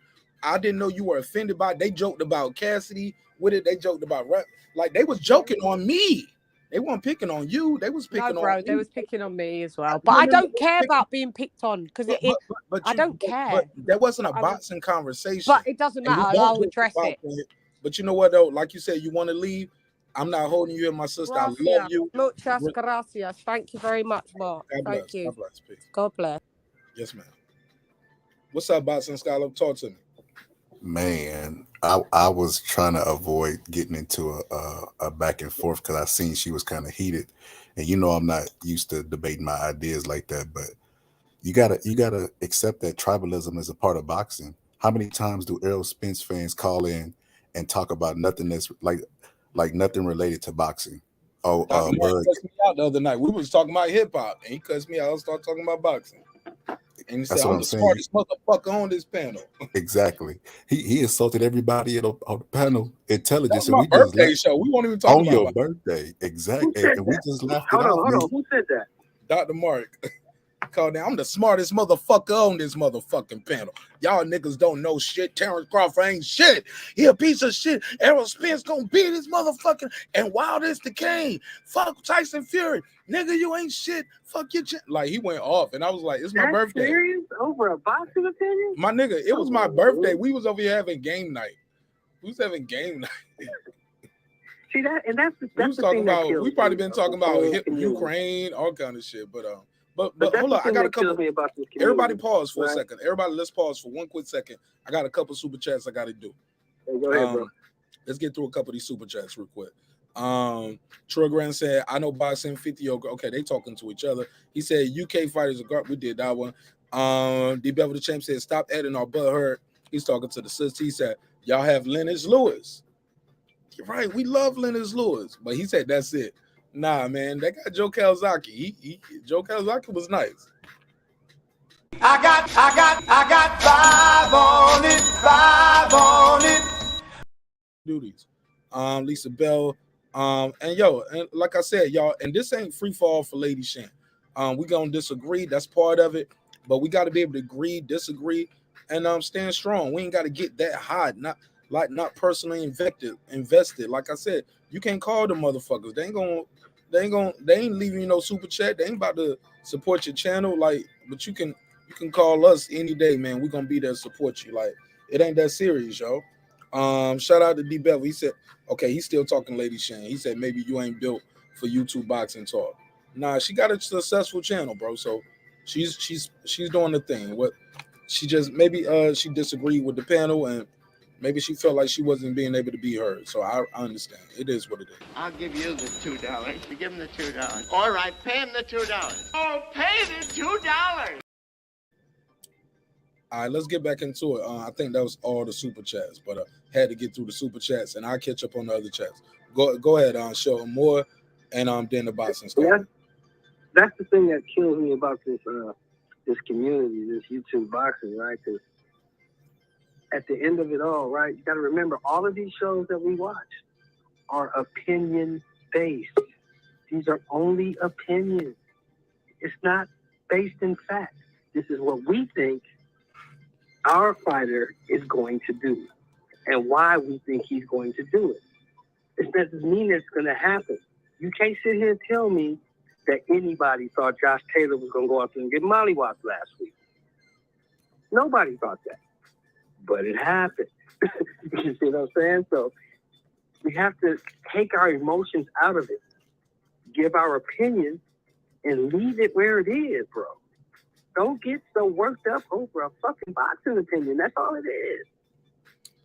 Yeah, and I get it. Go ahead, boxing scholar, because you was talking about how boxing is tribalism. Elaborate more on that. Boxing was started off of tribalism and racism, and ironically, it started in the UK. But and then it went to America. We know America's race history, you know, with Jack Johnson, et cetera, et cetera. But you know, some people would just support a fighter based off of race, and that's fine. We need that in boxing to keep our sport that we all love alive. So I don't know why I don't get mad at tribalism. I think it has its place in boxing. I don't know why she would get mad at it. And I didn't want to address this while she was on the air, so I'm gonna just say it. Like, I don't want no smoke. Like, I don't want you to address her at all, though. She's not here. It's a fact that she brought up something that was. Leave it in the chat. I don't want you to address her. She's not here to defend herself, and I want to move forward past Lady Shan conversation. It was about Canelo's record. But I just we can talk. Yeah, we can talk. As long as it's boxing, we can talk. Yeah, it's nothing personal. I don't want to seem like I'm trying to bully her or allow people to pick on her when she's not here to defend herself. Okay, I don't think that's fair. So I was just gonna say that Canelo last knockout, like clean spike out knockout, was when he moved up and fought Kovalev, and that was a light heavyweight fight. Absolutely. So I just wanted to clear that up. But even with that, he broke the other two niggas' face. Yeah, he stopped them. That's why I said that shit count. I broke your face. You can't continue. Yeah, and I love to see that. I love to see the body shots. That's why I rank that. But I don't shit on UK fighters. A lot of people wouldn't even know. Addressing her argument though, bro. Like, move forward. Like, you still going back. You still like you defending your argument about the conversation. Could I big up the UK right now? I mean, you can, but it sounds like you still like you got to defend yourself, and you don't have to do that. But go for it. Okay. I was just gonna say that Ted Kid Lewis, if you don't know him, look him up. A great UK fighter. So UK fighters are good fighters. You just got to know the history. And like I said, a person that's basing their opinion in tribalism is not going to worry about the history of boxing. They're gonna just worry about the here and now. So you know, it's just a part of boxing, man. You just gotta go with it. You gotta expect it. You can't, like, if I'm talking to somebody and I hear them, Mark told me he won money off of people just betting off of tribalism. Or I'm gonna just ride with the fighter because he's whatever, he's this and that. I like him because he's black. I like him because he's whatever. I'm gonna ride with him. Some people actually thought Canelo was gonna get beat by Caleb Plant. That's how crazy the tribalist is in boxing. But it keeps our sport alive. So we gotta, like they say in boxing, roll with the punches, man. You gotta take the good with the bad. Yeah, we gotta disagree. Yeah, Lady Shan does have a tone, a vocal inflection. She has a delivery, and that might work on her channel, and I get it, but like me, I don't want this shit, man. I ain't really with the smoke like that. You know what I'm saying? Sometimes I let niggas go back and forth, but then I always end up coming up at the short end of the stick because I built my platform on not doing that. But sometimes people want to, they can want to hash it out, and I got to remind myself they know each other from other channels, they know each other from other shows, and I get it. You know what I'm saying? But shit, I got some motherfuckers who been stopped following my show like a long time ago. It was like, you got the British girl over here saying alphabet boy channels, and you know what she's saying when she say that, and I'm like, my nigga, like, that shit ain't that serious, bro. Like, I'm not gonna police her speech like that. She don't fuck with the LDBC, she don't fuck with the LDBC, nigga. It is what it is. Let her talk. You got a channel, say what you want to say about her on your channel. You get what I'm saying? Do a whole video series, or vice versa. Y'all can do battles. But my nigga, I ain't with all of that shit, my G. Like, that's the exact reason why we don't even do boxing every single day. Because there's so much more to life and so much more I want to talk about, so much more I know I can offer, so much more that the audience and has to offer. That's why we mix it up. But yeah, man, I respect Shorty, yo, and I got love and respect for her community, what she doing with her channel. And I wish more people was on their grind like her. You know what I'm saying? Before you knock her, yo, get on your grind, my nigga. Respectful. But she But should see, that's the be thing, respected. right? And it's an old saying, Mark. It's an old saying that's true to this day. It says you don't argue with ignorance. That's why you notice when people get to yelling and going back and forth about a boxing opinion, I'll dip off. And I'm not going to sit here and argue with you. I'm not going to argue with ignorance. I'm not going to argue with ignorance. If you speaking on something that you know nothing about, and everything you're saying is rooted in just basically you like this guy, so this is what you're saying. It's not based in fact, then I'm not going to argue with you. I'm going to let you finish, and I'm going to dip off. Because there's no reason for me to go back and forth with you when you arguing from a point of ignorance. And look, but like I said, all these shit's been opinion. I think she took umbrage like about the fact that, well, you don't know boxing if you don't have this up front. But shit, some people probably didn't know that shit sold out in minutes. That shit happened today. You get what I'm saying? It happened today. She presented new information, and I'm one of those people, like I said, I don't go into this show like I know it all. And look, people will call me a casual, and I'm like, damn, nigga, I've been, okay, whatever. You know what I'm saying? That's your opinion, bro. I respect it. Yeah. Hey, look, my report card say I do good when I talk about boxing. When you check the analytics, people like when I talk about I know boxing. what you're talking. We keep that to ourselves. I know what you're talking about. I mean, it is what it is, my nigga. Like, so y'all can tell me all day you don't know shit about boxing. All right, that ain't what the book say, my brother. But that's neither that here ain't nor what there. the paperwork say. Paperwork say something different. And we can all pull out our paperwork. You know what I'm saying? It is what it is. But what I will say is this though. It's so much, it's so many opinions. Like dudes hate when we talk about boxing. It's like, here y'all go with this fictional shit, nigga. We doing this fictional shit because these are opinions. Which fight you think is gonna sell the most? Which fight you most excited about? Which fight is most important to the sport? No matter what somebody say here, it's rights and wrongs. It's no right and wrong. It's 6 choices. Everybody can't be number one. It's by design. It's designed to have a conversation. It's not designed to give you an aneurysm and stress you out, but it is designed to have some discourse, a little controversy, even the title, the thumbnail. I get it. I just want y'all to know I love y'all. I'm not your enemy. Go ahead, Boston Scholar, show more. I need me a glass of wine. Y'all niggas got me wind up. Man, is another thing to take into account is whenever it's tribalism involved, they're gonna suspend their rationale. You can't say anything to them to make a case. For instance, Errol Spence could have said in the press conference today, "I'm scared of Bud Crawford. I ain't going nowhere near him." The fans would have called in the Marq show and said, "Well, now he didn't really say what you heard him say. He really meant this." And then right. After they said that, they're gonna say, right, and we can go back in history a year and a half ago when this man said my suit was too heavy, my trainer spiked my water, the ref was drunk, the WBC was against me, all the white folks wanted to see me lose, and they would come on every night. Well, he didn't really mean that. What he meant was, how the fuck you gonna tell me what he meant when I heard what he said? How you gonna tell me what he meant when I heard what he said? So I get what you're saying, Boxing Scholar. I get it. Yeah, Lady Shan, I love you, my sister. Like, we don't always agree eye to eye, but you know what I'm saying? We gotta stick through the fight. And I'm glad you stuck through the fight right there at the end. She was like, I don't want to hang up. I'm gonna see if you get some. When I said I got it, I can do it by myself. She's like, well, all right, cool. I'm out, my nigga. Shit, you got it. Shit stressing me out. I don't never want to stress you out, my sister. I love you. Shit. And we're gonna continue to support you. We're gonna share your links. Whether it's hip hop, whether you're doing your boxing content, it's all love on this side. This drink right here is for you, Lady Shan. Because she's brave. Let's be clear. It takes courage to click these links, to get on these mics and say how you feel.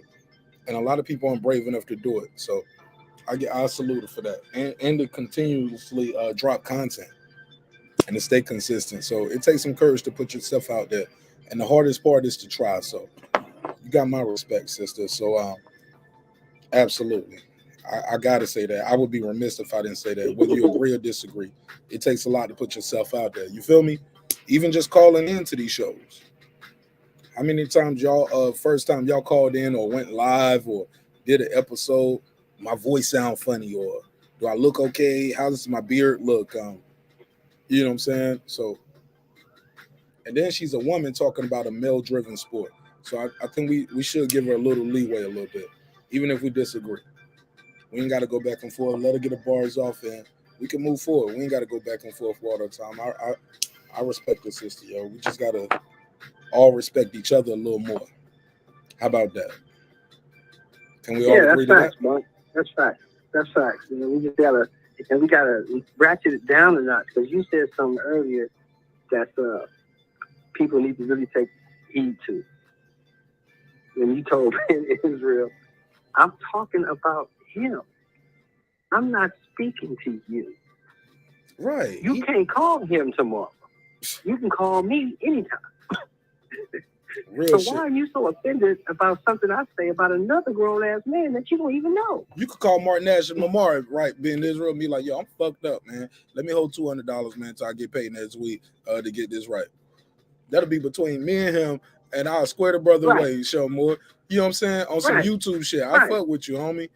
But you can't call Errol Spence for Uber to the Uber to work. You know what I'm saying? Like, man, can you get this Uber for me so I can get to work? I ain't saying he fucked up like that where he might just, but anybody, y'all know how it go. I ain't rich, but y'all know, man, we rich in spirit and we rich in this neighborhood. But come on, bro. You got to be, you think I'm taking a jab at you. I'm talking about Errol Spence Jr. You can't even call that nigga. Yeah, it's crazy. You can't make it up. Every night. Every time I do this, you do that. Every time. Like, nah, brother, I'm not your enemy. I promise I'm not your enemy. Shout out to Blue Dream the Queen. Did you send the joint? Blue, you send that shit? Shout out to my sister Blue. Yo, Blue make candles, yo. So we got to email. I'm sorry. We got an actual P.O. box for anybody who has a product and you want to send us your product so we can promote it on the show. She's gonna send me some candles, and I'm gonna have my candles lit. I'm gonna light the candles before the show, like I'm Kevin Samuels, nigga. Oh yeah, we're gonna light the candles before we do the relationship topics. And now look, don't be sending me no Erica Badu pussy scented candles now, respectfully. Cause I'm gonna let everybody know what it smells like too. I'm like, hey, I smell Black and Miles in this shit.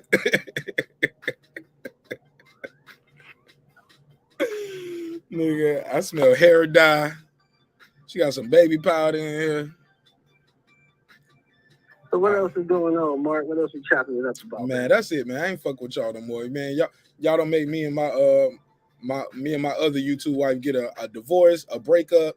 I was on the couch. I think I'm back in the house right now. She was in the chat talking about my beard with my Beijing. She said, your Beijing beard.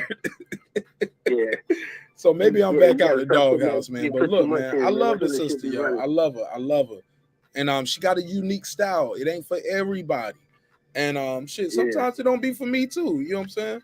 Like I'll be like, yo, I don't want it like that. But she got that's her delivery though. You can't say whatever you want to say. Then when somebody says something back to you, you want to have attitude. You can't do it like that. Nah. But yes, you can. That's how you do it. That's Debo, nigga. I do what I want to do. You do what you can do. She the Debo. Like that. That's the way it works. Nah, that's how it works. Cause she got her own channel. Hold up. She used to having her own channel though, Sheldon. Oh yeah, I know that. But that's not the point. Remember Major Key? Look, Major Key got mad at me because I muted his mic that one night. He ain't been back on the show since. Right. And that's okay too. I got you. Point taken. Yeah, and that's a man. You got people in this community, and you know this because you've been on many panels with me. You got people in this community that think they can say whatever they want to say to you. And then when you say something to them, they want to have attitude, and I want to pull up, and nigga, where you at? Dude, you are 1,000 miles away from me. What are you going to do? And by the time you get here, I'm already ready for you. Fuck it. I'm going to have the police here. You fly your ass all the way out here. A stretcher, a police, and come to my door fucking with me. I'm going to make sure the homies stomp you out. We ain't going to kill you, but we going to stomp the shit out you. Just for doing that shit. You going to put it on YouTube?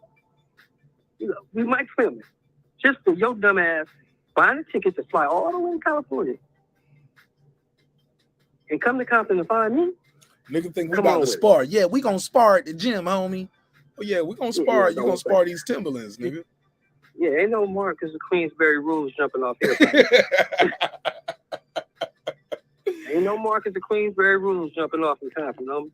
So yeah, we gonna spar, run your homie. ass out here if you want to. We gonna spar. Nah, nigga, you gonna, man. I'm telling you, well, you better than me, cause look, I take all threats seriously, homie. And I ain't about to do nothing crazy with you. It ain't even gonna last that long. Close your eyes. Breathe easy. Yeah. It's dark But and you hell know is this hot, for my a fact, homie. Mark. It's dark and hell is hot. I ain't about to play with you, homie. Like I take my freedom, my look, cause I can't play with you. I gotta fear for my life. When I do it, I gotta tell them I fear for my life. So, You got a family, Mark. Yeah, so You're a I fear grown for my man, you life. got a I'm family. scared. I'm scared. My So nigga. if somebody comes to your door with some bullshit like I'm that, scared. I'm scared, homie. they deserve I'm whatever scared. you got for them. They deserve. I'm so scared. They I'm brought scared it on right now. themselves. I'm scared just talking about it. Oh, I need to hit the CBD because I'm having so much anxiety right now just thinking about it, bro. I Exactly. promise. I'm scared, bro. Exactly. Whew. What they gonna do to And me? that's the one thing you don't want to hear from a grown man. Bro. I'm You scared, threaten a grown man, he say, you I'm know what, scared, bro? I'm scared. I believe you. I'm scared. I believe you're gonna do everything you said you're gonna do. They're gonna take my But when I family from see me, you- bro. They're gonna take my life. Man, I'm scared, bro. I'm scared right now. Just thinking about, oh, I'm so scared. So when I Oh, see sweet you, Jesus. don't get to asking me why am I tripping? Why you doing this to me? Because you said it. I'm scared, bro. And I believed you. I believed you was gonna do everything you said you're gonna do. I believed you. I believe, bro. I So believe I'm all of y'all defending niggas, bro. I'm scared, bro. So I'm defending myself. I'm scared as a motherfucker, bro. I got a baby on the way. I got a 2-year-old daughter. I got a Man. wife. Everybody depending Man. on me. I'm scared as a motherfucker right now, bro. I'm Man. scared, nigga. You hear my voice trembling? I'm scared as a motherfucker, nigga. Ooh. Y'all better leave this scared nigga alone, man. Y'all better leave that scared nigga alone, boy. He gonna do something to you, boy. That's what your grandma already told you, boy. You better leave that scared nigga alone, boy. When you gonna do your next Genius review? You know what? I need to let everybody catch up, bro, because everybody don't watch these joints soon as they drop, like me. So I was watching as soon as it dropped. We can do it on a pop-up. We about to do some members only joints. You want to do a live or Hey you want man, to do? that shit was crazy, right? That documentary is crazy. You watched bro. it? And You watched it? It's a trip how Oh, that man. man spoke that shit into existence, bro. And he was persistent. He was persistent. So you watched He the wasn't show? letting it breathe. Show it. I did not think you would have watched it out of all people. I would have thought you said, Yes. man, fuck Kanye West, You know man. why I watched it? You know why I watched it? Because my daughter came in here and turned it on. Hmm. She said, sit down and watch this. I want you to watch this with me. And I watched it. It was good, too. It was a good documentary. I liked it. I loved it. I fucking loved it. I'm such a director and I'm an editor myself. I started piecing it after I watched it. I was thinking these parts should have been here. This should have been there. I wish you get what I'm saying? I'm looking at parts from part 3 to like, that should have been in part 1. And then parts from part 1 should have been in part 2. And parts from part 2 could have been in part 3. I used to hate on the dude, right? But after watching the documentary, I love the story because he spoke that shit into existence and he believed it and he would not give up until he achieved it. And you got to respect that. Even if he is a weirdo, you got to respect that. That's why Errol Spence brought him up. Weirdo number 2. Yeah. He was like, if you like that Kanye West story, I am Kanye West. Big fish, 3 snaps in a circle, ho. I'm joking. You know I'm what? joking. I went But too you know far. what, I though? always go too far. I'm sorry. I went too far. Like I said, man, like I said I always earlier, go too far. I'm happy for the kid. From the look, the big fish is back. Now let's see if he can bring the guy that beat Kell Brook. Big Fish ain't bad To the fight on No, April no. 16th. The Big Fish If he is can Tyson bring Fury. that guy, he's gonna be in good shape. But I don't know if that guy exists anymore. I don't know. Nah, Big Fish is Car Tyson accident, Fury. eye injury, the drinking, the partying. I don't know if that guy exists anymore. We have to see. I know Boxing said facts showing more. He said facts caller, but facts showing more. Make sure you take a snapshot and chat of all the threats so you can use that as a defense when you go to court for defending yourself. Exactly. That's all I'm doing. I'm defending myself. You said you was gonna do something to me. So when I saw you and I got off on you, I was just defending myself. Because that's what I'm gonna do when I see you. I'm gonna get off on you. I'm gonna get off on you before you get off on me. Pause.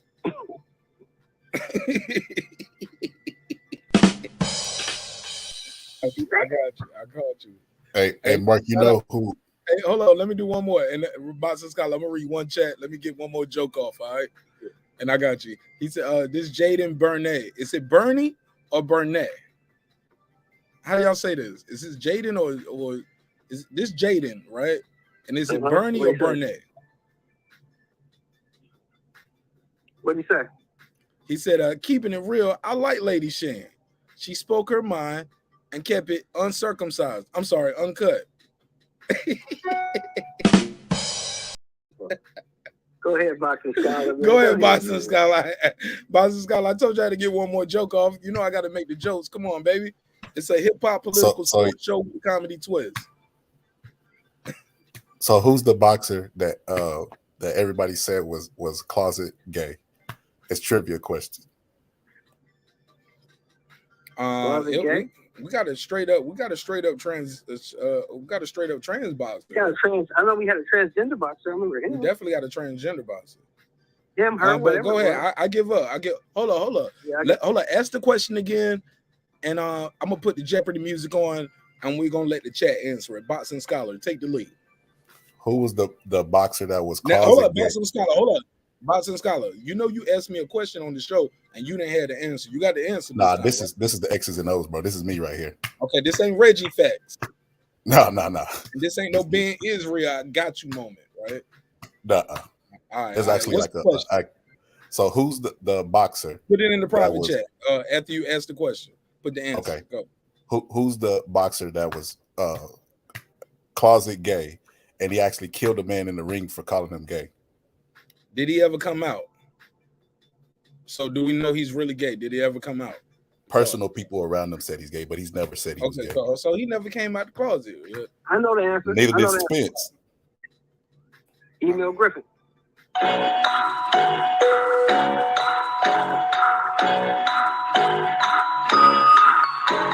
Bruh. Shelton Moore for 300. Email Griffin. He killed Benny Kid Correct. Yes, sir. What was his name? Boxing Scholar. Email Griffin, one of the greatest welterweights of all time. Email Griffin. I can't. You sound a little muffled. Say it. Say it. Boxing Scholar might sound a little clearer. Say it, Boxing Scholar. What's his name? Emil Griffin. Email Griffin. Email. Yeah, Email Griffin, one of the greatest welterweights of all time. 2-time welterweight champion of the world. Okay. Undisputed. And people accused him for years of being gay in the closet. He was gay. Whoa. It's a fact. He was gay. So did he ever come? Did he ever come out? Cool. Did he ever come out? No, he came out. After his death. Yeah, it came out after his death. But old people. He was born in 1920, so he would never admit to that, and it wasn't cool when he was boxing in the 50s. It wasn't cool. Okay. So when Benny Kid Correct was making those rumors, he had some hatred in his heart. And he went into the fight, and he mollywopped him, and the guy died. And it changed Email Griffin. He was never the same fighter after that. Wow. Okay. Now I got my own trivia here. Matter of fact, go ahead, Boxing Scholar. Go ahead. I'm sorry. That was it. I just wanted to pose that question because we was talking about Big Fish, and everybody always be clowning on him being suspect. What if he ever did the same thing Bill Griffin did? Well, hold on. Don't take away my joke. Hey, look, I got a question for the chat. Why do y'all think old light-skinned green eyes Boxing Scholar know that one fun fact about boxing? Go. All right. I'll leave you alone, Boxing Scholar. It was a joke. Poorly timed, poorly placed. Rest in peace to all those legends. Hey, Boxing Scholar, I had to pull it.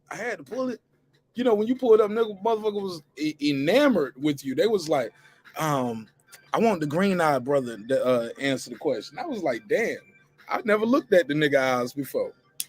Yeah, I ain't gonna lie, that kind of did make me uncomfortable. I was like, what the heck? Boston Scott like, nigga, don't look in my eyes, bitch. Boston Scholar said, stop looking at me. I'm cutting my camera off every time I pull on this show. Everybody keep calling me green eyes. Look at you. I was like, nigga, I didn't even know you. I was like, who?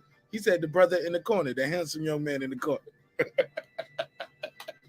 Here we go. I was like, yo. Right, man, I was like, these niggas on my show trying to get a date tonight. These niggas trying to get chosen, this motherfucker. Hey, before you get up out of here, mate, you know who the Mighty Atom is? Carmen Serene, yo, I love your Instagram, yo. You got a crazy story. You're a beautiful sister too. And I've been watching Instagram. Shout out to Brandon Washington Megazard.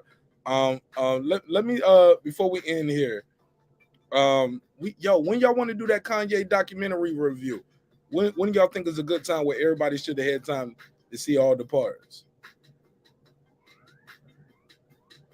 Sheldon Moore, what you think? Because you seen all three of them, right? Oh, we lost Sheldon Moore? Mr. Shelton. Sheldon Moore. Okay, it looked like he's still there. We'll come back to him. Maybe he's driving in a bad spot. Hey, Boxing Scholar, did you see the Kanye documentary, bro? Bro, I fell asleep on it, bro. I still ain't watched it. Oh man, it's good. It's good, man. You should check it out. Maybe you might miss that one. Man. Might miss that one. We gotta do a review on that shit. And I gotta watch this Nori interview with the game. We gotta do this. I think Joe Budden got one with Nicki Minaj. Like, man, we got a lot of interviews to do some recaps on and do some hip hop talk. Also, we got some game nights. We got some social commentary that we got to get into, man, as well. Like, sometimes it's cool to do this hip hop talk and do this boxing talk. You know what I'm saying? Because we need a distraction sometimes. Life is too crazy. You know what I'm saying? Life is. Nah, he's still here. He's still here. He ain't hung up yet. He said he was hanging up, but I see the time moving.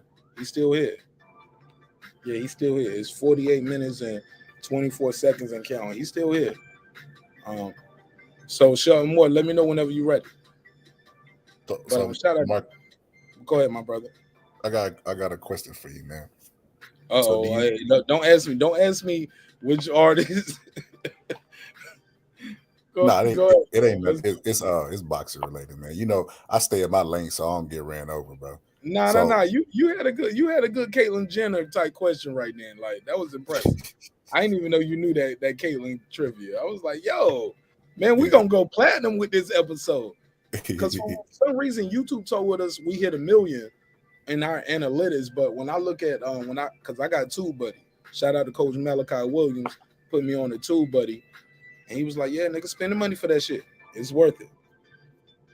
And it is worth it. So shout out to Coach Malachi Williams for teaching me about TubeBuddy and the importance of using TubeBuddy to help grow your channel. I'm telling you guys, it'll really help grow your channel organically for us with the search engine. So when you look up, you were like, damn, who are these new people in the chat? And it to the point where you'll start making your chat subscribers only and make the motherfuckers pay you with the click. Pause. where the ladies that if it apply, let it fly. Fellas, you know what I mean. Let them click that button, man. They got to subscribe just to talk to you in your chat, and they got to sit there for a little bit.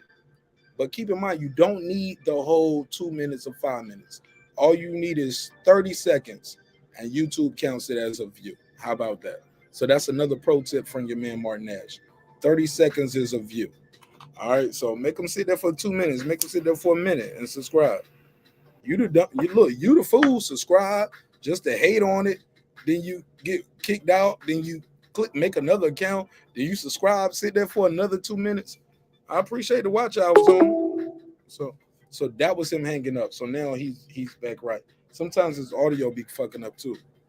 But he'll call back to get his point off. If not, he'll call me when the show is like, hey, bro. Because I love Sheldon Moore. Sheldon Moore and I, we kicked it at the fight. We went to the weigh-in together at one of the fights. I snuck them niggas in at the weigh-in. So they on the floor. He bought me a beer. I was sitting there with Kyle, and we kicked it. Yeah. I had my little media pass, and I said they with me. You know what I'm saying? And look how life turns around. Kyle gets second. He don't hustle his way down and got second row seats at the Shakur Stevenson fight right back here in Atlanta. I pull up with my nosebleed seats. That motherfucker got me right down there on the second row. So it all comes full circle.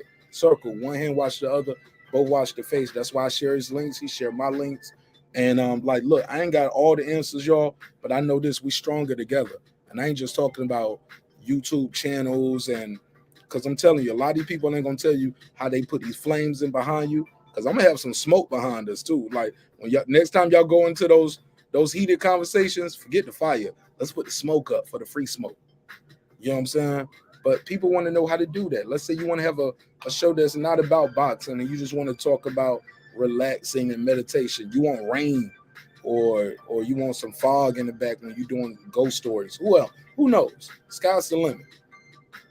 We're going to show you how to do all of that. And your favorite YouTuber ain't. Damn sure ain't going to show you how to set up the phone line, how to set up StreamYard, how to set up your monetization, and how to get paid just to talk. Because trust me, it's a lane for each and every one of you. And you ain't in my way because I ain't in your way. I think we can end the show right around here. Let me close the phone line down. I'm going to chop it up with the boxing scholar. And before we go, we can chop it up, bro. But yeah, man, I just got so many dreams and ambition for where we can go with this content game. And it's bigger than Marq Nash. It's bigger than breaking beats. And I just see the future, bro. And it's bigger than us doing it on YouTube where we're censored. So, and I talked to you about it already offline briefly, but I see the future. You know what I'm saying? But go ahead.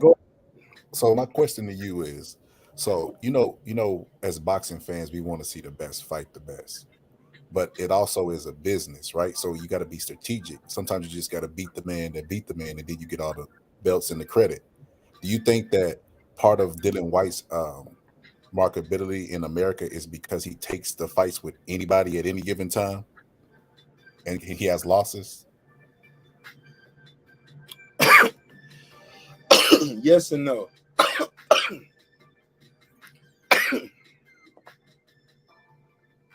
I'm hitting that Malachi right now. I'm on that Coach Malachi right now. Salute to the homie. Salute to the homie. I'm on that Malachi pad. Hey, look, man, what I'm going to say to this, man, what I would say about Dillian Whyte is Americans, man, without heavyweights, look how he looked, though, bro. Have you seen Dillian Whyte? He don't look like no heavyweight champion. Our heavyweight champions look like Muhammad Ali, George Foreman in his prime. You know what I'm saying? Like Mike Tyson. I mean, Evander Holyfield. These dudes are sculpted, looking like Greek gods. Even Deontay Wilder, say what you want to say about him, he was sculpted. These dudes look like fighters. Man, you want me to pull up Dillian Whyte pictures? Damn, you're going to make me do it to him when I ain't even want to do it to him. Let me show you. Let me show you. This is what I got to market and sell to people. Let me just pull a Dillian Lard, respectfully. Let's share the screen. Hey, look, I ain't even got to pick one picture. I'm gonna just share the Google images. Let's just share the Google images. What we talking about here, baby? What we talking about? This is the picture. This is like these are the classic pictures of Dillian Whyte. Kind of flabby. Larry Holmes with the flow, respectfully. Like he just don't like this, like the guys that we believed in. They look like Mike Tyson. They look like our fighters. Like, come on, bro.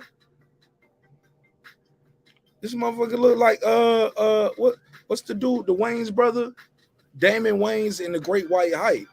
Yeah, I'm in shape round, nigga. Circle. I'm in circle shape. Tyson Fury's flabby too, though. Nah, it's built different though. Come on, bro. Tyson Fury almost he's a tree. And even when he's in bad shape, he's in good shape. For him to be a dude like 7 feet tall, and then the way he moves in the ring. Dillian Whyte don't move like Tyson Fury. Come on, bro. Don't do that. You asked me about Dillian Whyte, and then you talking about, and then you saying, well, Tyson Fury this. No, we talking about Dillian Whyte.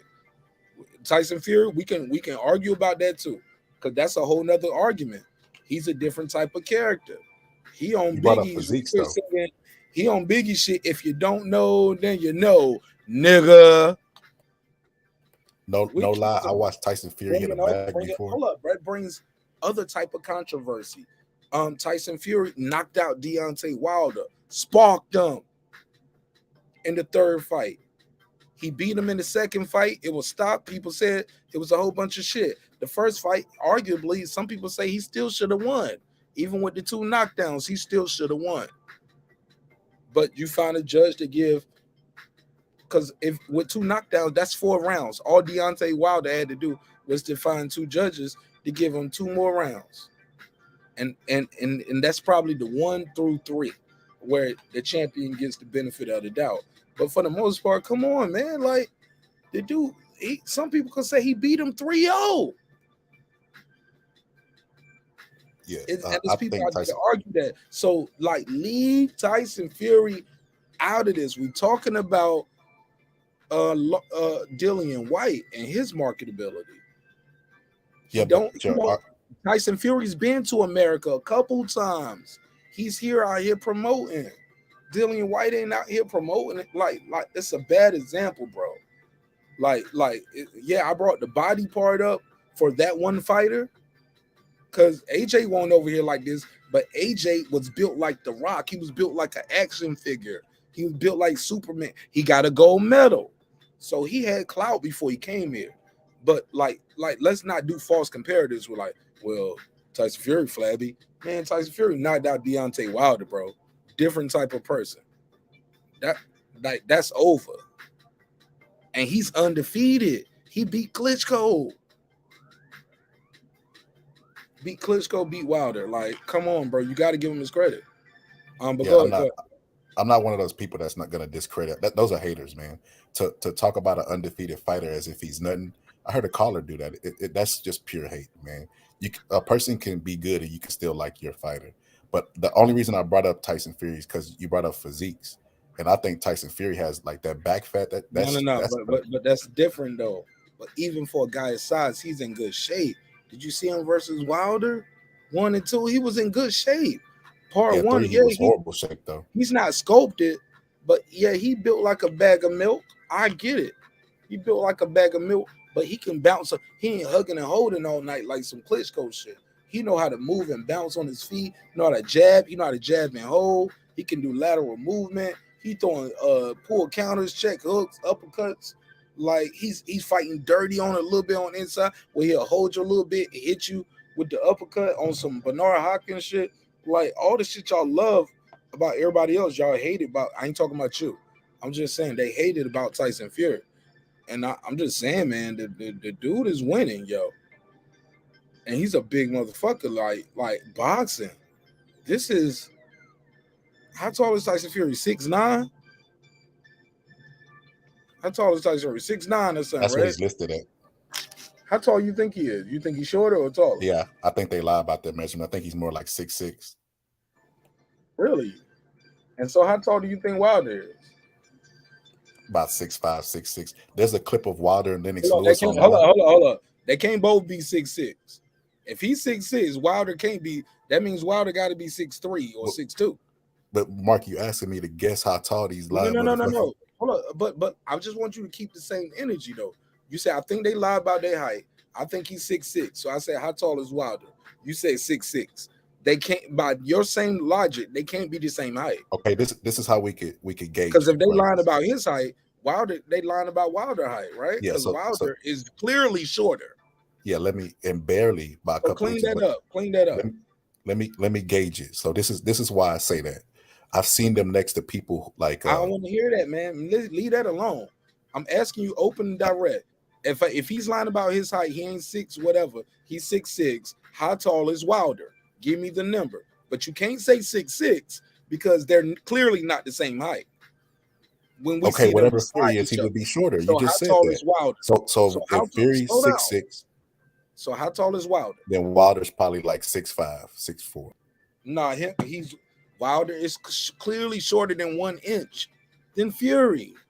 Have you seen them face off? Yes, and I didn't see that much a difference in between them. It's more than 1 inch. It's more than 1 inch. Can you pull up the picture real quick, or no? You pull the picture up, man. I don't know how to do it. With me right now. They're clearly more than 1 inch apart, bro. I don't know. They're not 6'6", which is the same, which is your first answer, and they're not 1 inch apart, like your second answer. What are we doing here, bro? Okay, come on, boxing scholar, you playing with me? Come on, like if you gonna say, come on, man. I'm part of my vocal inflection, but I'm just saying, bro, you playing with me, man. Okay, so here's the fact of the matter. This is all hypothetical, but this is actual facts, is what I'm gonna say. Why we can't just trust that? So we can't trust that their height is even the same. Are we gonna trust their reach? Do we trust the reach is the same? No. So we don't trust. So what's the point of any of these things right here? That's what I was gonna get to. So please get to it. So when we doing these tell of the tapes, so the tell of the tapes. Hold up, man. Let me say this. Okay. Going forward in any boxing argument, the boxing scholar ain't gonna bring up reach no more or height, because the tell of the tape is all a lie.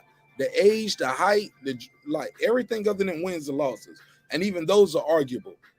Can we even trust their age, boxing scholar? What are we doing here? Luis Ortiz? No. So you tell of the tape. Okay. Tell of the tape. If you go back and look at old fights, which I do a lot of, I done probably seen 10,000 hours of old fight films. They lied about their measurements to get a mental edge over the other fighter, because tell of the tape don't mean nothing. It's for the fans and the bettors. If you go back and look, when Wilder first fought Luis Ortiz, he had his reach listed at 84 inches. I did not make this up. Go look it up. And he also is lying about his age, because nobody really confirms this stuff. Mike Tyson said he was 6 foot and 6'1" his whole career. Now he's saying that when he really fought, he was like 5'10". Andy Ruiz, the same thing. Like, these fighters lie about the tell of the tape, and it's only because people like fans care about that stuff. That stuff don't mean anything. Either you can fight or you can't. In the words of Deontay Wilder, you either gonna be the part, look the part, or be the part. And that just is what it is. Either you can fight or you can't. But the tell of the tape do lie. It lies. It's true. I like how you deliver that, man. Good delivery. Good delivery. Good delivery. But yeah, so like I said, so we don't count the reach no more when people talking about their reach. Like what are we doing here though? So are we gonna say something like when we do our fight breakdowns, or have you ever done a fight breakdown? And because I ain't gonna lie, I go by the tell of the tape when I say this guy got the reach advantage. So are you saying Tyson Fury? So both of these guys still, I don't know. Talk to me, boxing scholar, please. I use the eye test. I don't use what the measurements say. Because going by the tell of the tape, I would say, well, then damn, Luis Ortiz, even though he's shorter, he gonna be jabbing the hell out of Deontay Wilder because he's longer. But if you go back and look, Luis Ortiz's reach was clearly shorter than Deontay Wilder's. So I use the eye test. I go to the film. I don't look at none of the stuff that's for the betting guys or for the fans to be like, he got this much reach over him. Because that's all that's for. It don't really matter for anything. There's been people that was 40-year-old that beat somebody that was 20, but they showed the tell of the tape before the fight. They only do that just to let people. I think it's theatrics. It doesn't even make any sense. They used to measure their chest and then the width of their fist, their calf. They used to be more detailed, but now they don't even do that no more. But you can lie about that stuff. It's very, very easy to lie about that stuff. So even if it is advantage, it still just might not be as much. Like Dillian Whyte, instead of 78, it might be 76, right? And Tyson Fury, instead of 85, you're saying it might be 83. Yes, spot on. It's spot on. It's like asking a man how much he make. You know they always gonna add another $5,000, But what I'm telling you is, so the advantage is still the same. In some cases, some of them lie so much that it looks like I said, an 84-inch reach for Luis Ortiz. He would be right up under Fury's reach. But you know, the crazy thing is, like I said, man, them don't mean nothing. That's for like computer nerds, like stats. You know what I mean? That stuff don't mean anything. I didn't see. Well, it meant something to me because I made this graphic, man. I spent time and energy putting this thumbnail together. Like I cut them pictures out. I put the other picture behind it. I cut the little blocks out. I took time on this. So please. So there's a guy named Mike. I'm joking with you. I'm joking. But now, there's a guy seriously, named Mike White. Say what? You up here name dropping? He's a boxer, right? This ain't no snitch shit.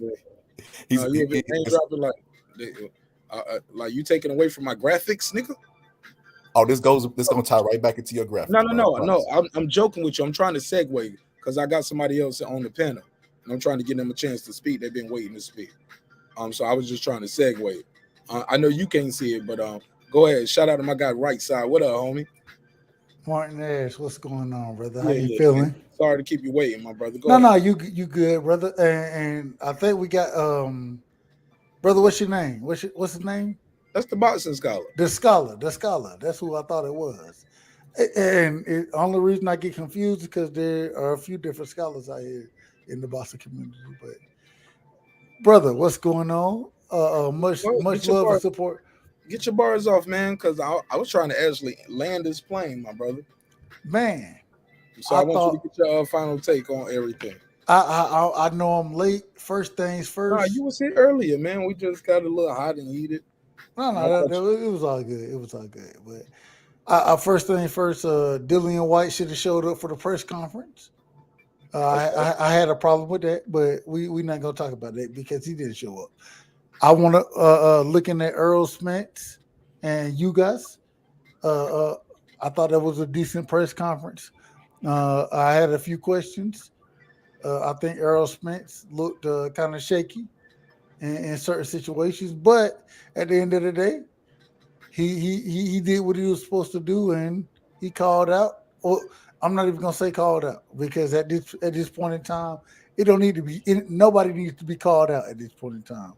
We know what it is. We know who needs to fight, and so I'm not saying he need to call anybody out. But at the end of the day, I thought the press conference was what it was gonna be, and I'm looking forward to you guys Spence fight. But I think that's gonna lead to the biggest fight we could see. And if Errol Spence and Bud Crawford ain't the biggest fight we could see, then y'all correct me and lead me into the right direction. Oh, I got a question for you, Mister. I got a question. Hey, let me ask you a question. Right side. Yes, sir. What you think happens? Errol Spence wins, and he calls out Bud Crawford. What do you think happens?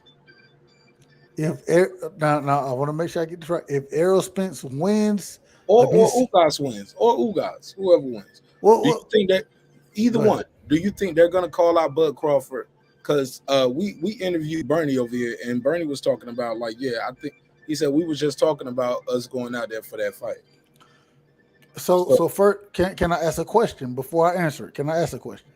Go for it. That was a question. What is a call out? When you say call out, what do you mean? Come on, my G. You know what the No. I'm talking about call out direct by net.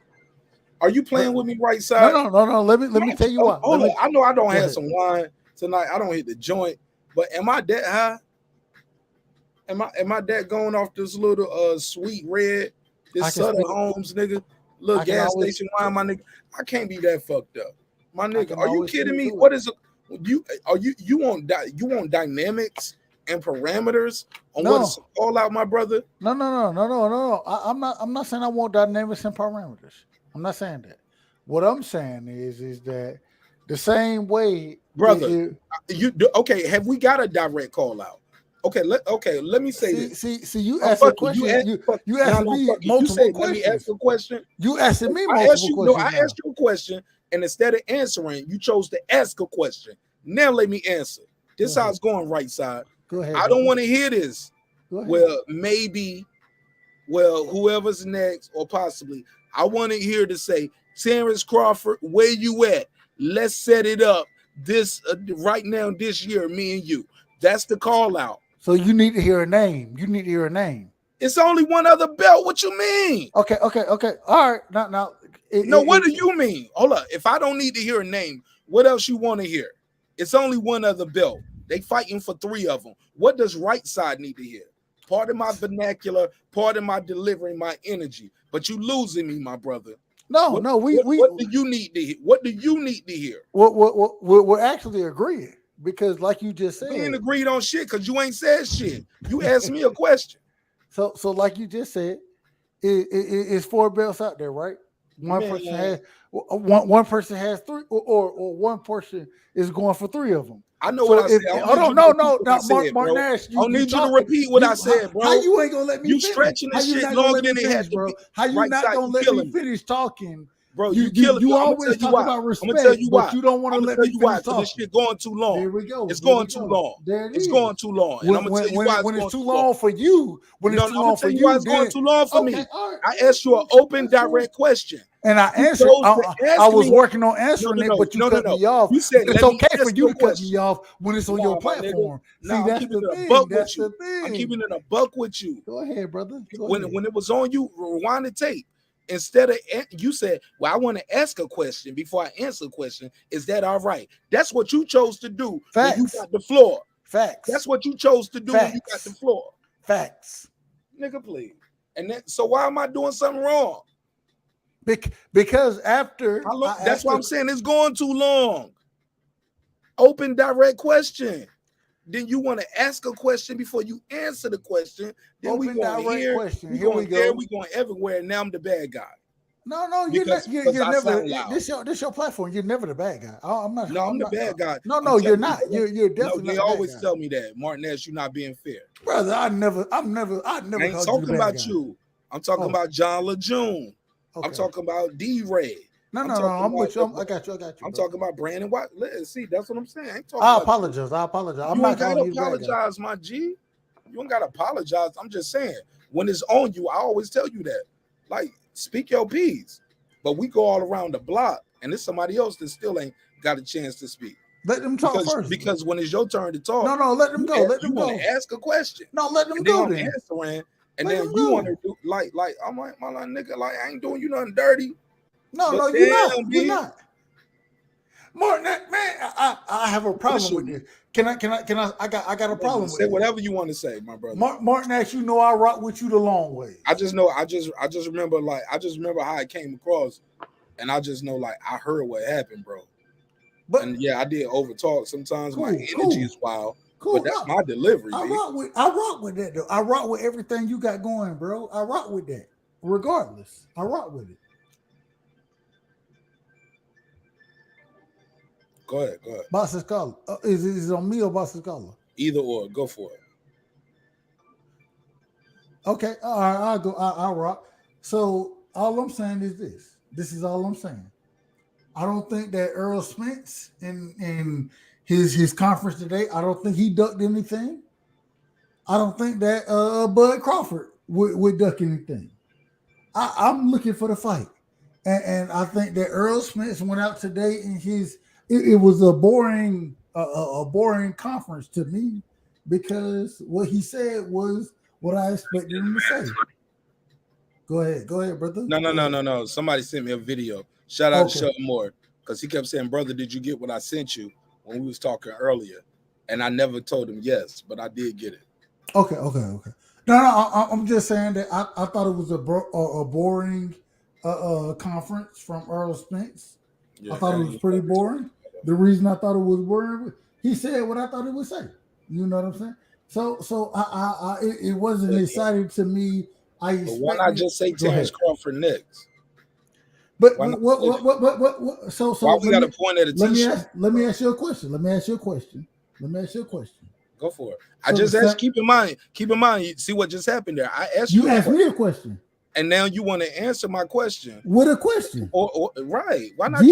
Jesus, why we got to do that right side? Because we got to do that. Why we can't just why not answer my question and then ask your question? Let me answer your question first. I want to answer your question. Be fair. Ask it again. That shit drain the conversation. I agree with it's that. almost like damn, bro. I asked you a question and then you want to ask me a question before you answer my shit. And still we ain't got to hear. So fire your question back at me. Send it back. You ain't even hear it. No, I did hear it. So why I gotta answer it again? Okay, fine. I'll answer it. Present the question and then answer it. So your question was why didn't he call out Bud directly? Am I wrong about that question? Fair enough. When they asked him openly directly about Bud Crawford, when mentioned, he answered, "Well, maybe we'll see." Right. More or So, less. but your question to me was, why didn't he respond directly? Right. Yeah, there we go. Basically. Okay. So I want to answer that. Because and when then, Ugas is asked, Ugas says Terrence Crawford's name, and that's who I want as. But the other guy, Errol Spence, is saying maybe we'll see and all of that. Why is one guy saying the guy by name, the other guy isn't? Go ahead. all right. So and I can't speak to anything outside of what they talk about because I'm not there. I'm not in their camps. I can only speak to what they talk about. Right. I'm right side. And keep in mind, just because you don't see me on them panels, I know you've been on other chats and shows, and I heard your dialogue. So I'm gonna hold you accountable. And I know the show, and I can pull the episode. So that ain't what you said. What you just said right there, and what you said on other platforms, nigga. This Marq Nash, nigga, like this breaking beats. I'm surgical. Right side. That ain't what you said before. So I'm gonna let you finish your preamble. But I'm gonna hold up. No. I'm gonna let you finish your preamble. I'm gonna let you finish your preamble, but then I want you to answer the question. Hey, you know what's so funny? Oh my God. Oh nigga, you don't know where you at. No, that's what's funny right there. You don't know where you at. Just because you don't see me on the panel or in the chat, don't mean I didn't watch that show or that episode. Yeah, and my brother, and don't mean I don't know your voice and I don't know this avatar. You didn't say that before. You didn't. Well, I ain't in their camps. And before I speak, that ain't what you said on them other channels, right? What I get. See, and this is the problem. It ain't no problem. Keep that same energy. That ain't what you said before. I didn't get all that extra shit before. You give me a lot of fluff. I keep asking you open, direct questions, homie. So what I just said. So Marq Nash.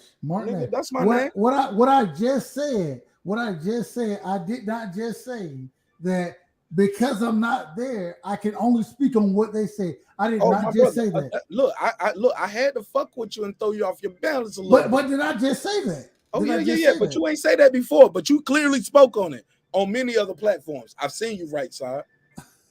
They calling you left side in the chat now. They're calling you left side, homie. Go ahead. Get your bars off. I'm gonna mute my mic. Go ahead. Get your bars off. At the end of the day, this is how I look at the whole situation. The whole situation is him. Unmute your mic. You got 2 minutes. Go ahead. I ain't even gonna interrupt you. Go ahead. 2 minutes. Can you hear me now? Yeah, that clock is for me, not for you. Because I don't even want to interrupt you. Go ahead. No. So my whole point is this. At the end of the day, I can only go off of two individuals, regardless of if I agree with your perspective or if I disagree with your perspective. I can go off two individuals, and those individuals are going to be Bud Crawford and Errol Spence. Those are the two individuals I'm going to go off of. And you can say you see whatever you want to see from me, but I stay consistent because I don't have a dog in this fight. I want to see the fight. I think that Errol Spence came out and spoke very gracious of Bud Crawford. I thought he was very calm about the situation, and he showed he wanted to fight. And I want that because I want him to want to fight the same way I want Bud to want to fight. The only problem I have with Bud is that I disagree with some of the individuals in his camp. And at the end of the day, there may be individuals in Errol Spence camp that I disagree with. I haven't seen it yet, but it may happen. But right now, I can speak on the individual I've seen in Bud Crawford camp. And the biggest problem is I think Bud Crawford wants to fight. I think he wants this fight to happen at the end of the day. I think he want to make it happen. And if you ever heard me talk about anything, like Marq Nash said, he goes watch and hear me say other things. That's fine. What you will hear me say is that what's the problem with the fan bases and in between Errol Spence and Bud Crawford? And I'm done with it because I'm wrapping it up. What's the problem with Bud Crawford and Errol Spence fans? That's the end of the day. Go ahead, Marq. I apologize. No apologies, man. Stop that apology shit. No, I rock with you. Bro. I rock with you. If you feel it that way, put it in the private chat. Take time to write it, and then as you type it in the private chat, you'll realize I already told you ain't got to do that. But gotcha. On the airways, I'm sorry, and I apologize. Man, fuck that shit. You know what I'm saying? Because we're gonna agree, we're gonna disagree, and that's how it's supposed to be, man. I wouldn't have it no other way, my brother. I love you, and you ain't gotta bow down and kiss the ring on no type shit on these other shows. Like, bro, like Errol Spence fans pull up here like Derek Lincoln. They got their hat on, the jacket, the shirt, and you know why? Because I'm motivating them to do it. But Derek Lincoln will tell you it's recorded on the show. My brother was like, yo, man, you motivate me to support Errol Spence more. Because you was like, yo, I got Bud Crawford hat. Like, bro, you ain't even got no ticket stub. Where's your pay-per-view receipt to say you supported Errol Spence?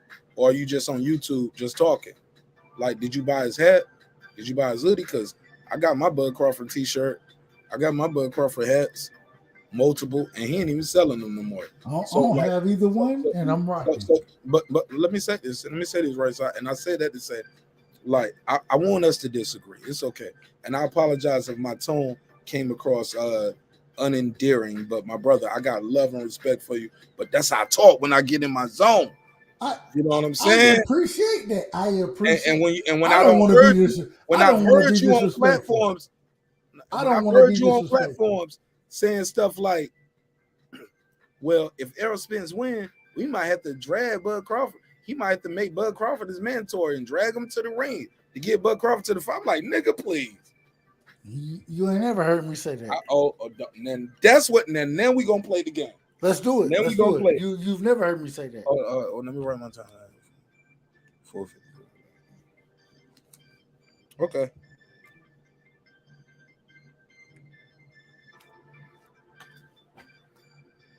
All right, let's keep it moving.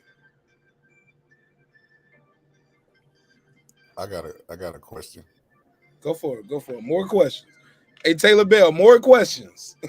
This is easier to answer. This is just like a throw up. So why is it you can't? Because I like both fighters. I'm not biased. Why can't you be fans of both? When people talk about one, somebody automatically throws the other in. Like if I make a comment about Wilder, people automatically assume I'm Team AJ, and they'll start talking about Anthony Joshua, and I'm like, what? Facts. And I want to, speaking directly to that point, I'm a fan of both of these fighters. I love Bud. I love Errol. I want to see the fight. And it's crazy for me because I'm from Georgia. I always say I don't have a dog in that fight. You go listen to a conversation I had probably yesterday with Fred. And we were talking about him and his but my major question is this, and I asked both of y'all this. What's the hate between the fan bases? Errol Spence and Bud Crawford. What's the hate between the fan? I don't understand the hate between the fan bases. I don't understand it. And so that was my question yesterday to Fred. And you know, Fred gonna do what Fred do. But at the same time, I thought he had a great interview with that's a whole nother story. But I'm just saying, that was my question, was what's the hate between the fan bases? And it's the same question now. I don't think either fan base has too much to rely on. In my opinion, I rock with Errol Spence more than I rock with Bud Crawford. Can I tell you why? Because I'm a Dallas Cowboy fan and Jerry Jones rock with him. I'm just to be quite honest. That's why I rock with Errol Spence more. But at the end of the day, as a fight fan, I don't give a damn who wins the fight. I want to see it. I just want to see it happen. And so that's me. That's me. Marq Nash, go ahead. I'm chilling. Y'all go ahead. I'm looking at the chat. I'm reading the chat. That's Go ahead, Scholar. That's a fair assessment, man. I feel like you could have favorites in the sport and still be openly critical of them. For instance, I used to love Lord Ortiz, but he also tested positive for steroids. I couldn't make an excuse to why he tested positive. Same thing with Tyson Fury. Tyson Fury's a good heavyweight, a very good heavyweight. As far as the tools he possessed, the amount of grit he has, nobody ever got up from the wall to punches, but he did. So he's a good dude, but he also took steroids. You got to be able to still be a fan of a person and tell it like it is, and most people are not capable of that. They remind me of like Team Edward, Team Jacob, Twilight fans. Like, you have to pick a side. You can't be neutral. It's either Death Row or Bad Boy. Like, they don't want to accept that you could possibly be a fan of both. Because I like Errol Spence, but I still tell the truth, man. I can see with my eyes who wants this fight, and when they was face to face, just using like body language, like you could see. Marq Nash always play that clip. I'm talking to you while your nigga talking. I'm talking to you. That man, Bud is dripping confidence, man. And I don't ever just say that. There's a lot of fighters in the sport, like I told you last time, like Chris Colbert, that I don't really know because the sport is so big. And I spend a lot of time studying the old school boxing. But every now and then a really special fighter will come along and pique my interest. And Bud did that. Bud is really, really good. And I'm not just saying that, man. Like, just you ask any boxing person that has 50% of boxing knowledge, then they'll tell you the exact same thing. Bud is really, really good, and he's dangerous, and he's really, really accurate with his punches. A lot of people don't talk about that, but he hits people and knock them out like right at the tip of their chin, which is really, really hard to do because people just throw punches, but he's really accurate with his punches. He can do it all, fight forward, fight backwards. He's just a great fighter, so he caught my attention. And people shit on Errol. People shit on Bud Crawford a lot, and they move the goalposts. Like, if he beats Errol, you know what they're gonna say? The car crashed. That when he beat Gamboa, he beat Gamboa, but he was hurt by Gamboa. Gamboa was expected to win that fight. Crawford was the underdog, and he ended up knocking him out. And then you go look well past that his prime. Gamboa gave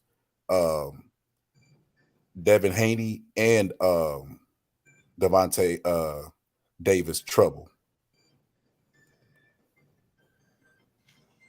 But that's all I had to say. No, you cooking. Go ahead. We listen.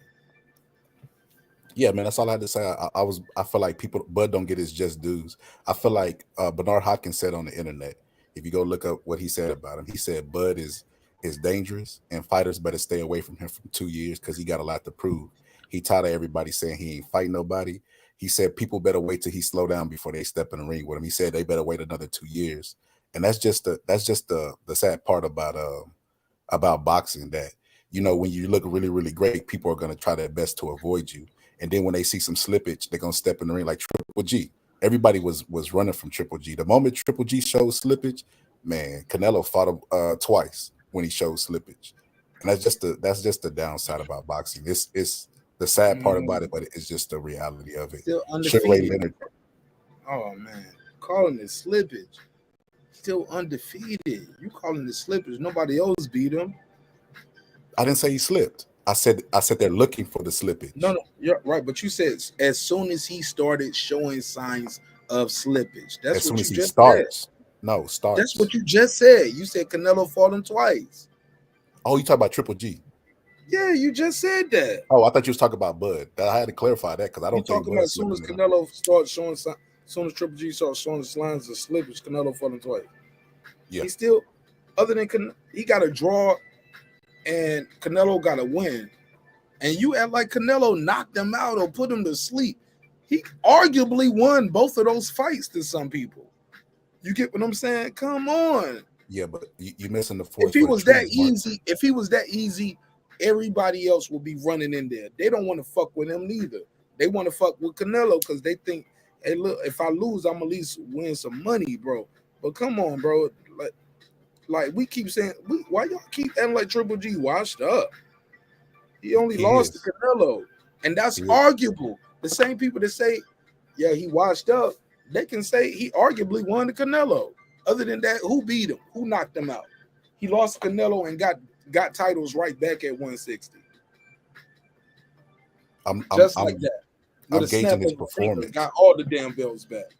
Why ain't nobody else beat them dudes to get them belts? Go for it. I'm not gauging his slippage on who he beat and who he didn't beat. I'm gauging his slippage on when he was at his best and he was knocking people out in 1 or 2 or 3 rounds, and nobody wants no parts of him. He was Canelo's overrated then, though. But back then they were saying he was overrated. Not me. I can only speak for me. I seen people dodge. Fair enough. I seen people ducking him in his prime. The moment when I say slippage, so you can show slippage in the fight and still look great.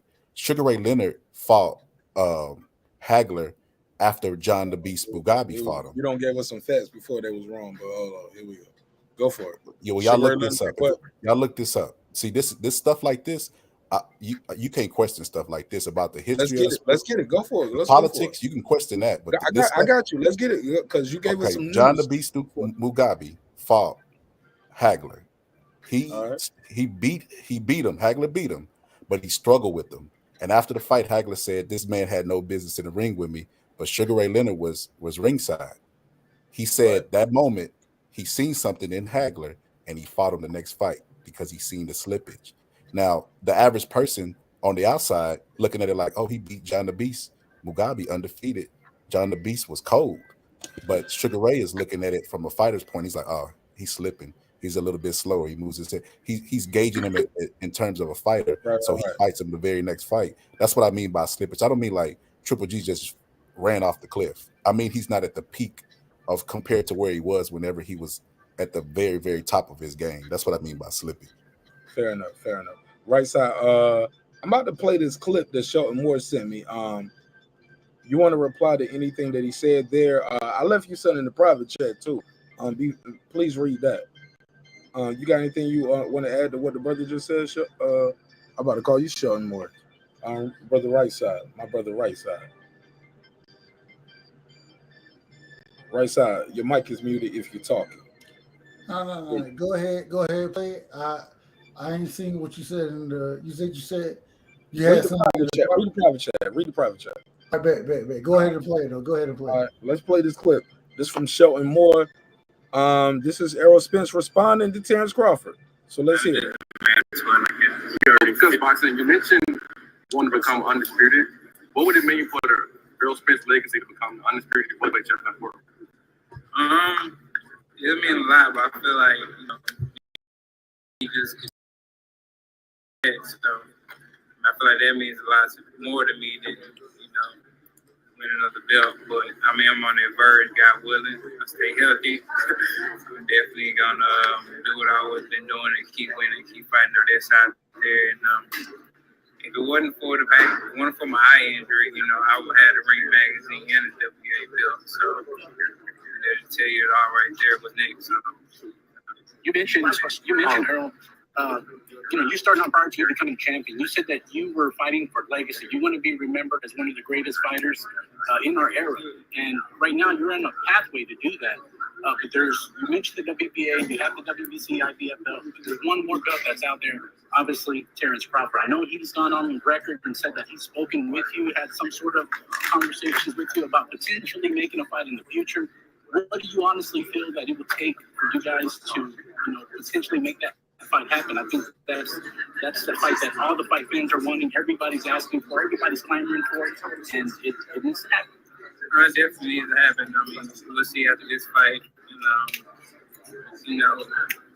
To my part, it's something that I'm not gonna talk about to the public and stuff like that, and things that I need this, he needs to do this, he needs to do that. For me, boxers we got egos too. Somebody telling me I need to do something, I need to do this, or he telling me I need to do this, I need to do that. That just plays into it. So the fight not happening, that plays into it. So I just feel like it just need to happen behind closed doors, and something that our teams talk about, and hopefully the fight can be made. So I definitely think it's very promising, especially me snatching this other belt from Ugas. So we'll see. You got all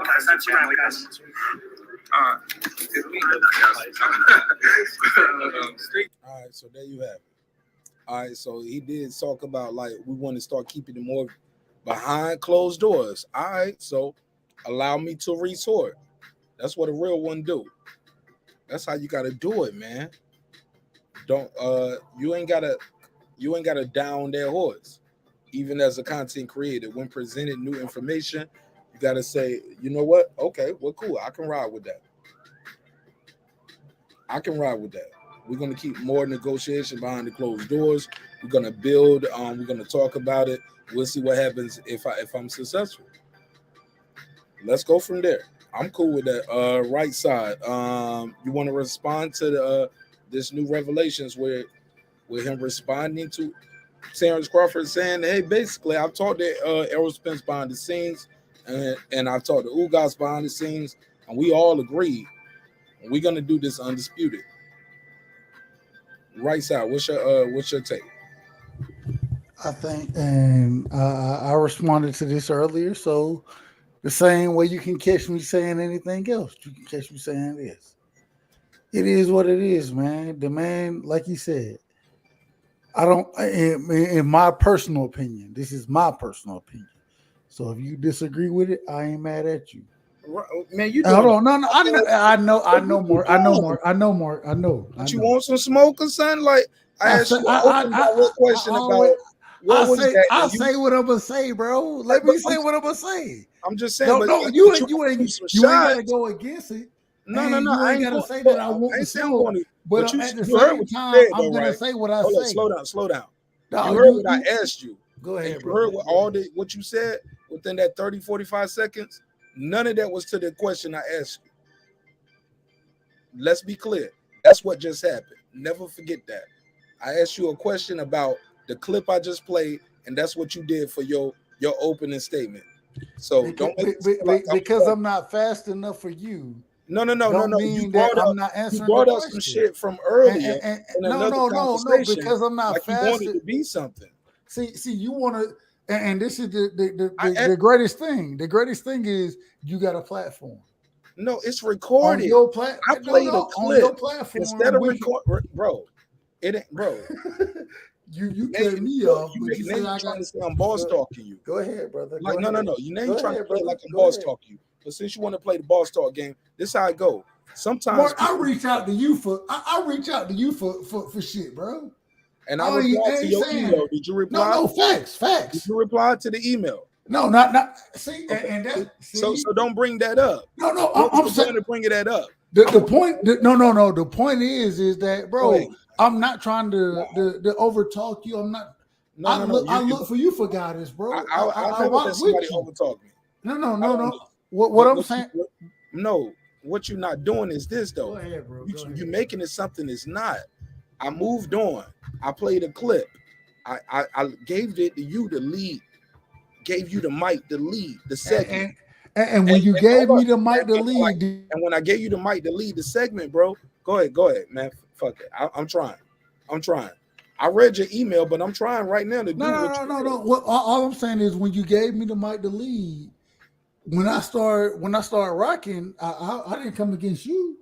You feel me? I'm just talking about the situation. Missing the point. No, you didn't. I am missing the point. And so you start bringing up like, and then whether hold up, nothing you said in the first 30, 45 seconds had anything to do with the clip. It was like, well, what I say here, like I say anywhere. Let somebody else rock then. Let somebody else rock. You know, I'm a real nigga. No, let somebody else rock. Let somebody else rock.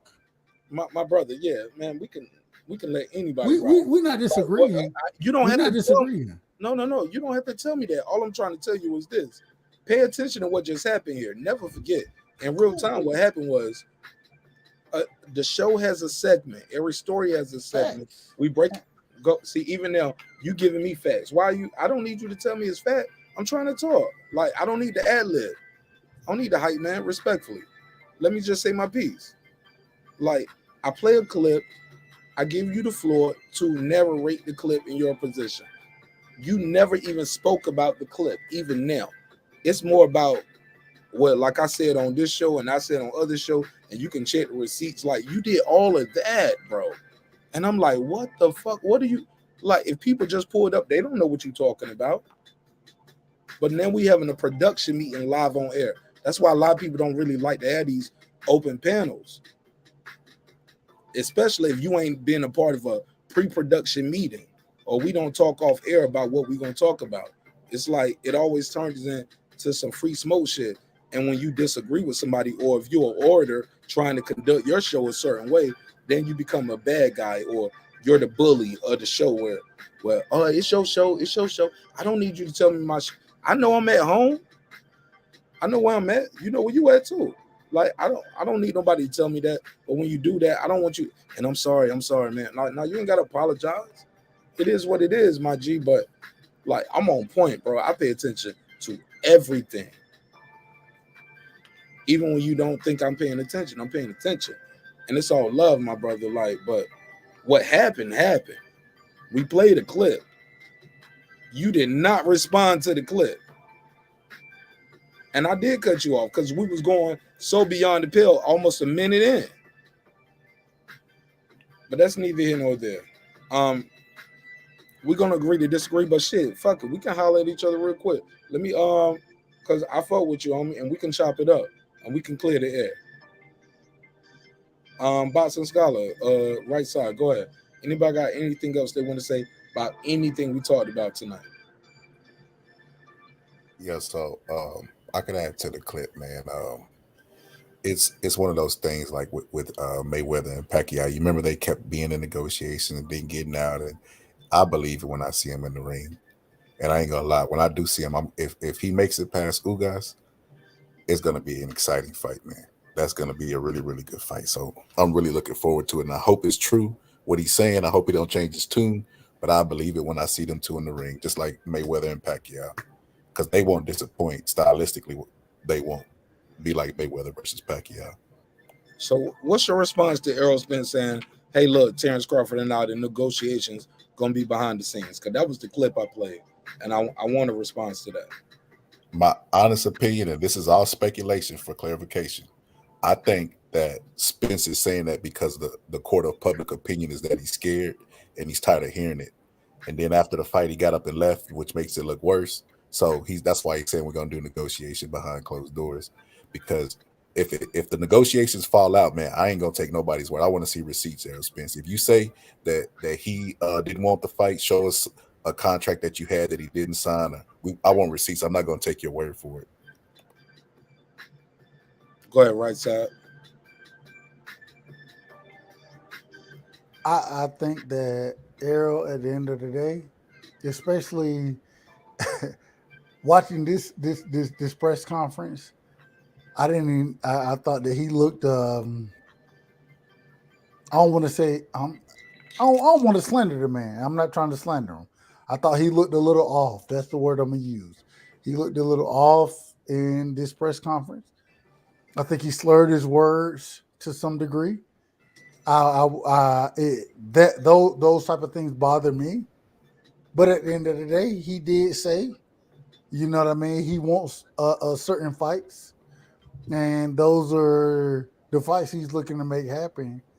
And in my personal opinion, I don't want to be a hindrance to it. I'm gonna take what you say and I'm gonna believe it. And if that fight happens, then I'm gonna be there and I want to see it. You feel me? But at the same time, I did think that just looking objectively from the situation, I had different questions about not necessarily how he conducted himself, but I don't know. I don't want to say motor skills. Motor skills are very basic. You know what I mean? So I'm not sure what word I want to use, but I did think it was. I thought he spoke a little slower in his speech, which worries me. But at the end of the day, hey, he's a fighter, and I'm not gonna put any aspirations on him. I want to see the fight happen. And I think that he wants to fight with Bud Crawford. And I think Bud Crawford wants to fight with him. So at the end of the day, that's the fight I want to see. Go ahead. Boxing Scholar, reply to that. He brought up a very, very interesting point. Earlier, somebody in the chat said that Spence has been slurring ever since the car wreck. And it's like, do you hear what you're saying, man? So let's just say that's for the sake of argument that's completely 100% true. He's been slurring, and he's getting in the ring with Ugas ain't no puncher, but he ain't no slouch either. And he's getting in the ring, and I think what Right Side was trying to say is aesthetically he didn't look up to par. He didn't. The confidence wasn't there. The speech wasn't. He didn't look like a man that believed he was going to go in there and just a semi truck running over a Pinto. So, I mean, I gotta go ahead, brother. Go ahead. I'm listening. Go ahead. I'm not saying that he didn't look aesthetically there. What I'm saying is this: I think that there were certain parts, as far as composure go, there were certain parts of the fighter that I appreciated, but I will say that there are other parts as far as the effects, and I don't know if it's necessarily the effects of the fight. I mean, excuse me, not the fight, the car accident. I'm not going to say those are the direct effects because I can't say that, but I'm not sure what the effects are. But I did think that he was slurring his words at certain moments. I did think that. And just listening to Errol Spence, hey, I enjoyed what he said. I love the shirt, right? But the confidence that he has to have there, I think he has that confidence. But I don't know if everybody in his corner has the equal amount of confidence. But I will say I did love the shirt. Strap season. I love that strap season shirt. I did like that. But go ahead. My apologies. Strap on season. That's what Yellow Beezy said. Strap on season. There it is. There it is. There it is. Yeah, I said it. Hey, Marq Nash, I'm gonna tell you. And even though you don't like me, bullshit. No, you say I was quiet. I let everybody talk. I said strap on season. You cut me right off. But go ahead. I was gonna say this. I was just gonna say this. But the same nigga earlier is like, well, it's your show. You can do whatever you want to. As soon as I say something in agree, you cut me right off. But go for it though. I'm here, bro. I cut you off. I cut you off to say this. I cut you off to say this. I was looking to buy one of the sweatshirts or the shirts that you have got going. I was just gonna ask you about that, but it is what it is. So we'll talk about that at a different day, and we'll make it happen. It's all good. It's all good. What's the dude that told Corey? He said, I had a job for you in a role in a movie I was working on. Facts. And you said that. Now it's over, nigga. It's never over between us, bro. It's never over. It's never over. I love you all. I hope you guys love yourself. I wish y'all nothing but health, wealth, and prosperity. All good things must come to an end, even this show. So, yeah, I had a good time here. I hope you guys had a good time chopping it up, talking to us about this shit. Look, this show is not going to be over. This is the show that never ends because these fights have not happened yet. As I always tell you guys, look, this shit is hypothetical. Like it's opinion based. Look at it. Put these in order. Which fight are you most excited about? That deals with your race, your religion, your country, your color, your creed, or your fighting style that you prefer. Look, if you like Ugas, but you be like, hey man, I can't trust a nigga with no eyebrows. Okay, look, you're mad at me about that. He's like, bro, we had a whole nigga in the audience arguing us about alopecia for about 30 minutes tonight. Because I made a joke. I said, yo, Ugas took his glasses off and took his eyebrows off with it. Oh my God. He was like, well, your mama chose a nigga like your daddy who got a fucked up hairline, Mark. I'm like, damn. So real quick, your daddy ended up being take that shit though. Hold on. Your daddy ended up being Charlie Villanueva. I said your daddy ended up being Charlie Villanueva. No eyebrows, no facial hair. Nah, I'm just saying though. But look, but this me though. I cut my camera on me. I'm the face on the poster. I'm the man on the flyer. You know what I'm saying? Like I get it. I'll take the good with the bad, homie. Like I ain't running from it, homie. I cut my own hair, Marq Nash. Bro, I can tell. We all can tell. And we glad you man enough to stand by. Hey, look, I ain't mad at it, bro. I'm rocking with it, bro. I'm proud of you, bro. It is what it is. Nigga, your eyes low as fuck. You high as a bitch. I'm high than a motherfucker. Nigga, you higher than me, nigga. Right. But hey, Mark, real quick. I'm proud of you, right side. Thank you, man. Yo, right side, man. Welcome to the camera game, man. Bro, put yourself out there. Let me give you a drop. I didn't want to rock with it. I didn't want to rock with it because I had the fro, bro. I had a No. The fro was better. Oh, fuck you. The fro was better. I'm gonna tell you why the fro was better. I'm gonna tell you why the fro was better. I'm gonna come find you. I'm gonna tell you why the fro is better. The fro at least look like you did some time. Like it looks like okay, you look like a gangster nigga. Or we felt I'm not a gangster nigga. We thought you was no gangster, bro. No. But the fro looked like okay, he just got out of jail or he homeless. So we felt bad for you regardless. Why you got? I don't want nobody feeling bad for me, bro. Like my nigga, we can see where you wasted $30 on hairline right there. Right there. You lost $30 in the hairline space. You see that shit? Hold on. Look at this shit. Yeah, that's what you got to do, right side. No. You got to be the you. Now lean your head forward a little bit, cause you cut a whole right side. You cut a whole front. Right side. You got a light Caesar. You look like you got a light Caesar right there. But when you lean forward, you be like, oh, it's some hair there, nigga. Nigga, you look like a bitch that got all her edges smashed out. Don't be a hater. Don't be a hater, bro. Don't be support, bro. Support. Don't hate, bro. Yeah, support. We gonna support you because you gonna need a LeBron budget. You gonna need a LeBron James budget to fix that hairline, my nigga. Like, hey, Marq Nash, real quick. One quick. Don't get change that picture right there. Change that picture. Don't change the picture. Don't do that. Change the picture to what? You can change it whatever. You know what? I ain't even mad at that one because I still look good at that. I still look good at that. Change it to that one. That's me. That's me. Marq Nash. I got a question for you. I love you, bro. This is so fun.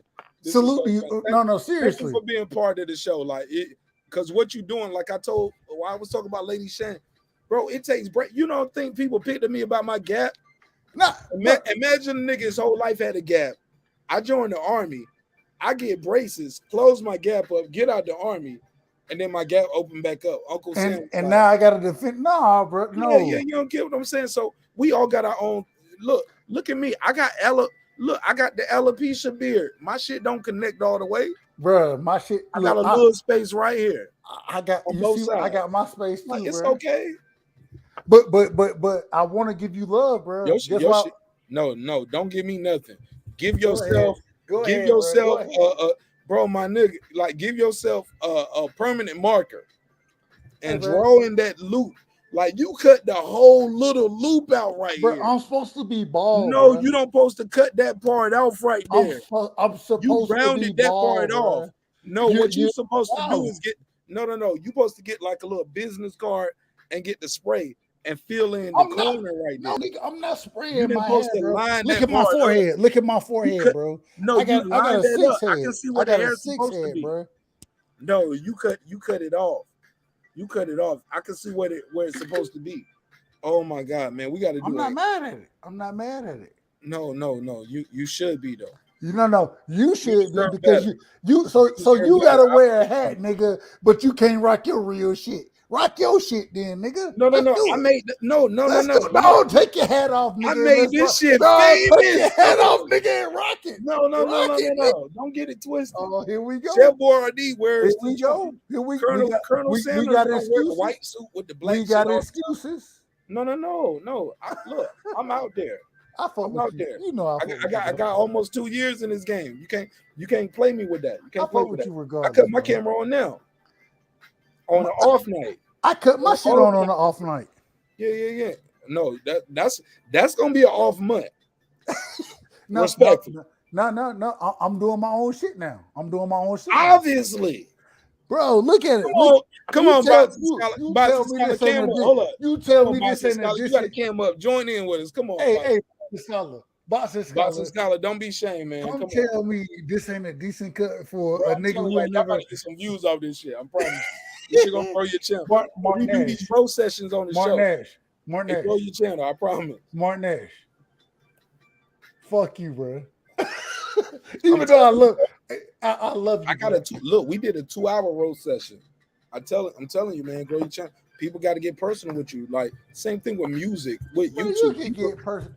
Hear me out. Hear me out. Let me say this. Hold on. Look at my eyes. Let me say this. Oh, hold on. Real quick. I can't look at your eyes. All I see is hairline, nigga. One question, nigga. One question. I see your eyes big right here. Right there, they look big, but they look small. Pain, struggle, stress. I see you, and I'm going through all of that. This is my question for but you. it's okay. Hey, where the good weed come from, Marq Nash? Marq Nash, being in Atlanta, Georgia. I mean, Warner Robins, Georgia. Where did the good? I heard Coach show today, and Coach put it out there, and you need to be on that show. Where does the good weed come from? Because we looking for it. Tell you, my brother, I can't even tell you. You can't see. I can tell you where to get. I can't even tell you. I don't even know. You sound like the police, though. I will tell you that. So now I sound like the police, bro. Come on, bro. All right. Respectfully. Hey. I look good right there. No, I look good right there. Look at the hairline. I got a good hairline. I got a big forehead, but I got a good hairline, bro. I got a good hairline, bro. Yo, you made a whole new hairline. Now you call it I cut this shit myself. You made a new hairline. I cut this shit myself. Obviously, nigga, you made this shit up. That nigga gave himself an 8th grade hairline, nigga. You are 45. Why did you give yourself the 8th grade? So because you telling your age, like Coach said earlier, because you telling your age, don't mean I'm telling mine, nigga. You 7 years older than me, nigga. You 7 years older than me.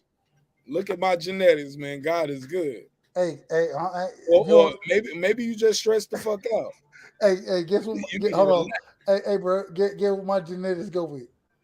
Yeah, nigga, you got some my daddy is bald. Nigga, you look like the feds coming to take your mic and the rest of that hairline. hey, they can come get it. The feds are coming to get you. They coming to get the rest of that bicep too that you left at the gym. They were like, what happened to that bicep, nigga? Hey, bro. See, that's the shit you gotta do. You gotta talk shit. Come on, boxing scholar. You gotta talk shit. That's the great thing about it. You gotta talk shit about what you want to be, bro. It's all good. It's all good. We ain't mad at you. We not mad at you. We not mad at you. We understand where the smoke come from, but you can't be yourself. So it's okay. I'm myself every night. I'm standing here right now. I'm here. What you mean? Let's go. No, you good, Marq Nash, you good with me. Why am I not being myself, nigga? I've been here. I'm here too, nigga. I'm here too. I've been here every night, almost 16, 17 months. Now, Marq Nash, look, let me ask you this. Expose the nigga that's telling you the truth. Let's go. Let me ask you this. Dirt on me? No, I ain't got some dirt on me right side. Let's go. What? I don't know. That ain't me. I don't need no dirt on you, bro. What? What's the dirt? I'm not trying to harm anything you got, bro. I support what you got going on, bro. What are you talking about? Look, don't give me. What are you talking? Facts. Let's go. Let's get back to this LP Shapiro that you got right here. Let's go. Hold on. Why should I be disagreeing with anything you got going on, bro? I support. What are you holding right there? Is that a mic? Yeah, I gotta get. Let me see that mic. No, what is that? How does that work? It's $39.99. No, not the price. Like, does that hook to your phone? Does that hook to your laptop? No, it hooked to the headphones. Oh, that's dope. Check it out. Let me see. I can't. And that's why I told y'all. Hold it up. Pause. No, I'm not holding it up. No. That's cool. It's cool. You know, no, look, listen, hear me out. The T in breaking beats is technology. Business, entertainment, art, technology, sports. So I share Taylor Bell's links. He does phone joints. I'm gonna teach people how to make beats. I'm gonna teach them about software. I've never seen that in my life. How is that a microphone? And you're moving it around, but we don't even hear your finger moving. Facts. But we get you. Hold on. Let me ask this. And UK Cassidy got the worst mic. Hold on. No, UK Cassidy got the worst mic. But do you hear the ceiling Moore fan? Too? I love Shelton Moore. That's why he only call in now. Do you hear the ceiling fan? Nope.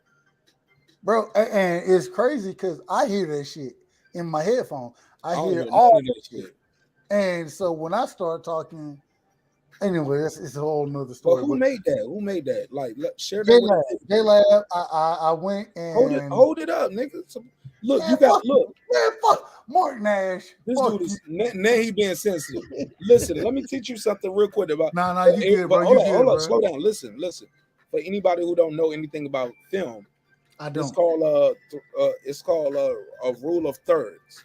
He has a perfect rule of thirds right now, where he can be off right here in the perfect line of rule of thirds and can hold up the microphone and all of that dead space over there. We would just call it dead space. Right here in my rule of thirds, what you will see is the window. You see this right here. Rule of thirds. I'm here. This is there. Rule of thirds. He's over there. Testing. Come on, man. Come on, man. Look, we just did a tutorial here. It's called rule of thirds, brother. So well, this is the thing. Look, we gonna join your goofy ass long as you ain't got no head on, respectfully. But when we talking about the technology right here, I think what you got right there is truly remarkable, and we want to buy those and give them away to the audience, because most content creators, they just take the donations, they never give nothing back. Over here on Breaking Beats, we've given away 2 laptops, I believe 3 tablets. We gave away and at least over $500 in cash. Hey, Marq Nash, don't judge me. No, we passed that. So I'm gonna be quite honest. We all judgment zone now, except for Boxing Scholar, because old Green Eyes, he just over there in the background. But just to be quite honest, everything I got going, bro, like I got 2 monitors. You know what I'm saying? No, we ain't gonna rob you now. Like, you ain't got to give us the lick now. No. Don't tell us too much, 'cause niggas will rob you. No, but I want individuals to be able to catch the lick. You feel me? If that makes sense. I caught the lick on all this shit. I caught the lick on all that. Like, I didn't. You didn't catch a lick on the barber though, respectfully. I cut my own hair, bro. Like I said, you did not catch a lick on a good barber. But go ahead. Fuck you. You know they sell a kit where you can like buy like some. Man, Marq Nash, I'm finna. Hey, next time bruh, I sent you some shit. Fuck, bruh. You lucky. I rock with you. No. Go ahead. I rock with. No. Dead ass though. We got to dead ass. So all the monitors, my computer and shit. I did all that shit. Like that shit cost me less than $500. You know what I'm saying? Including the webcam, the chair, the head, all this shit. You feel me? Like I put all this shit together with about it all equal about $500. And the PC, you ain't got to give us the whole price list. Well, this is the thing. I want individuals to understand, but we ain't got the time for it right now. We less than 10 minutes where the show got to go.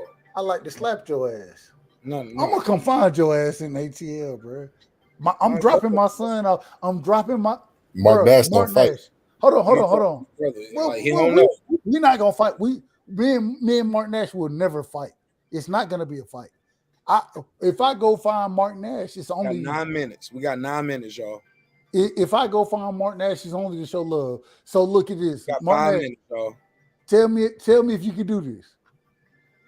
I dropped my son off for spring break. That gives me a week of time of free time. I'm coming to look for your ass because I dropped him off in Birmingham and I rock with Atlanta, Douglasville, and then I'm coming to find your ass. And when I come find you, guess what I'm gonna do? Try to smoke your ass out. That's all I want to do. I'll smoke the nigga, and then we good to go. So it is what it is. But much love, bro. Support to you, salute to you, and appreciate you allowing us to have this to go on tonight, even though you acting like an asshole. You got you want to plug Boxing Scholar? You got anything you want to plug and promote? I don't want to plug and promote anything. I just want to say he's like, I don't want to be a part of this shit. No, I'm a part of it, man. But I want y'all to forget I was here. If you are a fan of my show, I'm that bad. No, if they like it, man, and they watch Marq Nash and you know, just go to the YouTube and type in my name exactly how you see it on here. But I just wanted to make like a closing statement. So to the people who say that the UK got bum fans, I want you to look up Ted Kid Lewis. I want you to look up William James, the Mighty Atom is what his nickname is. And then I want you to look up Prince Nassim Hamed. One of those dudes got 99 knockouts. He was one of the greatest light weights of all time. The UK, man, I might agree with you if you say the UK trainers. Now, the UK trainers be lacking, but they fighters be on point, man. If you just say that the fighters are bums, you're just trolling, or you don't know anything about the sport, or you're just being tribalist. So either way, it's all good, man. We need it for the sport to keep our sport thriving and growing. So, you know, you're entitled to your opinion. Yes, sir. You want to plug your channel? Anything before I let you go? Subscribe to the Boxing Scholar on YouTube. Subscribe to Right Side, and if you ain't subscribed or unsubscribe to Marq, subscribe back to Marq, man. It's not being like that. But anyway, man, it's the Boxing Scholar. I'm out. Hey, look, we lose 1 or 2 every night. I don't even worry about it, bro. Every night. That's my new goal. I'm gonna piss you off enough where tonight gonna be your last night. Cause only the strong survive over here, homie.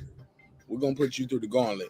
I gotta take them roasting me with my Beijing beard every night. You gotta take the jokes too. If you got the alopecia beard. Marq Nash, what's that buddy thing you said a while ago? The buddy app. What? You said something like Two Buddies, something buddy, where it grows your channel. Oh, TubeBuddy. Look Buddy. up TubeBuddy. TubeBuddy. TUBE Buddy. I love TubeBuddy. TubeBuddy is truly instrumental as far as what's been helping me grow my channel. Also, I have a device called an iRig. iRig. It costs you about $50, but it's a way you can have your music, you have your phone lines, and you can have like multiple channels going into your mixer from your show. So yeah, man, we're gonna do videos about all of that. So I look super forward to the members only, and but we calling it neighbors only. So be a part of the neighborhood. So we're gonna disagree, we're gonna argue, we're gonna have fun with it. We're gonna do interviews. We're gonna do interviews with Grammy nominated and winning producers, artists. And we already done that already, but we're just gonna make it more exclusive as we move forward. Just want to make it more exclusive. So instead of the chat saying the only way you can talk tonight is if you're a subscriber, sometimes the chat is going to say members only. Sometimes the live is going to be members only. But more importantly, what I've been doing behind the scenes is recording members only content, editing members only content. So when you sign up, you already got it. Instead of just sitting around hoping and wishing and you paying them for something that, because a lot of people got y'all signing up to join and y'all ain't got nothing there. Like, nah, as soon as you sign up, you already got polls, members only chat, members only surveys, members only videos, things that's gonna help you grow your channel. If you want to be a YouTuber, you want to make beats, I'm gonna do those videos. I already got some videos like showing you how to sample, things that'll show you how to edit videos, because people want to know, like, yo, when this show start, like even location hunting. Like when you come to Atlanta, I'm going to give you a guide of like dope spots to shoot videos that I've used, other people use, but we're gonna give you the exact address. We'll give you the picture, and also I'll tell you, like, yo, shoot it from this angle. This might help you out. To make the shot look large, or shoot it from this angle to make the guy seem whoever's talking seem more powerful. So we're going to give a lot of tips and tricks away to help you guys with your videos, your directing, your editing. Yeah, man, I can't die with all the knowledge, right? That's not God's plan, you know what I'm saying? So tomorrow could be it for me. So I just want to spark the next generation, yo. So I ain't got all the answers, but I do know this: drinks require sleep. Goals require effort. Like the shirt said, go out there and get your goals. It's your man Marq Nash breaking beats. As always, my guest will get the last word. Anything you guys want to say to plug and promote yourself, your channel. Please only promote yourself. Don't plug no other shows. Don't be like, yo, find me over here. Over here where I ride this nigga dick all day. I'm joking. I just said that to make Brandon Washington and Lady Shan upset. Make y'all rewind the show back about 2 hours. But then again, shit, I might take this video down right now. Why not? Make that members only. If you saw it, you saw it. If you missed it, you missed it. This was a good one. Right side. Round side. Sunny side up, edge up side. Georgia logo forehead side. Unmute your mic. Go ahead. You got anything you want to say before I let you go, bro? Marq Nash, salute to you, bro. And 2 minutes. Hey, first things everybody, we got it all in by 4 a.m. Fuck you. And I'm gonna kick dirt on your shoes next time. No. I love you, bro. I'm probably gonna meet up with you before I meet up with all these others. You know what's so crazy? But I'm gonna meet you up in the gym so you gonna see, and we're gonna meet up at a boxing gym. Bring your gloves. You bring know some gloves and some headgear. You know it's really gonna happen. We I gonna already know what's gonna happen. We gonna meet on some shit that no. I already know what's gonna happen. That ain't what's gonna happen.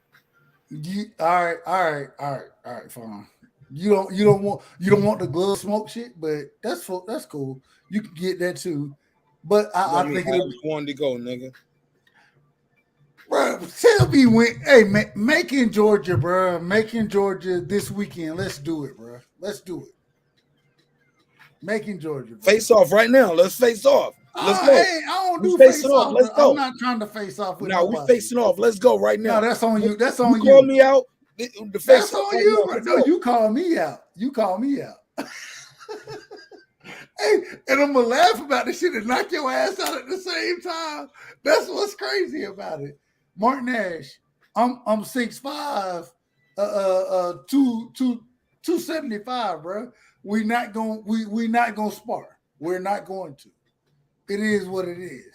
But at the gym with a pair of clippers, nigga. You ain't clipping no hair, nigga. Hey, let's bet on the clips. Nah, fuck that.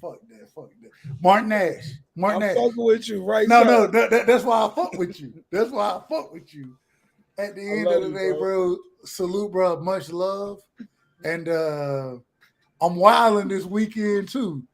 So look out for me, bro. I'm wild. But bro, we gotta catch up. We definitely gotta catch up. I sent some shit. Well, look, if we go for lunch, you paying for it because you 6'5". It's on me. It's on me. Like my nigga, it's on me. I can't pay for a 6'5" nigga. Like that's hey, look. 80. That's offensive tackle. My nigga. Look. If we going out to eat, it's a buffet if I'm paying for it. No. Anything we talking about, it's on me. You feel me? But at the same time, don't come in here trying to drink. Hey, when you come in here trying to drink, nigga, your drink's on you, nigga. Your drink's on you. Your drink's on me all day. There it is. My drink's on me, and guess what we gonna do? We gonna enjoy ourselves. But hey, real talk, Marq Nash. I want to get up with you. I really do. Swear to God. Man, I replied to your email. You didn't reply back. I didn't reply back because I don't even understand. No, don't even get all into it. Let me end the show, man. You can holler at me backstage. Just shit up. Let's land flame. Let's land flame. Backstage, right bro. there. Salute. Hey, just stay right there. Just let me run the outro. All right, do your thing. You got anything you want to plug and promote?